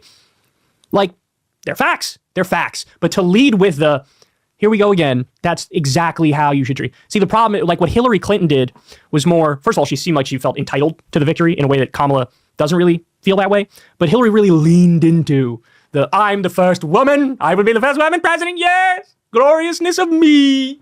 And it just sort of, it turned people off, right? It was a different time. 2016 was a different time where there was a lot more of this like rah girl boss feminism, which it sort of didn't land, right? It just got away. It just didn't land. We're supposed to switch over to different. Let's do this one. What do you think, chat? The jellyfish? Yes. Here we go. Land. This is more the way normal people react to Trump. Like, okay, here we go again. You want to bring up race to divide us. Yeah, not only does he do that, he also, his whole point on immigrants is scapegoating them, right? As Trump gives tax cuts to billionaires, he blames immigrants for all the problems of working class people. No, the problem is the fucking tax cut you just gave to the billionaire. That's the problem. The problem is you didn't do universal health care. You didn't raise wages. You outsourced jobs when you said you wouldn't. That's the problem. The problem is not somebody with less money and less power than you that's just trying to get by and do the best for their family. Checkham says the conspiracy about Haitians eating people's pets is some legit 1930s racism. Yeah, I was saying before, it kind of reminds me of it kind of vibes like anti-Asian racism, right? For like old school, like actually like 1980s, like anti-Asian racism, and but it is close to what you'd expect for anti-Haitian racism, maybe from other countries. So United States, I feel like the racists here, they're not that familiar with Haiti. I think a lot of the racists could not place Haiti on the map and would not place Haiti in this hemisphere, right? A lot of the racists probably think that Haiti is like a country in Africa or something like that, right? And they're not super up on specifics, right? But if they were a little bit more up on specifics, then this trope would not be that they are eating pets, and it would be about allegations of some kind of voodoo ceremony going on, right?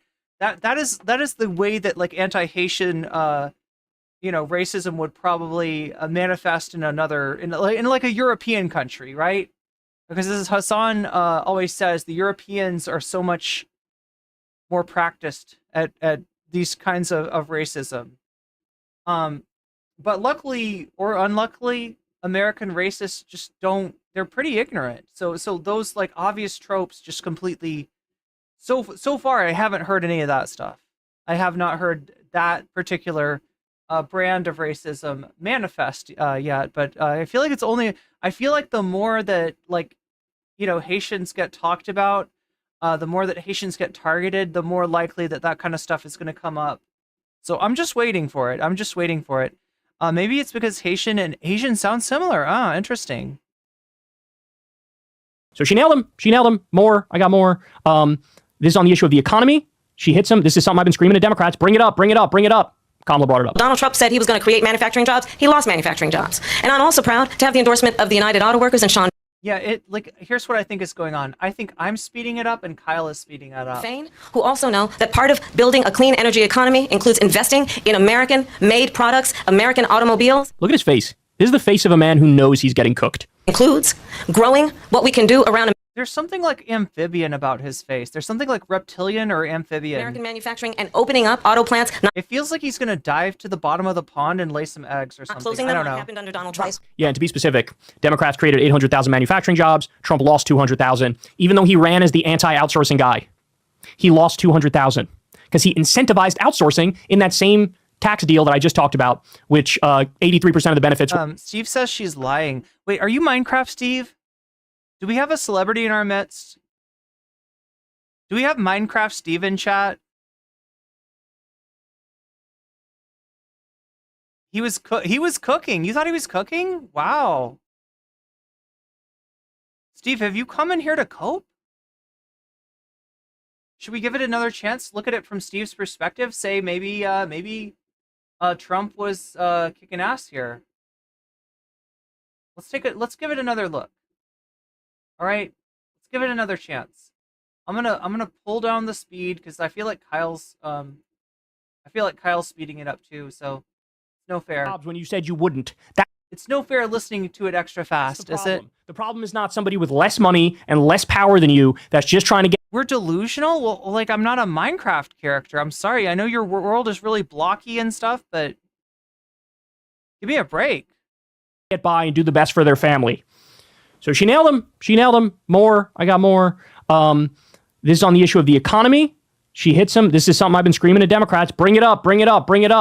Kamala brought it up. Donald Trump said he was going to create manufacturing jobs. He lost manufacturing jobs. And I'm also proud to have the endorsement of the United Auto Workers and Sean Fain, who also know that part of building a clean energy economy includes investing in American-made products, American automobiles. Look at his face. This is the face of a man who knows he's. Wait, Steve, I thought you said he was cooking. I don't think he was even talking in this clip. What do you mean? Cooked. Includes growing.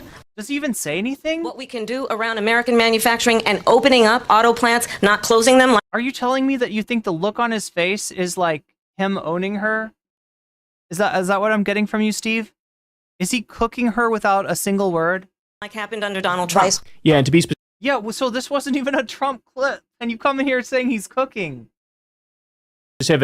Democrats created 800. You're saying that his amphibian facial expression is so fucking on point that he's cooking. 1,000 manufacturing jobs. He cooked her without a single word. Trump lost 200. Cooking is a good thing. Yeah, it is. Yeah, it is. Getting cooked is not good.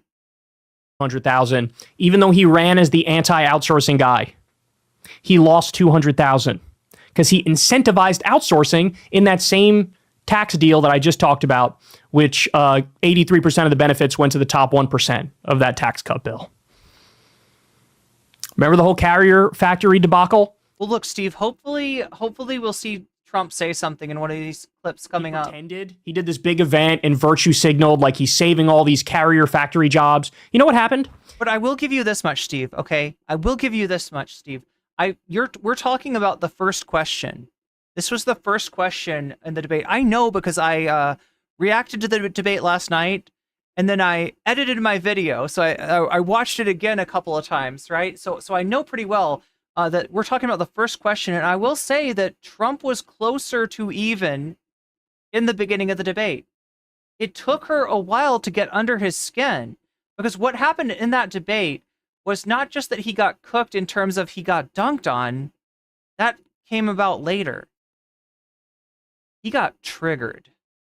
All right, let's be real. That's what happened. She said some shit, and it got under his skin. She talked about his crowd size. She talked about his, losing the... She got him on some of his topics that he feels passionately about, and because of that, he changed the subject from his main, points, from the points where he's expecting to do well, stuff like immigration, right? She got him off topic. She got him in his own head, and she got into his head. And that's when she started cooking. I don't think she just naturally is just owning him rhetorically. I think rhetorically they're pretty even, but emotionally he wasn't able to handle some of the things that she said. He got off of his game. He forgot what his campaign managers had told him to do. And instead of playing his game like they had planned, he started playing her game. That's how he cooked himself. He gave them a massive taxpayer subsidy. They took that money, so they robbed the taxpayers. Then within a year, they turned around and outsourced those jobs anyway. So this is what he does. PR stunts. And then it all backfires and he fucking lies about it. We're still not done. I love this part. I love this part. Because look, one of the things is, when Trump ran against Hillary, a lot of the attacks he made against her were either true or they had a grain of truth in them, right? She supported NAFTA. She supported all these outsourcing deals that helped destroy the working class in this country. She's corrupt. She takes a lot of, the Clinton Foundation was just basically a money laundering scheme. And the sad thing is that there are things to criticize about Kamala, but he, for the most part, was not on it. The closest he was talking about some of the frustration about student loans, right? And like I said, in the debate, in my reaction to the debate, that could work with some very low information voters. There's some low information voters out there that all they know is that they thought that their student loans were going to get erased, and they weren't. And they're mad about that. And he says stuff that makes like he cares about it, right? That actually could get some, low information Andes and Andreas on his side, right? So that was, close. What else was close? Oh yeah, when he talked about the situation in Gaza, right, and said that she's anti-Israeli and anti-Palestinian, and that kind of works too in that.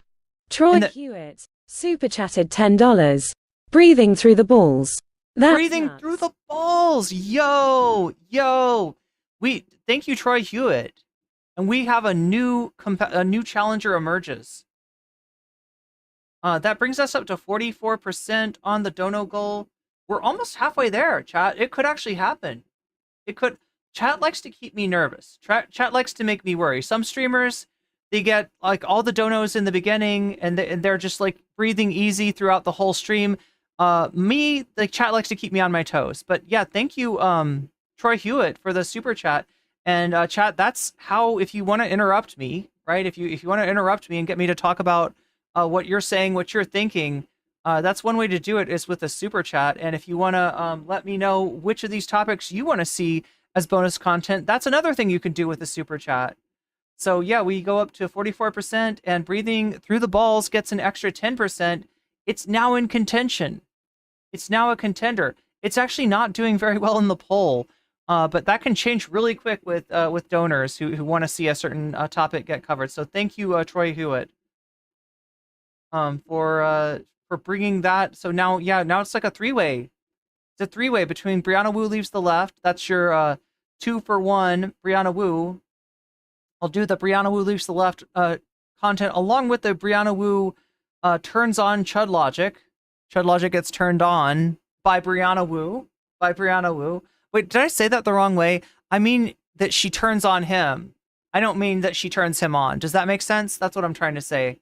All right, I'm not speculating about anything else about Chud Logic and trans people, right? Those are all just rumors. Those are all just vicious rumors. Chud is, of course, transphobic and not interested in trans people in any other way, but to where it's paid like corruption. Anyway. And the thing is, at the time, Trump was taking money from billionaires and people when he ran in 2016. He said he didn't, but he did. And at the time, there wasn't as much specific examples of corruption vis-a-vis Trump. Well, guess what? He's already been president for 4 years. Jared Kushner took $2 billion. Okay, yeah, I want to bring this up because I keep on hearing from Trump and from his sycophants that Kamala is vice president right now, that she's been vice president for about 4 years, all these things that she wants to do, all these plans that she has. Why hasn't she done them already? The thing about that, and that's true, and that there are some issues in which, like, that's absolutely true, right? Some of the stuff that she's talking about, you would hope that maybe not her, but Biden, right? The thing about vice president, though, is it's mostly a ceremonial role. You don't really have that much power. You're serving at the pleasure of your president.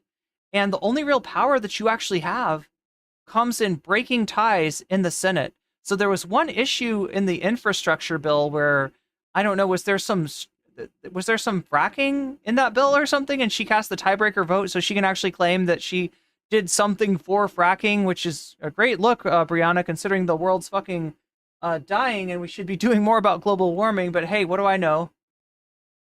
So she can claim that one. But in most cases, there's not a lot you can put on the vice president because, again, the vice president has very little power in our system. But you know who does have power? A guy that was president for 4 years. The guy that's saying that Kamala should have done all these things already. That she's been president, right? He's been president too. He didn't do these things. He promised to build the wall. He didn't fucking build the wall. There's sections of walls that he did build that are falling down. There's the infrastructure week. When is infrastructure week happening? You had 4 years and you didn't do infrastructure week. Dollars from Saudi Arabia? Well, you think they don't get anything for? Are you fucking kidding me? Trump himself took tens of millions or hundreds. Mark Frisch says, as far as knowing and fraternizing with dictators go, you get further keeping your enemies close. Mark Frisch, I believe that there is one of you born every second. Wait, is it every minute, every second? What's the phrase? There's a sucker born, I think, every minute. Yeah, every minute there's a Mark Frisch born that's willing to believe that Trump, he's actually getting close to the dictators to own them. That's it. That's what. And is that why he was getting close to Epstein too? Look, I love this.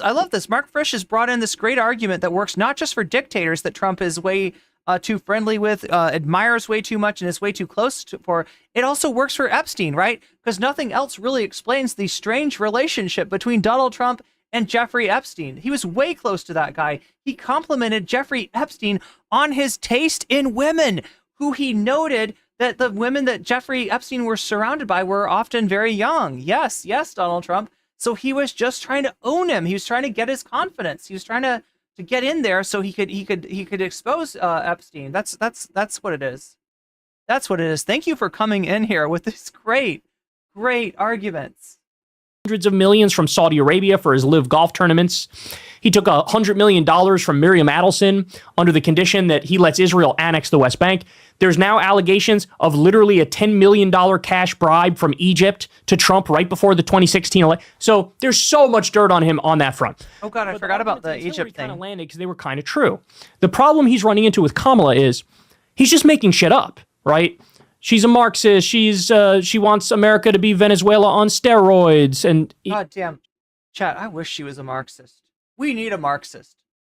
I hope Donald Trump's right. I hope she's a Marxist. I doubt it. She's going to take your guns away. She's going to ban fracking. They said the same shit about Obama. They said the same shit about Obama. Where's my Marxism? We didn't even get single payer. Fuck. If you believe any of those things, there is fucking oatmeal in your head. Like, you don't have a brain. If you believe any of those things. And these are the things he's leaning into.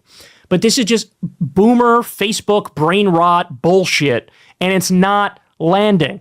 And so here we are. I tell you that to show you this. He tries to do that. Oh, they're going to take everybody's guns away. Well, I absolutely support, and over the last 4 years as vice president, private healthcare options. But what we need to do is maintain and grow the Affordable Care Act. But I'll get to that, Lindsay. I just need to respond to a previous point that the former president has made. I've made very clear my position on fracking. And then this business about taking everyone's guns away.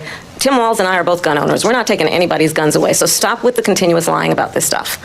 As it relates to the Affordable Care Act. You see his face? His eyebrows go up like, oh, fuck, you got me. Guns away. So stop with the continuous lying about this stuff. Mark Frisch says, after the election, you'll disappear. That sounds like a low-key threat, but I don't really need to respond to that threat. All I need to do is ask you, after this election, will you be moving? Will you be moving to Venezuela, A, or will you be moving to Russia, B? Which of the... Hungary? Belarus? Where are you going to move? Where are you going to move, Mark Frisch? After Donald Trump is buried in the dust pile of history, right? After MAGA is over, after the Republican Party turns away from it, where are you going to go? Where are you going to find your little fascist utopia? I wonder. So Donald Trump says Venezuela, right? And it's really a strange thing for him to say, considering with all that he's done to the Venezuelan people. You'd think that maybe that would be kind of a dangerous place for him to even go. I don't even know if the Secret Service could protect him there, right? But according to Donald Trump, the crime is extremely low in Venezuela because they're sending all of their criminals. They're sending all of their Hannibal Lecters. They're moving them from the jails and from the asylums in Venezuela to the United States. So Venezuela, Caracas, is going to be a really nice place to live. Maybe he'll open up a Trump hotel there or something. I don't know, chat. Or maybe he'll, you know, move in with Putin, right? And I just want to know where you're moving, Mark Frisch. When this shit is over, when this gig is up, when the United States of America has let you and your cohort know in no uncertain terms that they are done with your shit. They are done with your shit. Where are you going to move? As it relates to the Affordable Care Act, understand, just look at the history to know where people stand. When Donald Trump was president, 60 times he tried to get rid of the Affordable Care Act. So, on the gun thing, look, the fact of the matter is, so Tim Walz did universal background checks in Minnesota. Tim Walz did red flag laws in Minnesota. But these are things that I want it to be Russia. I want to see Mark Frisch get thrown over as like fresh cannon fodder into the Ukraine war. I want to see Mark Frisch find out what an attack'em does, right? Just to visit, just to, you know, see it, not to get blown up by one, right, Chad? I'm not going too far. I just want I just want Mark Frisch to experience that in person. Majority of gun owners support. I own a gun.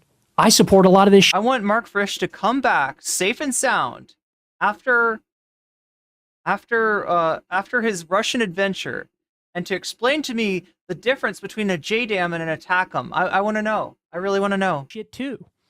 And so Democrats are for like bare minimum basic gun regulations, and Republicans are for fucking chaos. Chaos. They literally want it to be okay for criminal. Well, no, you're right, Mark Frisch. Kamala is not only my next president, Kamala is my last president, right? Because she's a Marxist, remember? She's a based Marxist. She's going to take over the government. She's going to seize the means of production. and she'll become the vanguard, right? She's going to be the next Vlad Lenin of the United Soviet States of America, the USSA, right? And you're going to be stuck over in Putin's Russia being cannon fodder over in Ukraine. To own guns. People who did domestic violence, have them be allowed to own guns. And then afterwards, you can come back and tell me what it looks like to see, a JDAM or an ATACM in person. This was Biden did a very bare minimum gun reform bill, but there are some decent things in there, but they were against it even though it was shit like that. You can let me know what it's like inside a 1940s Soviet tank, right? Because you will have experienced that. Like, hey, the boy... If they even have any tanks left by that time. Loophole, if your partner is a domestic violence, has a domestic violence conviction, we think they maybe shouldn't be allowed to own a gun. And the Republicans were like, wrong. Let them own a gun. But just whatever you do while you're over there in Russia, please stay safe. That's all I ask. I want to hear back from you. I don't want anything bad to happen to you, okay? I want you to be safe. But I also want you to be enriched by experience, right? What are we doing? What are we doing here? All right. I think I still have more for you. This never ends. Okay. So this... it's Lenin. It's Lenin? That's how you pronounce his name? This is like the same theme I was just talking about, how Trump can't help himself with overreaching with insane attacks against Kamala. That's exactly what this is. Everything that she believed 3 years ago and 4 years ago is out the window. She's going to my... I mean, it smells a lot like cope in here. Mark Frisch says she loses. Loses? She loses? That sounds like cope, Mark. That sounds like cope. Philosophy now. In fact, I was going to send her a... Did you really come in here to cope? She's gone to my philosophy, but if she ever got elected, she'd change it, and it will be the end of our country. She's a Marxist. Everybody knows she's a Marxist. Her father's a Marxist professor in economics. Everybody knows she's a Marxist. That's what I'm counting on. That's what I'm counting on. That we won't need to vote after Kamala, right? 'Cause she's a Marxist. She'll seize the means of production in an October revolution, and we'll just turn into a workers' paradise from there. And he taught her well. Comrade Kamala, he literally calls her that. Comrade Kamala, that's what we're hoping for. I'm sure she wants to seize the means of production. Literally the IQ of a mosquito, right? But there's another thing, and this was pointed out by TYT, and I think it's actually a very good point. He did this multiple times in the debate. Oh, speaking of TYT, we got that coming up next. I'm supposed to watch the Trump Hannity thing first, chat. I'm taking way too long, though. We're almost at 6 hours. Holy shit. Holy shit. Look, we are at 44% of the dono goal, so it might even be a little bit longer. Where he says, this is Harris's October surprise. It's an October revolution. She agrees with me now. She agrees with me now. We're gonna send her a MAGA hat. We're gonna send her a MAGA hat. Kamala Harris, more like Kamala Luxembourg. She has my philosophy. And by the way, her philosophy is destroying this country. You just said she has your philosophy, but that her philosophy is destroying the country, which means your philosophy is destroying the country. Yeah, he's not logically consistent at all. That's all. He doesn't think contradictions are a thing. He doesn't think hypocrisy is a thing. He just thinks he could just fucking babble and just get away with anything he says. That's the bottom line. And for a long time he could. Not anymore. Not anymore. Okay. Now, this probably sums up the debate more than anything else, right? This is just Trump being baited into hanging himself. They plan this, man. They plan this. Steve says she owes too many favors to elites that own military contracts. Steve, Google Trump and Egypt and tell me what you find, all right? You want to talk about somebody that is vulnerable to bribery? You look at Trump. You look at Trump.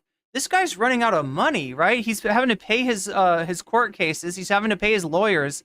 He's running out of money. He's having to dip into Republican funds. There's Republican senators and congressmen that don't have enough money to run their campaigns because that money's going towards Trump. This was surgical and tactical as a motherfucker. Trump didn't start any wars. Yeah, we looked into that a few days ago. Let's just give him enough rope Mehdi Hassan's, or no, yeah, it was Mehdi Hassan who has a great video about to that. hang himself. Let's bait him with a little comment and then let him go off on his side That's just a conspiracy theory. Tell me about conspiracy theories, Steve. tangent about me, and saying a bunch of insane things. Why did you try to kill that bill, and successfully so? That would have put talking about the border bill, thousands of additional agents and officers on the border. First, let me respond as to the rallies. Tell me who won the 2020 election, Steve, if you want to talk about conspiracy theories. She said people start leaving. People don't go to her rallies. There's no reason to go.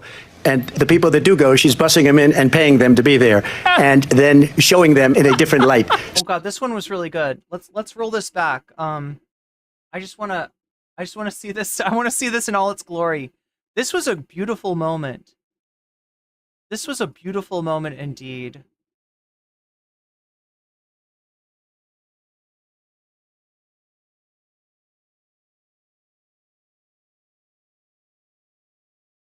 Hackley, thank you for the $21 contribution on Throne. Bringing us up to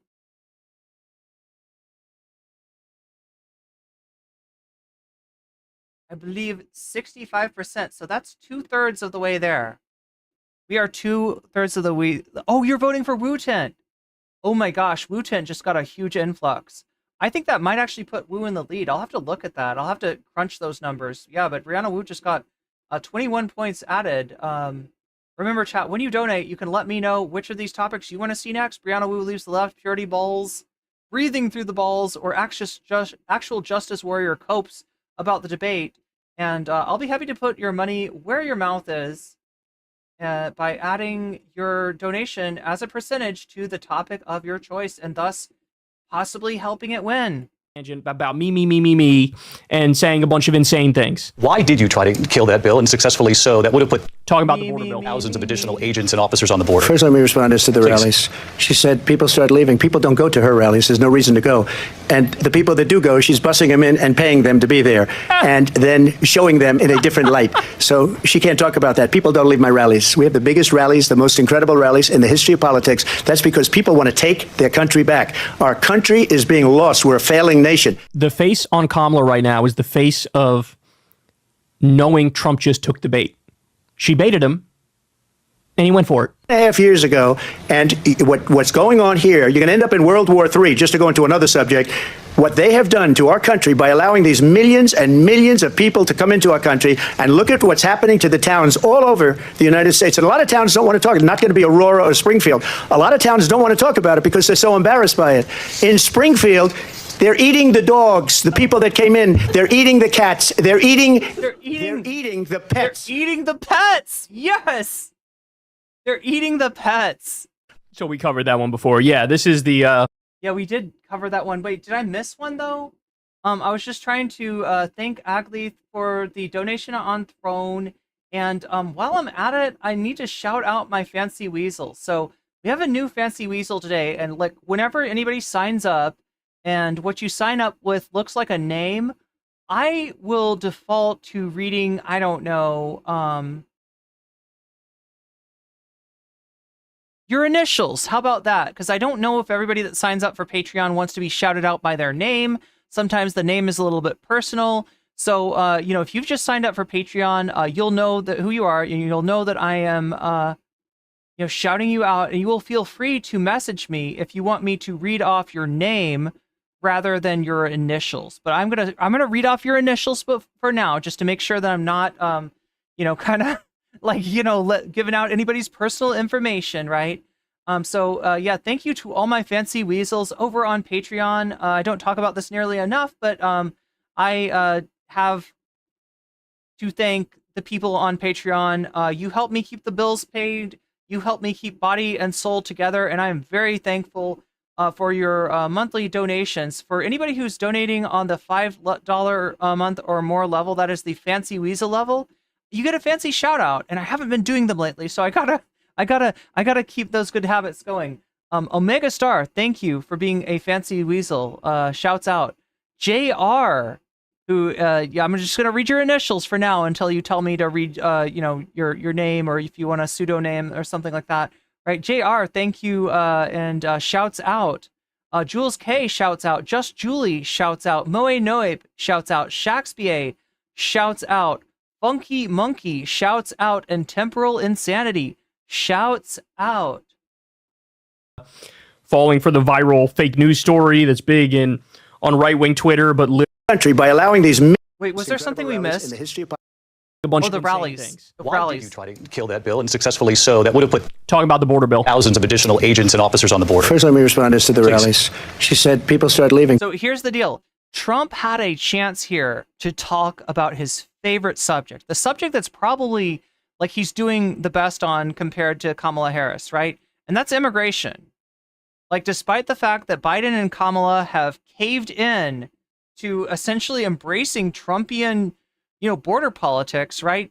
They're not getting credit for that. And they should know, they should have known. They should have known better, right? They're going to be hated for their immigration policy, regardless of what their immigration policy is. Because if you're an immigration person and you hate immigrants, you're voting for Trump, silly. She's not getting any votes from that. That's not helping her out at all. But still, they fucking caved. But anyway, so he wants to talk about immigration. It is a good issue for him in terms of people supporting him on it more than Kamala, and especially so since Biden and Kamala basically raised the white flag on immigration, right? But he's turning down the opportunity to talk about immigration because she tweaked him on his crowd size, and he's got to set the record straight. He's actually giving up his pet issue to defend his goddamn ego. This is beautiful. This is the way. This is the way. Izzy Sanchez, thank you for the 5 gifted memberships. Brett S. You've just been weaseled. Sassy Sassere. You've just been weaseled, and that's a good thing. Sinful Solutions. You've just been weaseled, and that's a good thing. And Hunter Biden's laptop. You've just been weaseled. Laptops, multiple laptops. A good thing. Shin Maruku. You've just been weaseled, and that's a good thing. Thank you for the gifted memberships, Izzy Sanchez. People don't go to her rallies. There's no reason to go.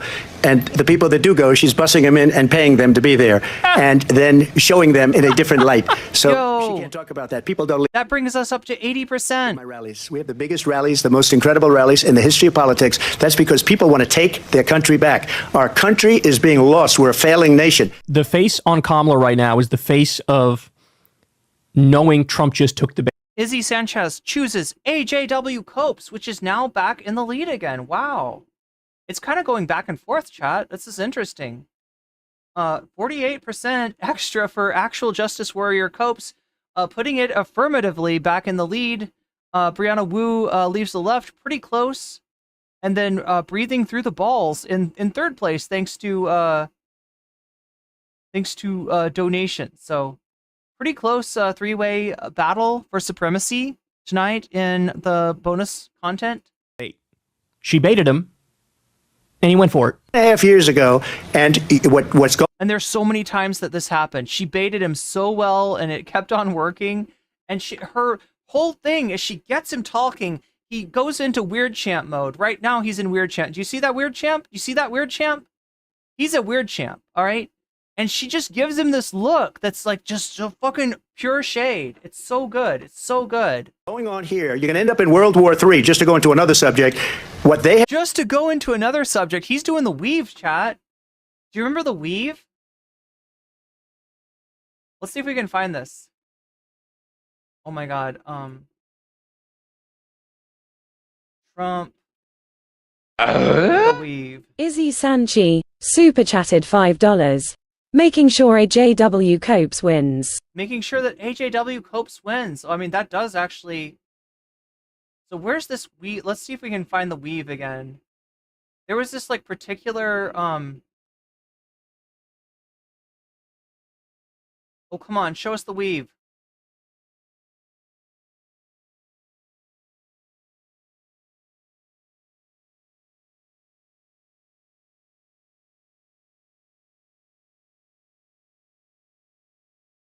Oh, did they pick out the same point? And I'm going to actually do something really unusual, and I'm going to invite you to attend one of Donald Trump's rallies, because it's a really interesting thing to watch. You will see during the course of his rallies, he talks about fictional characters like Hannibal Lecter. He will talk about... I really wish that he had taken the bait on Hannibal Lecter.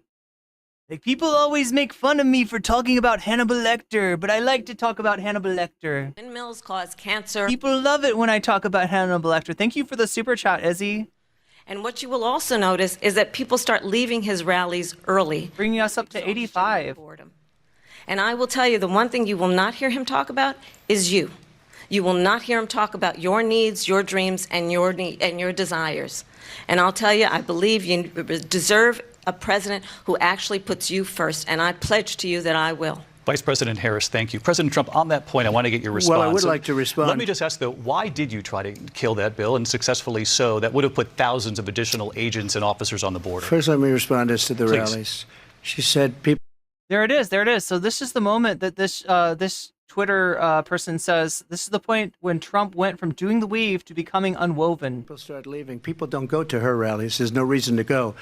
And the people that do go, she's bussing them in and paying them to be there. And then showing them... see what I'm saying? See what I'm saying? She's baiting him. There's so many instances of this. Different light.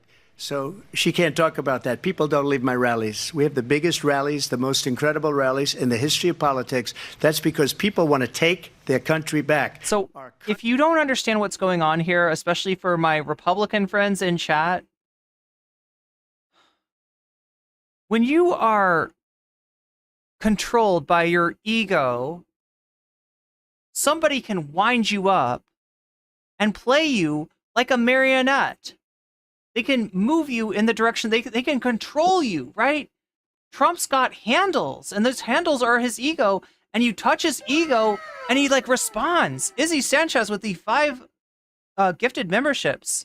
Taco Cat, you've just been weaseled, and that's a good thing. Fatal Imbalance, you've just been weaseled, and that's a good thing. Ron Turner, you've just been weaseled, and that's a good thing. Matthew Gross, you've just been weaseled, and that's a good thing. And Pump Kiono, you've just been weaseled, and that's a good thing. I think you did just hit the dono goal. I think you did. And you're going for AJW, right? Yeah, you're going for AJW. So that brings us up to 100% and puts AJW in pretty high position here with 68 extra points. I'm trying to find this weave for you, chat. Oh wait, is this the weave? Yeah, this is the weave. This is the weave. You know, I do the weave. He does the weave. You know what the weave is? I'll tell you what the weave is. 9 different things, and they all come back brilliantly together. And it's like, and friends of mine that are like English professors, they say, it's the most brilliant thing I've ever seen. But the fake news, you know what they say? He rambled. You know, I do the weave. You know? He doesn't ramble, he does the weave. He weaves. He's like an episode of Seinfeld. Brilliantly woven together. Let me see if I can find the weave picture. There we go. There's the weave. There's the actual weave. That's what he's doing. Have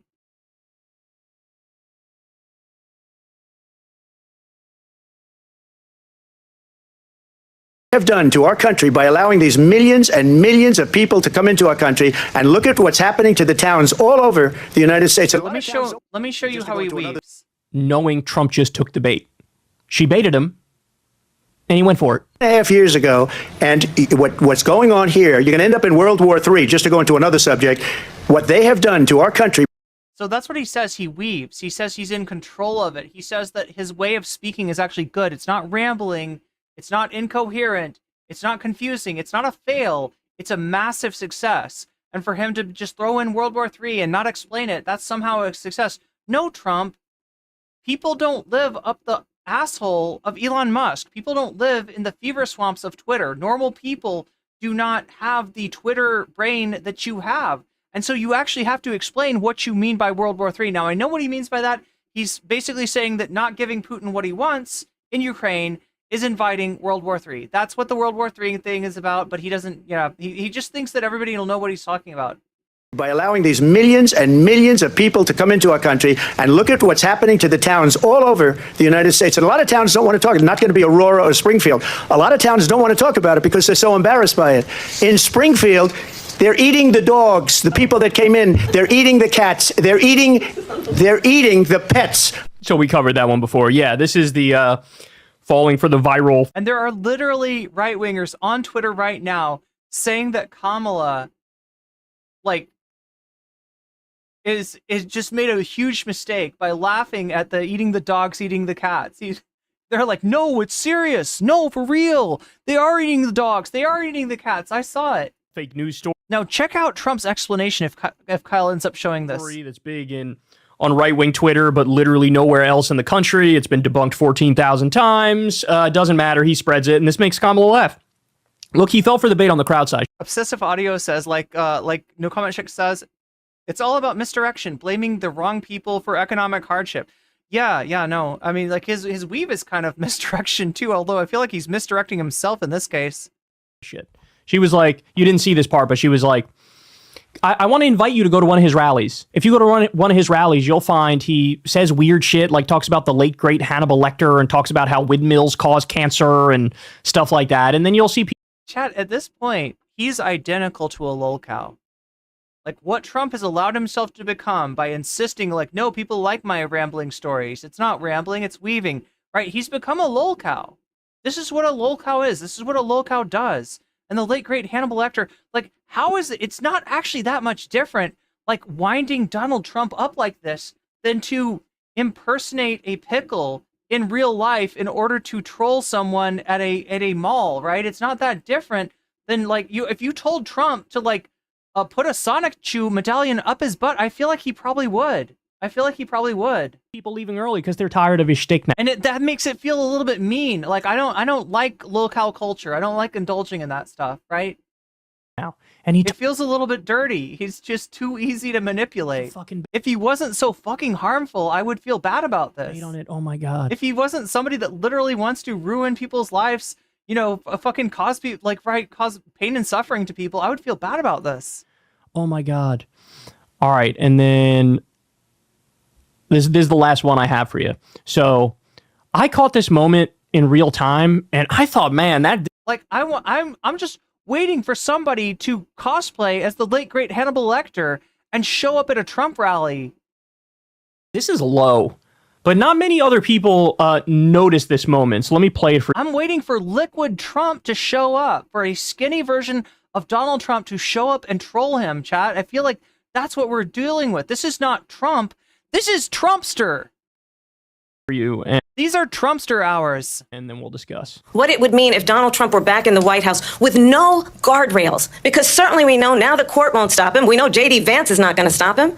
It's up to the American people. Vice President Harris, thank you. Lindsay? Vice President Harris, in your last run for president. This is the one that weaponized, not me. She weaponized. I probably took a bullet to the head because of the things that they say about me. They talk about democracy. I'm a threat to democracy. They're the threat to democracy with a fake Russia investigation. We do have a lot. So chat, let me show you. No, I'm not going to bore you by showing you my videos.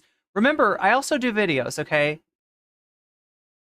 And you can check them out on my channel, right? I don't just do live streams. Occasionally I put up a video. I put up a video today. It's of this debate, right? Look at what I chose for the sizzle reel, right? Probably took a bullet to the head because of. He's blaming her for the Republican that took a shot at him. The threat to democracy with a fake Russia investigation. She's got him. She's in his head. She's in his head. So yeah, that's how I opened up my video for this. I used that exact clip because I thought it was so fucking. That was the moment where she infiltrated his mind palace, right? She Persona 5'd this motherfucker. That went nowhere. So blaming Kamala and Biden and Democrats. She's all up in his hentai castle, chat. She's all up in his hentai castle. Because he got shot in the ear by a Republican. Look, that's low. That's low, bro. You can't do that. however aggressive Democrats are against Trump, let's keep it real. He goes way over the top of them. Way over the top of them. It's not particularly close. No, and this is why it's so hard to feel sorry for him. Nobody is more vicious than Trump is against his political opponents. And everybody knows he's the one who turned up the temperature on the rhetoric. When fucking Paul Pelosi got assaulted, he was like fucking making jokes about it and shit. What are we talking about here? So he turns up the temperature. He goes over the top. He says vicious things. More importantly, the things that he says that are vicious are most of the time not at all true. They're just false, right? And he says, because of the things they say about me, I took a bullet to the ear. That was a weird incel, loser, Republican freak. Registered Republican. Okay, it's much more likely he was a Groyper type than he was any sort of lefty or liberal or Democrat. Yeah, if he was mad at Donald Trump for anything, it's not being right-wing enough. He's mad at Trump for not being Trumpy enough. Let's be serious. So blaming Kamala and Biden for getting shot at. And by the way, people don't really talk. And honestly, I gotta be real, okay? Do you remember the situation several months ago? Do you remember that? Do you remember right after that incident happened?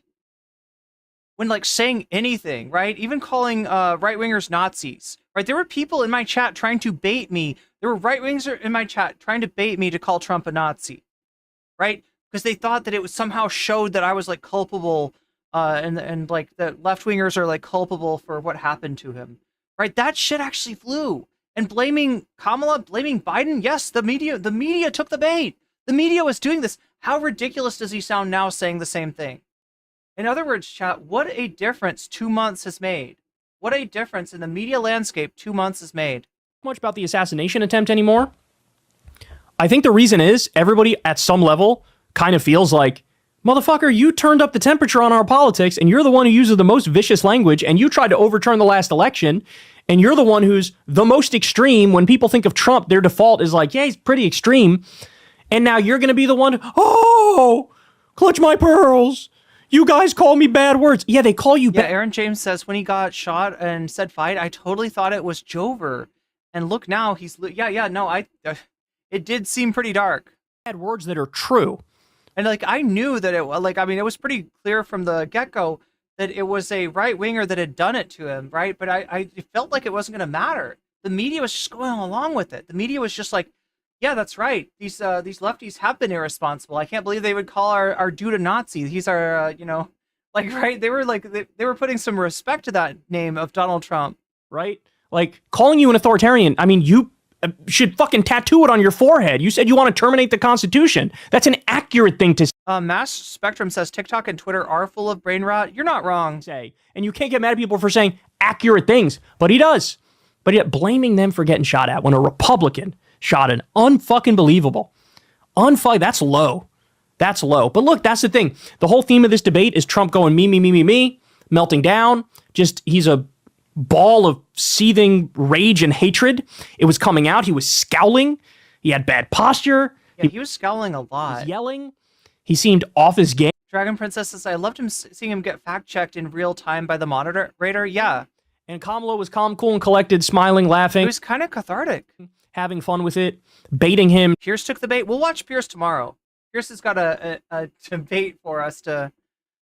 Jeez. Trump going for the bait every time and her running circles around him. By the way, she memorized all her talking. The Russia people were actually right, yeah. In terms of the devastating attacks against him. Just definitely when it comes to Tim Pool. One after the other. Landed. And it by far was his worst debate I've ever seen. And again, it's not particularly close. In that 2020 debate against Joe Biden didn't do good. It was just that Trump was way too hyper-aggressive and it came across as distasteful. This is Trump being hyper-aggressive and distasteful mixed with Kamala actually doing a good job. So by far his biggest debate loss. And I think the mystique is gone, bro. I think the mystique is gone. That 2016 Trump who sounded vaguely populist and was able to beat up on Republicans in the primary debates and have fun with it. He was having fun. I honestly think that it's a sign of the weakness of the two major political parties, right? What we saw with Trump's ascension in 2016, it wasn't, a lot of people take that and they're like, Trump is just this epic juggernaut. He's like akin to like an Obama for the right wing. I don't think that's true. I don't think he's a good speaker. I don't think he's charismatic. I don't think he's compelling. I think what he is he's not Hillary Clinton and he's not Jeb Bush. And in that election, not being Hillary Clinton and not being Jeb Bush got you a long way, especially when you're running against Jeb Bush and Hillary Clinton. With it, there's no more fun. It's not lighthearted. It's not good comedic timing. This is a frothing, mad psychopath who should not be trusted anywhere near power. And I think everybody knows that on some level. So tomorrow on the show, we'll get to the poll numbers that have come out, the reaction to the debate, the Republicans coping and seething, mainstream media and their reaction. We'll discuss a little bit about Trump's reaction. Man. We're eating good right now, aren't we, Kyle? There will be a swing in the polls. I'm calling it now. I predict 4 points. All right, guys. That's the show. That might be a little over enthusiastic, but I'm going to predict it anyway. I've been pretty right this year. I predicted that the election would not be Trump versus Biden.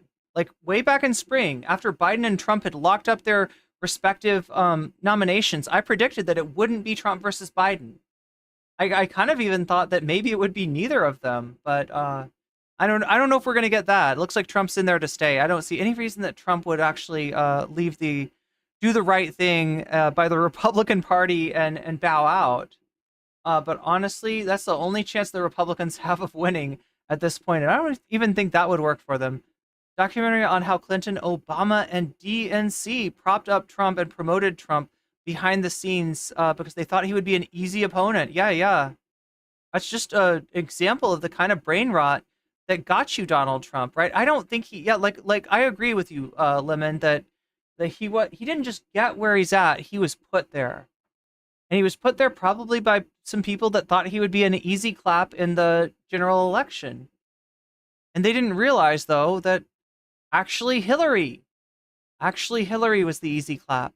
Anyway, chat, I've got to move us directly on to Anna Kasparian. I got to do the right thing. I was going to show you Trump on Hannity. I was going to show you Trump on the spin room, in the spin room. That's also interesting stuff. We'll get to it tomorrow, I guess. But I'm taking too long and I got to cut something. So that's how it's going to work out. We're going to go directly, and then we'll take a look at the maybe the Pierce Morgan debate tomorrow too. That should be good. So be sure to be here tomorrow as well. I'm going to try to, I stayed up till 3 o'clock last night making that video for you. So I'm going to try to put up more videos because I know, honestly, look, I don't want to flex too much, chat. But we're doing pretty well, right? If you compare my rate of growth to some of the streamers that I've had drama with lately, I'm outpacing the fuck out of them. No wonder they can't keep my name out of their mouth, right? And I know that the main difference between me and, certain pseudo-intellectual theory streamers is that they put out videos and I don't.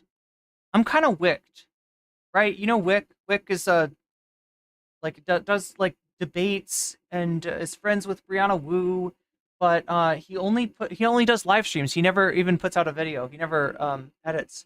I'm being wick. If I'm not careful, my tooth is going to fall out and I'm not going to have enough money to repair it.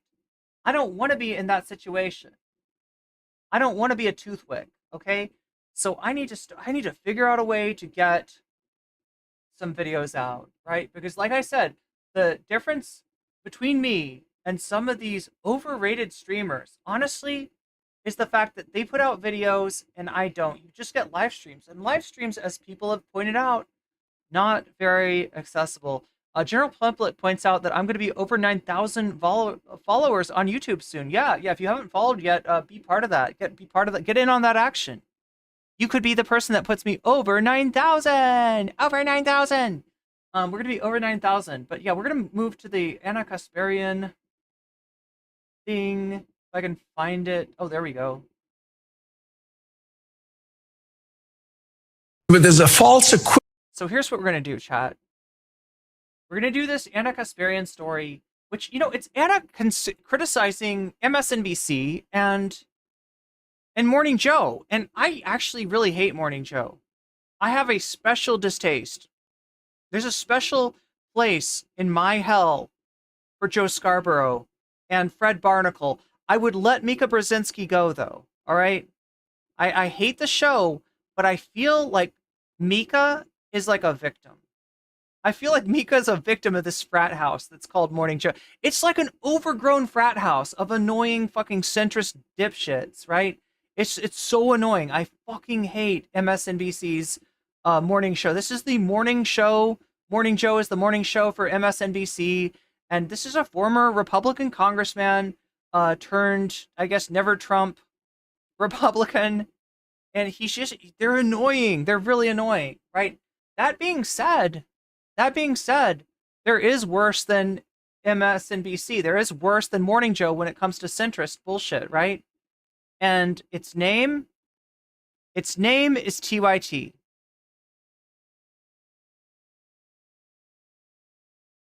Yeah. Mika Brzezinski is the daughter of Zbigniew Brzezinski. Layman Russ says we always referred to them as shitlibs. They really are. They're the shittiest of shitlibs, too. But yeah, we got TYT taking a shot at Morning Joe. Chat, who am I going to go with, right? Who am I going to go with? You got two. When the unstoppable cringe meets the irresistible,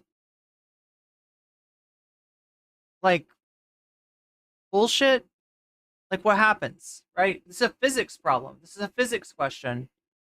But yeah, here's what we're going to do. We're going to do this video, and then we're going to do the bonus content, which right now is looking at an awful lot like actual Justice Warrior coping about the debate. So we're kind of getting a 2-for-1, right? If you want to talk about like who is TYT's ally this day, there's not a lot of people out there. There's not a lot of people out there that are allied with TYT at this point, right? One of them is actual Justice Warrior, who is an actual racist, right? His content is like 90% like yelling at black women who happen to be the mayor of some city in Illinois or something like that, right? It's just like a lot of it is just outrage. It's racist outrage mining. That's what actual Justice Warrior does. So that's what it's looking for right now. I feel like TYT by default, not because of merit. Look, you'd think so. Maybe you'd think so. I don't know, but in this case, let's find out who is the less cringe between the two cringe lords. Equivalency going on in the coverage of this race. Their objectivity actually is not objective at all. It ends up playing. All right, so pretty cringe. Their objectivity isn't actually that objective at all. How's that? Like, I don't know. How did this guy get to be such a big, like, host, right? Look, I'm not, like, I don't think I am the best, like, public speaker. I feel like I and a lot. But holy shit, I don't fuck up the bag like Joe Scarborough. Anyway. To Donald Trump's advantage every day. Bad Lefty says actual racist warrior. Yeah. In an effort to appear balanced, to appear objective, mistakes are absolutely being made and standards are being applied to both candidates here when Donald Trump is a different animal. He is an insurrectionist. Okay, so now that's interesting. That's interesting because on one hand, the media does portray like a false objectivity. Here's what they do, right? And here's what's annoying about the media. They think objectivity is like if I do one story that's bad about Kamala, or sorry, if I do one story that's bad about Trump, I got to do one that's bad about Kamala. Well, what do you do when one candidate just has a lot of bullshit surrounding them? That causes you to pick and choose and only pick like 1 out of 5 bullshit things that they do to talk about, right? Whereas you're digging on the other side to find like a, story for every Donald Trump story you got to do a Kamala Harris, even if she hasn't really done anything. So I do think that the media does that. Now, that being said, I also think that MSDNC and Morning Joe in particular, like, let her off the hook on a lot of stuff that she needs to be held accountable to. But most of it is that she's veering towards the center, right? So, in other words, I do somewhat agree with what they're saying here, but also I do somewhat think they're full of shit. So the question is, chat, what is TYT? What is Anna Kasparian going to say? Right? Because that's what's going to, I already, like, you know, like have like on one hand, you know, like I kind of agree the media does that, but on the other hand, I don't want to hear this from Morning Joe. Morning Joe's the one doing that half of the time, right? And if not Morning Joe, somebody similarly aligned like Bill Maher, some fucking centrist bullshit piece, you know, shitter, right? But yeah, let's give it a chance. Let's see who is more cringe. Again, I don't know yet. Well, the crew over at Morning Joe on MSNBC, you know, the same crew that wanted Biden to continue running in this presidential race, despite the fact that he was suffering from clear cognitive decline. Yeah, those people, they're furious. Okay, no, is she right about that? The Biden was suffering from severe cognitive decline? Yeah, but in terms of Morning Joe, I want to make it a little bit more nuanced. Look, I don't like them, okay? I love going off on Morning Joe because they're terrible, but they were mixed. They were like a mixed bag. It wasn't good though. It wasn't good what they were doing, right? Because when the debate happened, they went on and they were like, "I am shitting my pants. Like this is really bad. We gotta get Biden out of there." And then I think like Biden called in or something, and they like changed their mind and they went all easy on him, like maybe for access. So yeah. Are they scumbags? Absolutely. Absolutely. Actually, more so because they weren't 100% defending Biden. They weren't 100% sweeping Biden. They were like playing the field. They were like, you know, Biden calls in and then they sweep for him, right? They get some like access to you know, the big guy and then they like, you know, have his back, right? So yeah, does Morning Joe deserve some criticism over that? Sure. Absolutely. That journalists would have the audacity of ever reporting anything negative on the... That is, I hate to do this, chat, but that is not what Morning Joe said. That is not what Morning Joe said. And look, they will report bad things about Kamala if she ever turns to the left. If Kamala was to go too far in defense of Gaza, if Kamala were to talk about conditioning, you know, military aid on, you know, progress or you know, having, you know, doing a ceasefire, right? They would criticize the fuck out of her. So I don't think they're actually above criticizing her. I think they're just kind of aligned with her at this point. Like she's being the same centrist shitter in her policies. And yes, chat, she's still worth, you know, she's still better than Trump. She's still better than Trump. You know, if you're in a swing state, strongly consider weaponizing your vote as a tool of keeping Trump out of office, right? Strongly consider that, right? But like this is, Morning Joe does actually have a point. Like the media does this shit. They do this shit. They will make up. We're not talking about them ever criticizing her. We're talking about them making up a story as a bookend to a story that they've covered, a negative story they've covered on Trump that he's earned, right? They have to give her a negative story in order to kind of make up for it. And I like I said, I feel like Morning Joe probably does this too. So it's a little bit weird to see them criticizing, but no, they're actually making, for once in their life, they're making a cogent criticism of the media. There is a type of false neutrality that goes on where they want to feel like there is a balance in terms of positive and negative coverage. And that's not what she should be shooting for. That's not real neutrality, right? If one candidate is full of shit like 99% of the time and the other candidate is full of shit 10% of the time or 20% of the time, then maybe you should spend more time talking about the one that's full of shit 95% of the time. I don't know, chat. I don't know. Maybe it's just me. Anyway. Democratic nominee, Kamala Harris, because Trump he's a special threat. And so, I mean, he is our special guy. That's right. Lemon Russ says they're playing the game, which is exactly what the problem is with our country. Everyone plays chess, backdoor deals, etc. No one has the fortitude for total honesty, which we absolutely needed. Yeah, and she's missing what actual, like, we don't want neutrality. We want objectivity. Just be objective. Tell me what's going on. Tell me what's happening. Tell me who's screwing me over the most, and I'll be your best friend, I promise. They've decided that Trump is a very special... Four Loko is Uber... Does Four Loko still exist? Well, then journalists should hide information about Kamala Harris from you. So I'm sorry, you're putting words in Morning Joe's mouth. Look, they say enough bullshit words that you shouldn't have to do that. If you want to do a hit piece on Morning Joe, it should be so fucking easy. It should be so fucking easy. You could probably even find them going easy on Kamala on some subject, right? Or maybe they just agree with her, right? It should be so easy. It's a target-rich environment, and yet you're finding the one time where they're bringing up a point that's actually legit, and that's where you're attacking them. Don't vote for Trump, and definitely vote for Kamala Harris. In other words, they want the media to manipulate you and do the exact opposite of journalism. Don't believe me? Well, why don't we hear co-host Mike Barnicle make his case? But there's a false equivalency going on in the coverage of this race, in that Donald Trump can say whatever crazy things he wants to say about submarines and sharks and electric batteries, whatever he wants to say. And it's not really covered in the sense that it's covered describing who said it, why he said it, and who the man is, Trump, out of his mind.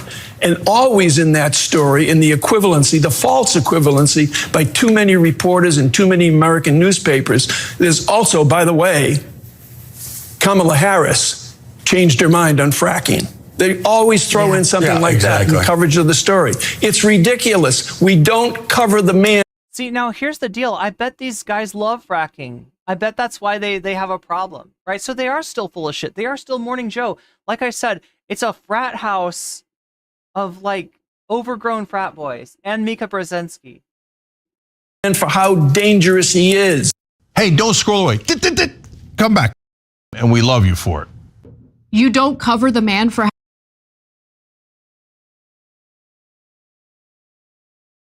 The funny thing is, like, Anna Kasparian's right-wing turn has started to make Cenk look like the reasonable one sometimes.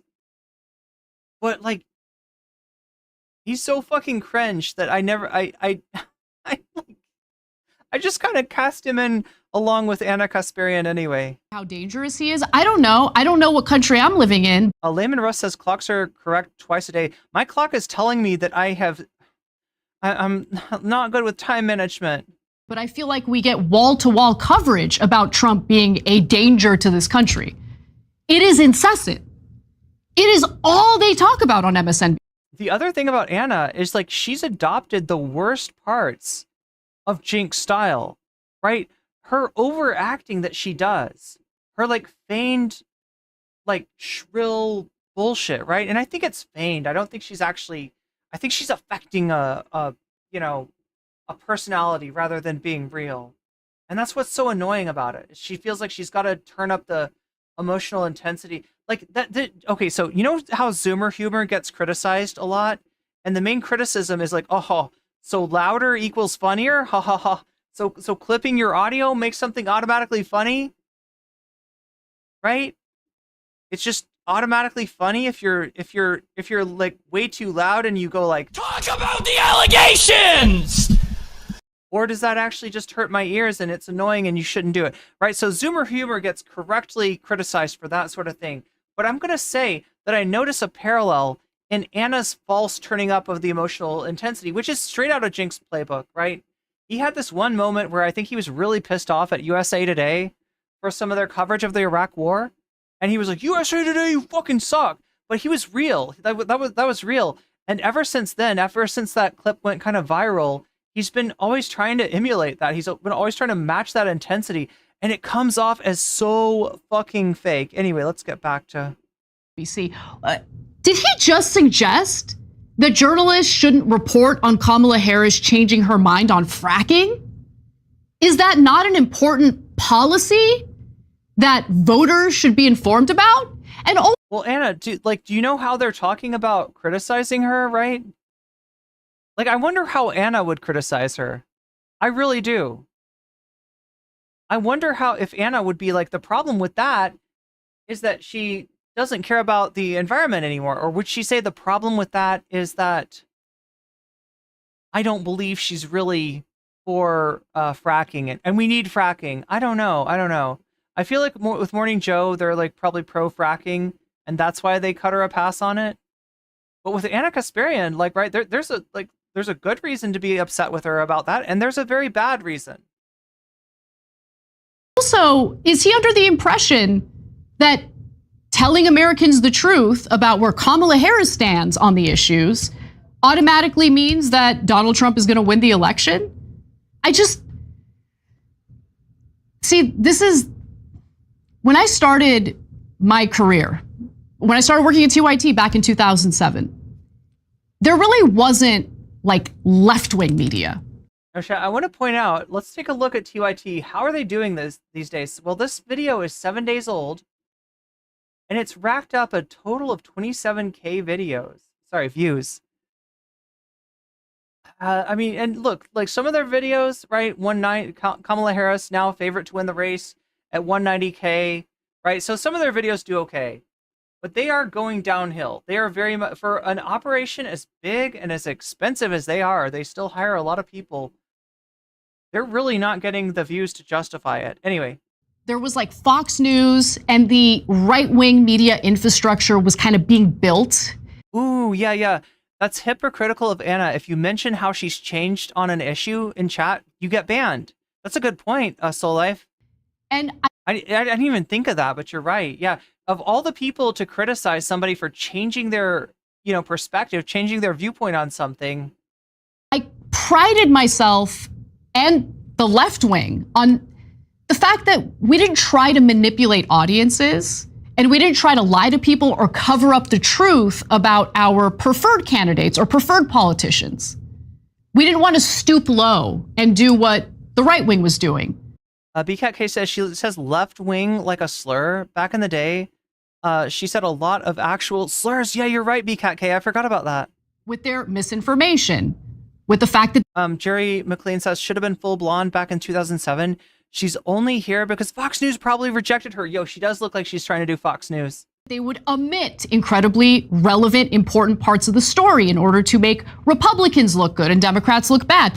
And now we're in this awful era of conditioning audiences and readers to expect journalists to cheerlead like partisan hacks for one candidate or the other. And if you don't do it, if you don't engage in it, they get mad at you. You're supposed to be my cheerleader. You're supposed to cheerlead for my preferred candidate. What are you doing? How dare you talk about Kamala Harris and how she went from being against fracking to now saying she's totally in favor of fracking? How dare you? The media doesn't fearmonger about Trump enough? Has he considered that maybe, just maybe, the media had been fearmongering about Trump so much, so often, that Americans have become desensitized to it? Has he considered that? Has he considered the fact that Joe Biden ran his campaign almost entirely on Donald Trump is a threat to democracy, and it wasn't working? Why do you think it wasn't working? This is the most brain-dead argument I have heard on MSNBC, and that is saying something. No, chat, what she's saying isn't necessarily wrong, right? I think anybody that's watched the Harris campaign versus the Biden campaign can tell you which message was more effective. But the problem with Anna Kasparian is she truly doesn't think that Donald Trump is a threat to democracy. I'll show you what I mean when she gets into Project 2025 here. Because there are a lot of brain dead arguments made on MSNBC. But we're about to hear more. So Joe Scarborough argues that she's not wrong about that. To be objective actually end up helping Trump. So maybe don't be objective. Let's watch. Even Arlington, you've seen major newspaper outlets talk about, well, how will this impact Kamala Harris and the issue of Afghanistan? $5. As I have said before, Anna Kasparian rockin' the Megyn Kelly and Tomi Lahren look. For the right-wing simps that follow TYT nowadays, SMH. Yeah, no, you're not wrong. That is a combination of those two styles.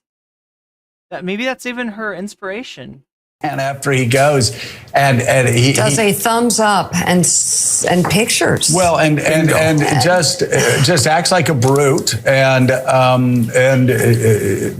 desecrates Arlington. That's not a time to say, well, how does it's? But again, we see it time and time again. For some reason, the mainstream media what are we, 9 years in to Donald Trump's era in American politics, still doesn't know how to cover Donald Trump. Okay, so I think there really is a failure in knowing how to cover Donald Trump. Now, he's the last person to be talking about this, right? Because Morning Joe actually gave him a very useful platform, right? He used to call into the Morning Joe show in 2016. And I feel like they've done as much to like hype him up as anybody, even like from a place of not liking him, from not wanting him as a Republican, winner of the primary. I feel like they're the last people that should be talking about this. Objectivity, actually. Here, I want to show you something. Okay, well, that's the right,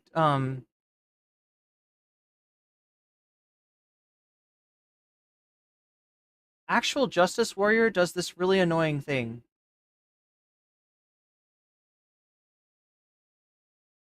Check this out.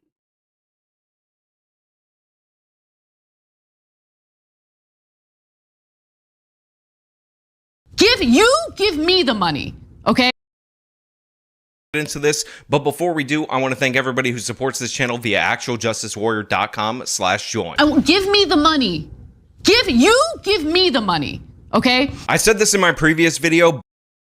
Damn, somebody's simping hard. Anyway, he's got her as the alert for his, like, I don't know, website. It's like his own Patreon thing. Is not objective at all. It ends up playing to Donald Trump's advantage. Don't be objective because it plays to Donald Trump's advantage. It plays to his advantage when for every story that you do that's negative on him, you do one that's negative on Kamala or Biden or Hillary or whoever he's running against, right? It is allowing him to get away with shit. Because if you can only cover 1 out of every 5 things that Trump does that's fucked up, then you're only covering 1 out of 5 things that Trump does that's fucked up. Then you're only covering 1 out of 5 things that Trump does, right? And you're giving this false impression that whatever's going on like, with emails on the Hillary side, or whatever's going on with fracking on the Kamala side, or whatever's going on with dementia on the Biden side is equally bad to what's going on the Trump side, and it's not true. They are actually right about this one thing. They're the worst people to say it. They're the worst messenger for this message, but they're not wrong. And it's peaked. It's not just like that Anna disagrees with it. She's peaked. She's tweaked. She's been triggered. Why? Because journalists want to answer a question about how Kamala Harris would handle Afghanistan, what her views on Afghanistan happen to be. Do the American voters have the right to know where Kamala Harris stands on those issues? Or should we be kept in the dark because Trump bad? Trump bad. Again, I don't know how you think this makes you look, but let me just put it this way. Any dignity that you still had, you lost from this. Anna, let's give it some more. Do the American voters have the right to know where Kamala Harris stands on those issues? Or should we be kept in the dark because Trump bad? Trump bad. That's what Joe Scarborough wants. That's what you sound like. That's what you sound like. Trump bad. Trump bad. Oh my God, are you literally doing Orange Man bad? Are you unironically doing Orange Man bad? He wants journalists. It's her doing Orange. That's this Orange Man bad. To line up and say in unison over and over again, Trump bad. Bad. Because that's been. This is like giving President Sunday making fun of Tyler's laugh, right? Tyler's laugh is probably one of the reasons that people like to watch him, right? Hassan has a good laugh too, right? But Sunday just sits there like watching him laugh and he's like, oh, oh, oh, oh. He's trying to like make fun of it. And it's just like, Sunday, you're just making yourself look like a cringe asshole. But then again, you are a cringe asshole, so. Real effective, right? Listen, look, Sunday doesn't hold a candle to this cringe asshole right here. He wants to be a cheerleader.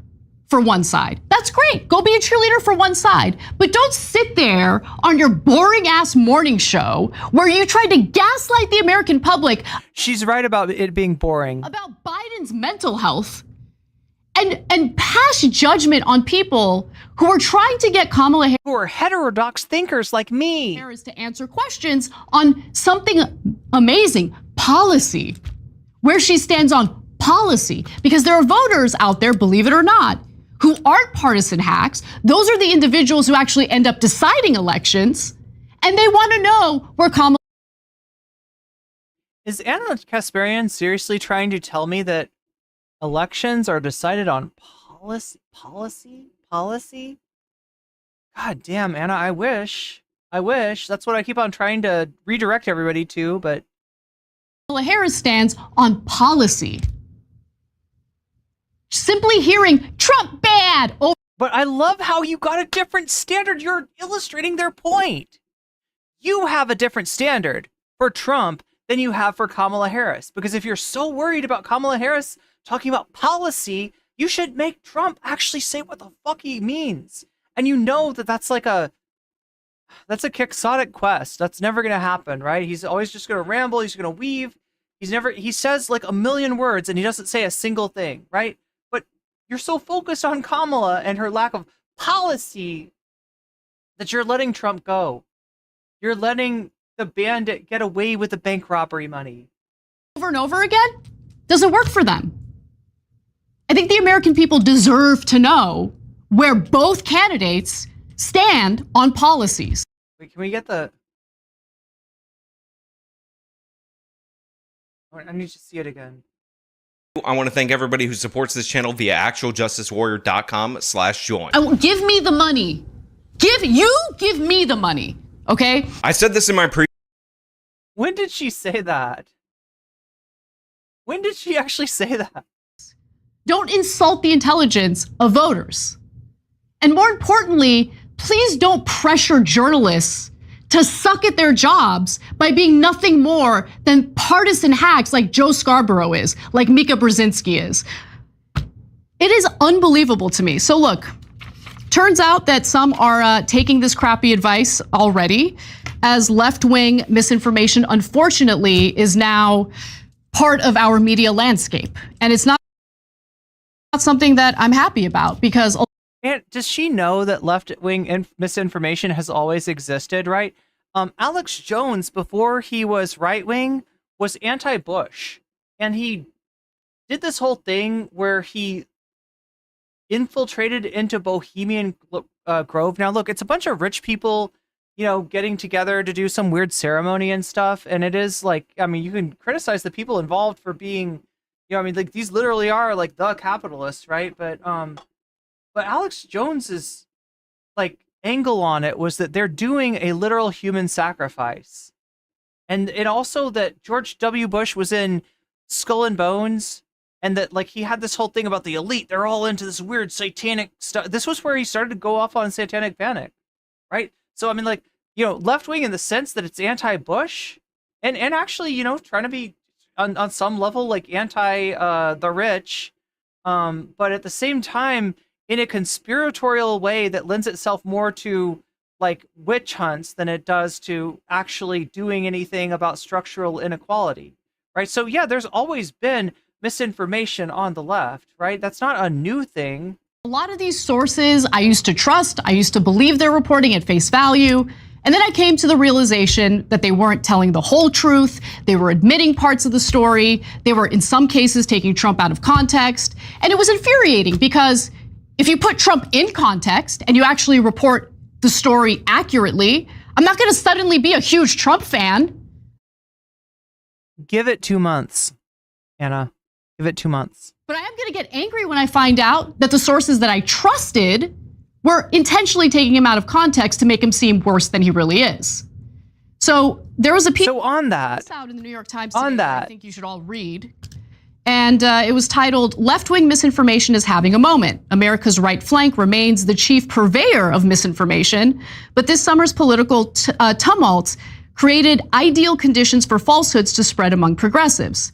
So let's just quickly focus on the Trump assassination attempt, where Joy Reid, an MSNBC host with more than 340,000 followers on Threads, raised questions about Trump's injury from the— Look, I don't take the, the staged thing very seriously, right? But I wouldn't compare it to like birtherism. Shooting. Doubts that some of— like, right, the possibility that, especially given that when it first came out, like they were taught, they were unable, it was weird, they weirdly did not confirm that a bullet had hit his ear. There was versions of the story that had it being shrapnel from the teleprompter.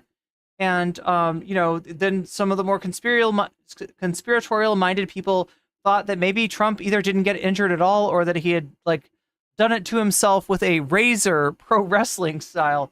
Not entirely out of the realm of possibility considering his connection to the WWE, but again, I think he got hurt with probably a bullet. There are some weird things though, like the fact that they won't actually release the medical details, right?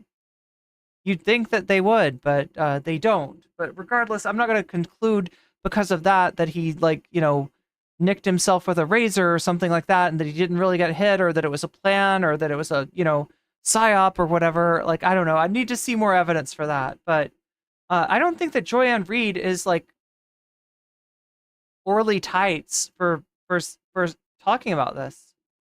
I love how too they're like, she's got more than 340,000 followers on Threads. Oh my gosh, does she? Her followers interpreted when his medical details were not released as implying a cover-up. Then you also had that Brooklyn Dad Defiant guy on X, who has more than 1.3 million followers. He amplified such suspicions by offering his own doubts about Trump's injury.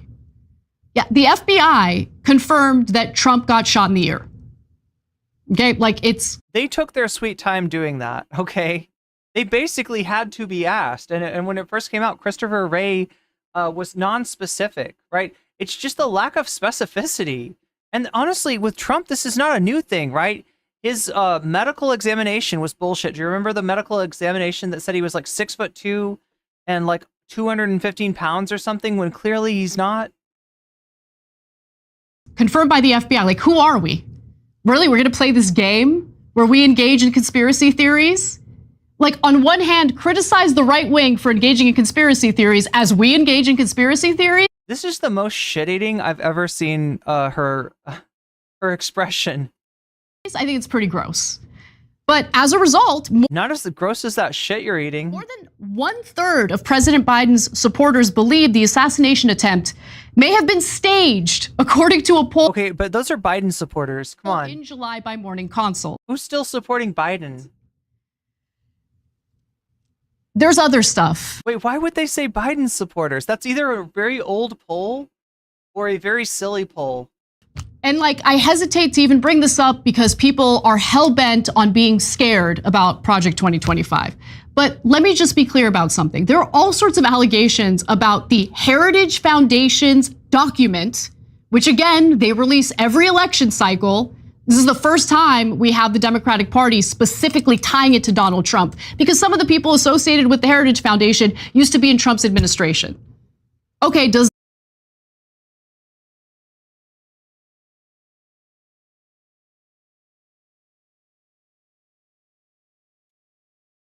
it's like 90 people, right? There's a shocking number of these people that are former Trump officials.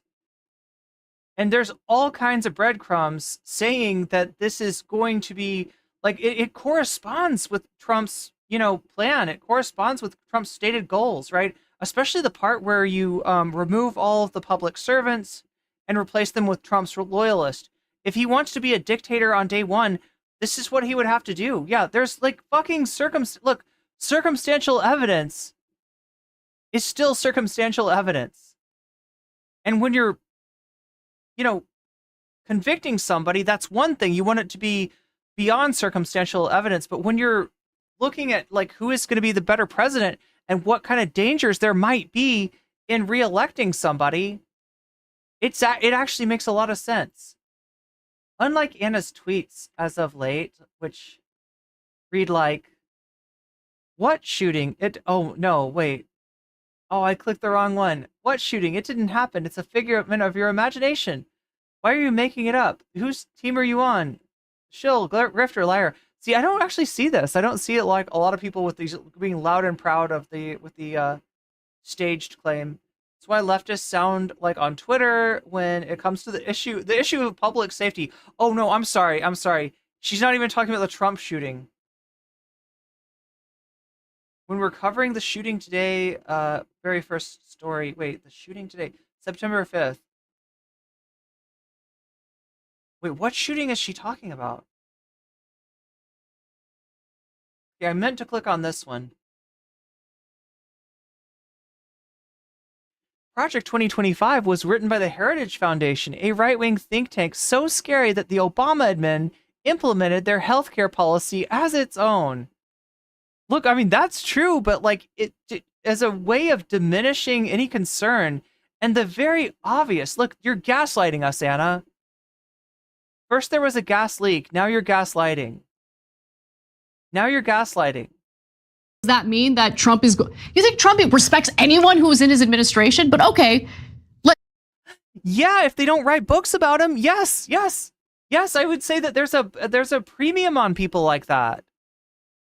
That were in his administration, saw what the fuck he was about, and are still loyal, right? Those are his fucking crew.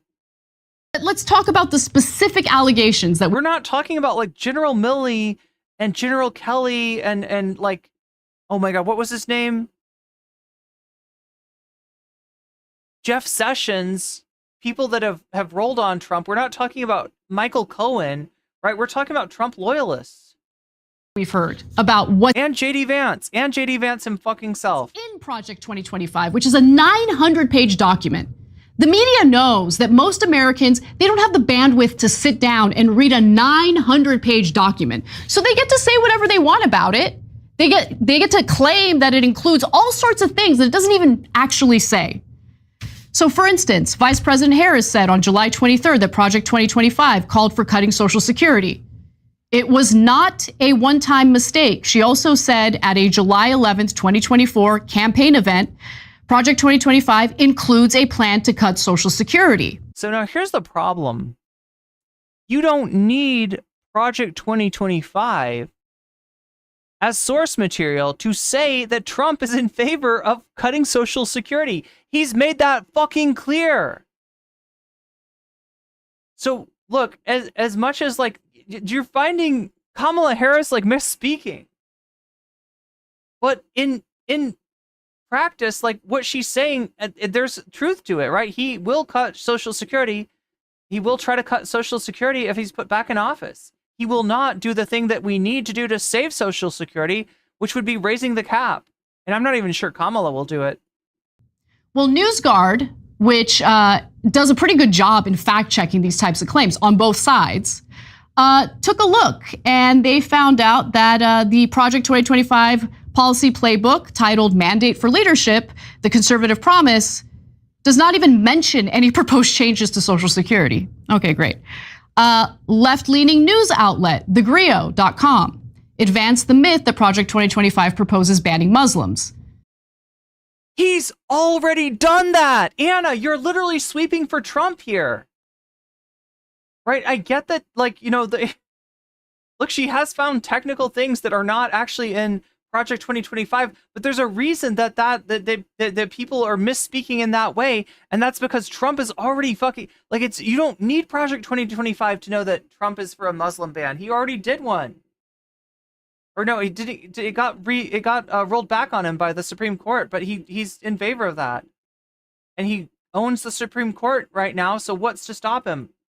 The mandate for leadership includes no mention. She is missing the forest for the trees here. Of a Muslim ban or any religion or ethnicity-specific entry ban. I'm not saying this to help Trump. I think Trump is plenty bad on his own. Like I said, give it 2 months. And there are factual attacks. She'll blame leftists for her voting for Trump.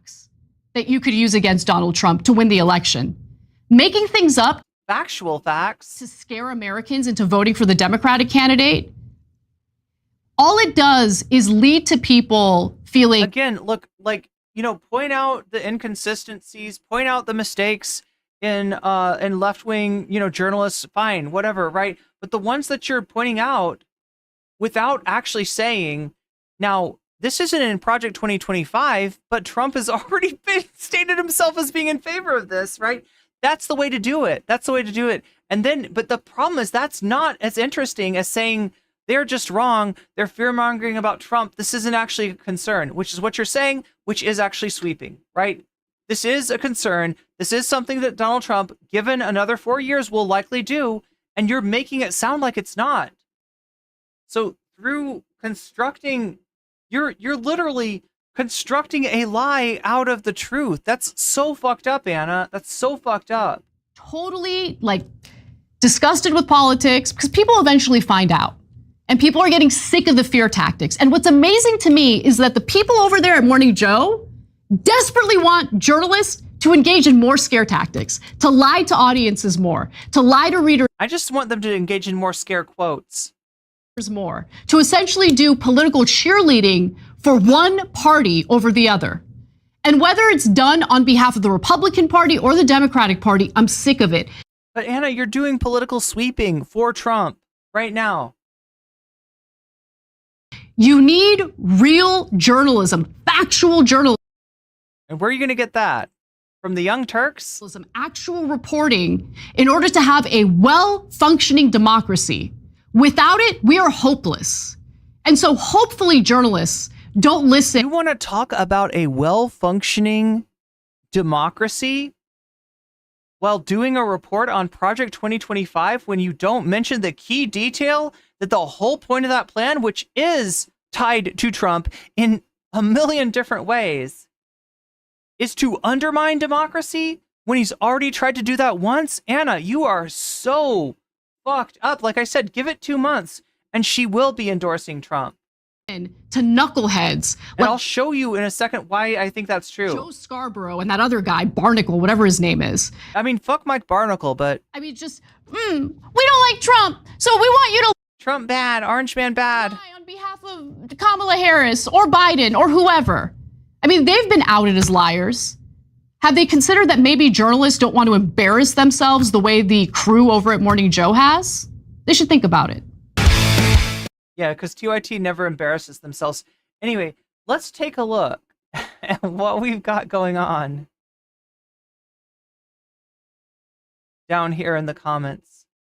Wow, there sure are a lot of butthurt, double-thinking lunatics in the comments. Like, my God, you people are seriously unhinged. Like the point where it's clearly some sort of diagnosed disorder, like Trump derangement syndrome, maybe. And if anything, including politics including politics affect you at this level, you should really avoid it and just enjoy your short bit of the time on Earth. Being you people lost interest in TYT after hearing it repeated unsubstantiated Russiagate BS coming from your channel. Well, I'm back. Thank you, Anna. Finally, you see clearly. There we go. There we go. These are her fans now, by the way. These are her fans. Yes, Trump is terrible. It's well established repeatedly, but that's not an effective campaign strategy for Dems. I feel like it gets better. I used to be from the left since in the past, the right seemed to be crazier and more dishonest, especially during the awful Bush presidency. Nowadays, the left, to me, seems crazier and more dishonest part. Beautifully done, Anna. I don't like TYT too much, but I respect Anna here. These are right-wingers supporting her now. Add my voice of support to Anna's commitment to honesty. Keep up the good work. All that matters to me right now is I will never support the war party. God damn. So, wow. Huge mistake there in thinking that Trump is the anti... You know what sucks is you can't vote. If you're not going to support the war party, you can't vote Democrat, you can't vote Republican, and you especially can't vote Trump. It's just that he wants a different war. He wants a war with Iran, he wants war with China, and it's the one thing that... Anyway.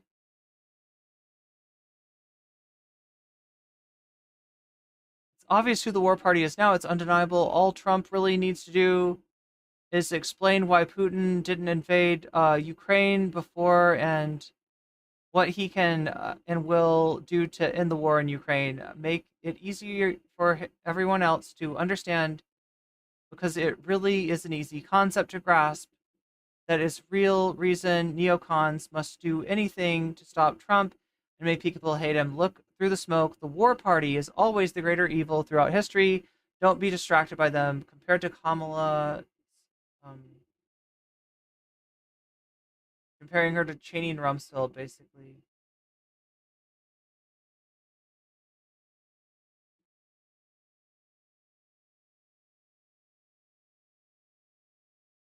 Looks like they're getting the Jimmy Dore fans back right here.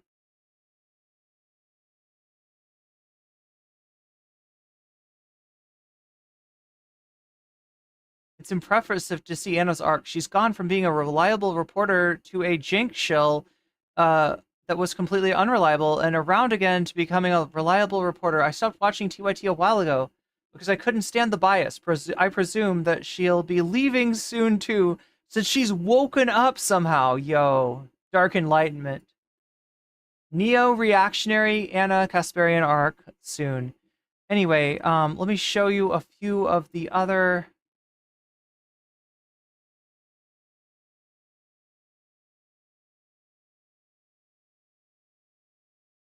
Should American citizens pay for undocumented detainees' gender reassignment surgeries? Is this a fucking joke?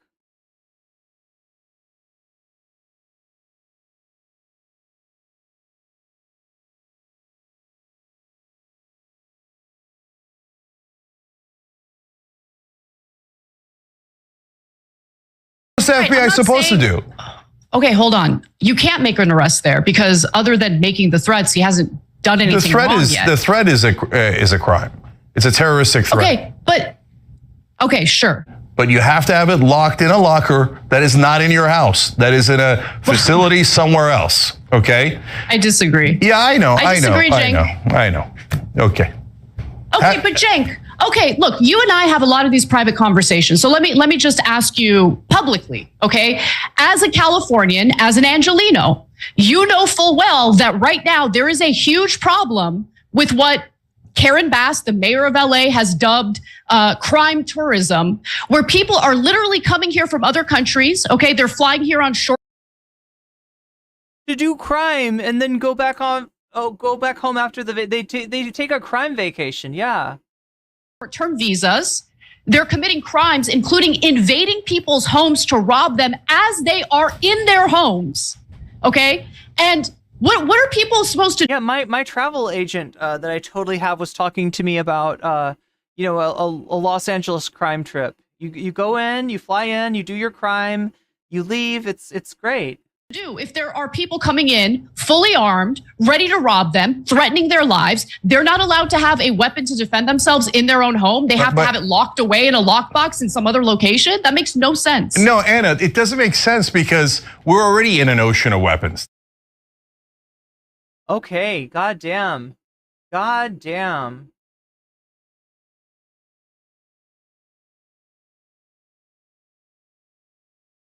And that is Anna Kasparian. ChatGPT version 1 says obsessive audio. Her mistake was quoting what some reactionary mayors. Oh God, yeah. Wait. Who was the mayor that Jink was supporting? The mayoral candidate that Jink was supporting? That was like really shitty.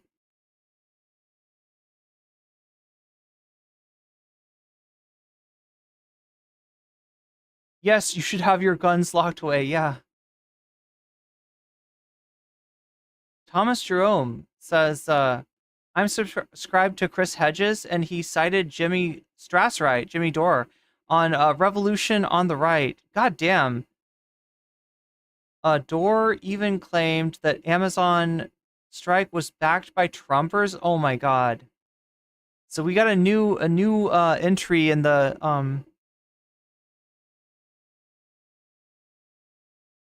red-brown coalition. Chris Hedges. God damn, I used to respect that guy. I actually liked, what was it called? The Death of the Liberal Class? I actually liked that book. But yeah, there's been signs for a while. Like people have been warning me about Chris Hedges, and They were right. They were right. Yeah, what did he do? I'm trying to remember. Was he the reason that Cornel West got out of the... Yeah, he was involved in that People's Party, People for a Party movement or whatever. Movement for a People's Party, I think it's called. He was involved in that, and then Cornel was going to run under that party, and he got Cornel to switch out. And what was it? I think he wanted him to do green. I can't remember, chat, but yeah, Chris Hedges, kind of sussy. But thank you for the super chat, Thomas Jerome. I'm sorry, it's not working. Like, it feels like it's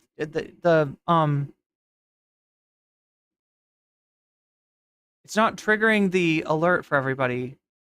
Some billionaire landlord. Yeah, I'm trying to remember what his name was. I can't remember his name now.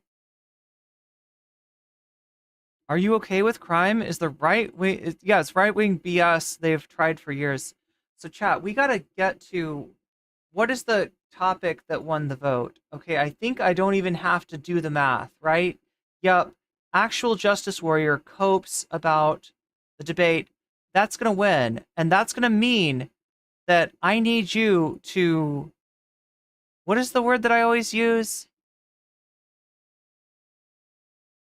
We have to all get in the same chat together. If you're in the shorts chat, come over to the regular chat.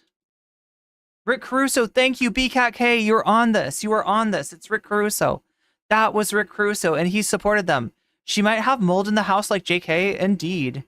Indeed. So jump in to the... Everybody jump in the same chat, because I want us all to be in here for the bonus content, which I'm about to bestow upon you. Let me do this so that anybody that's left will get automatically rated in. Redirect you two over here, and then that. All right, so yeah, click that link. It's in the pinned. Yo, that time it worked.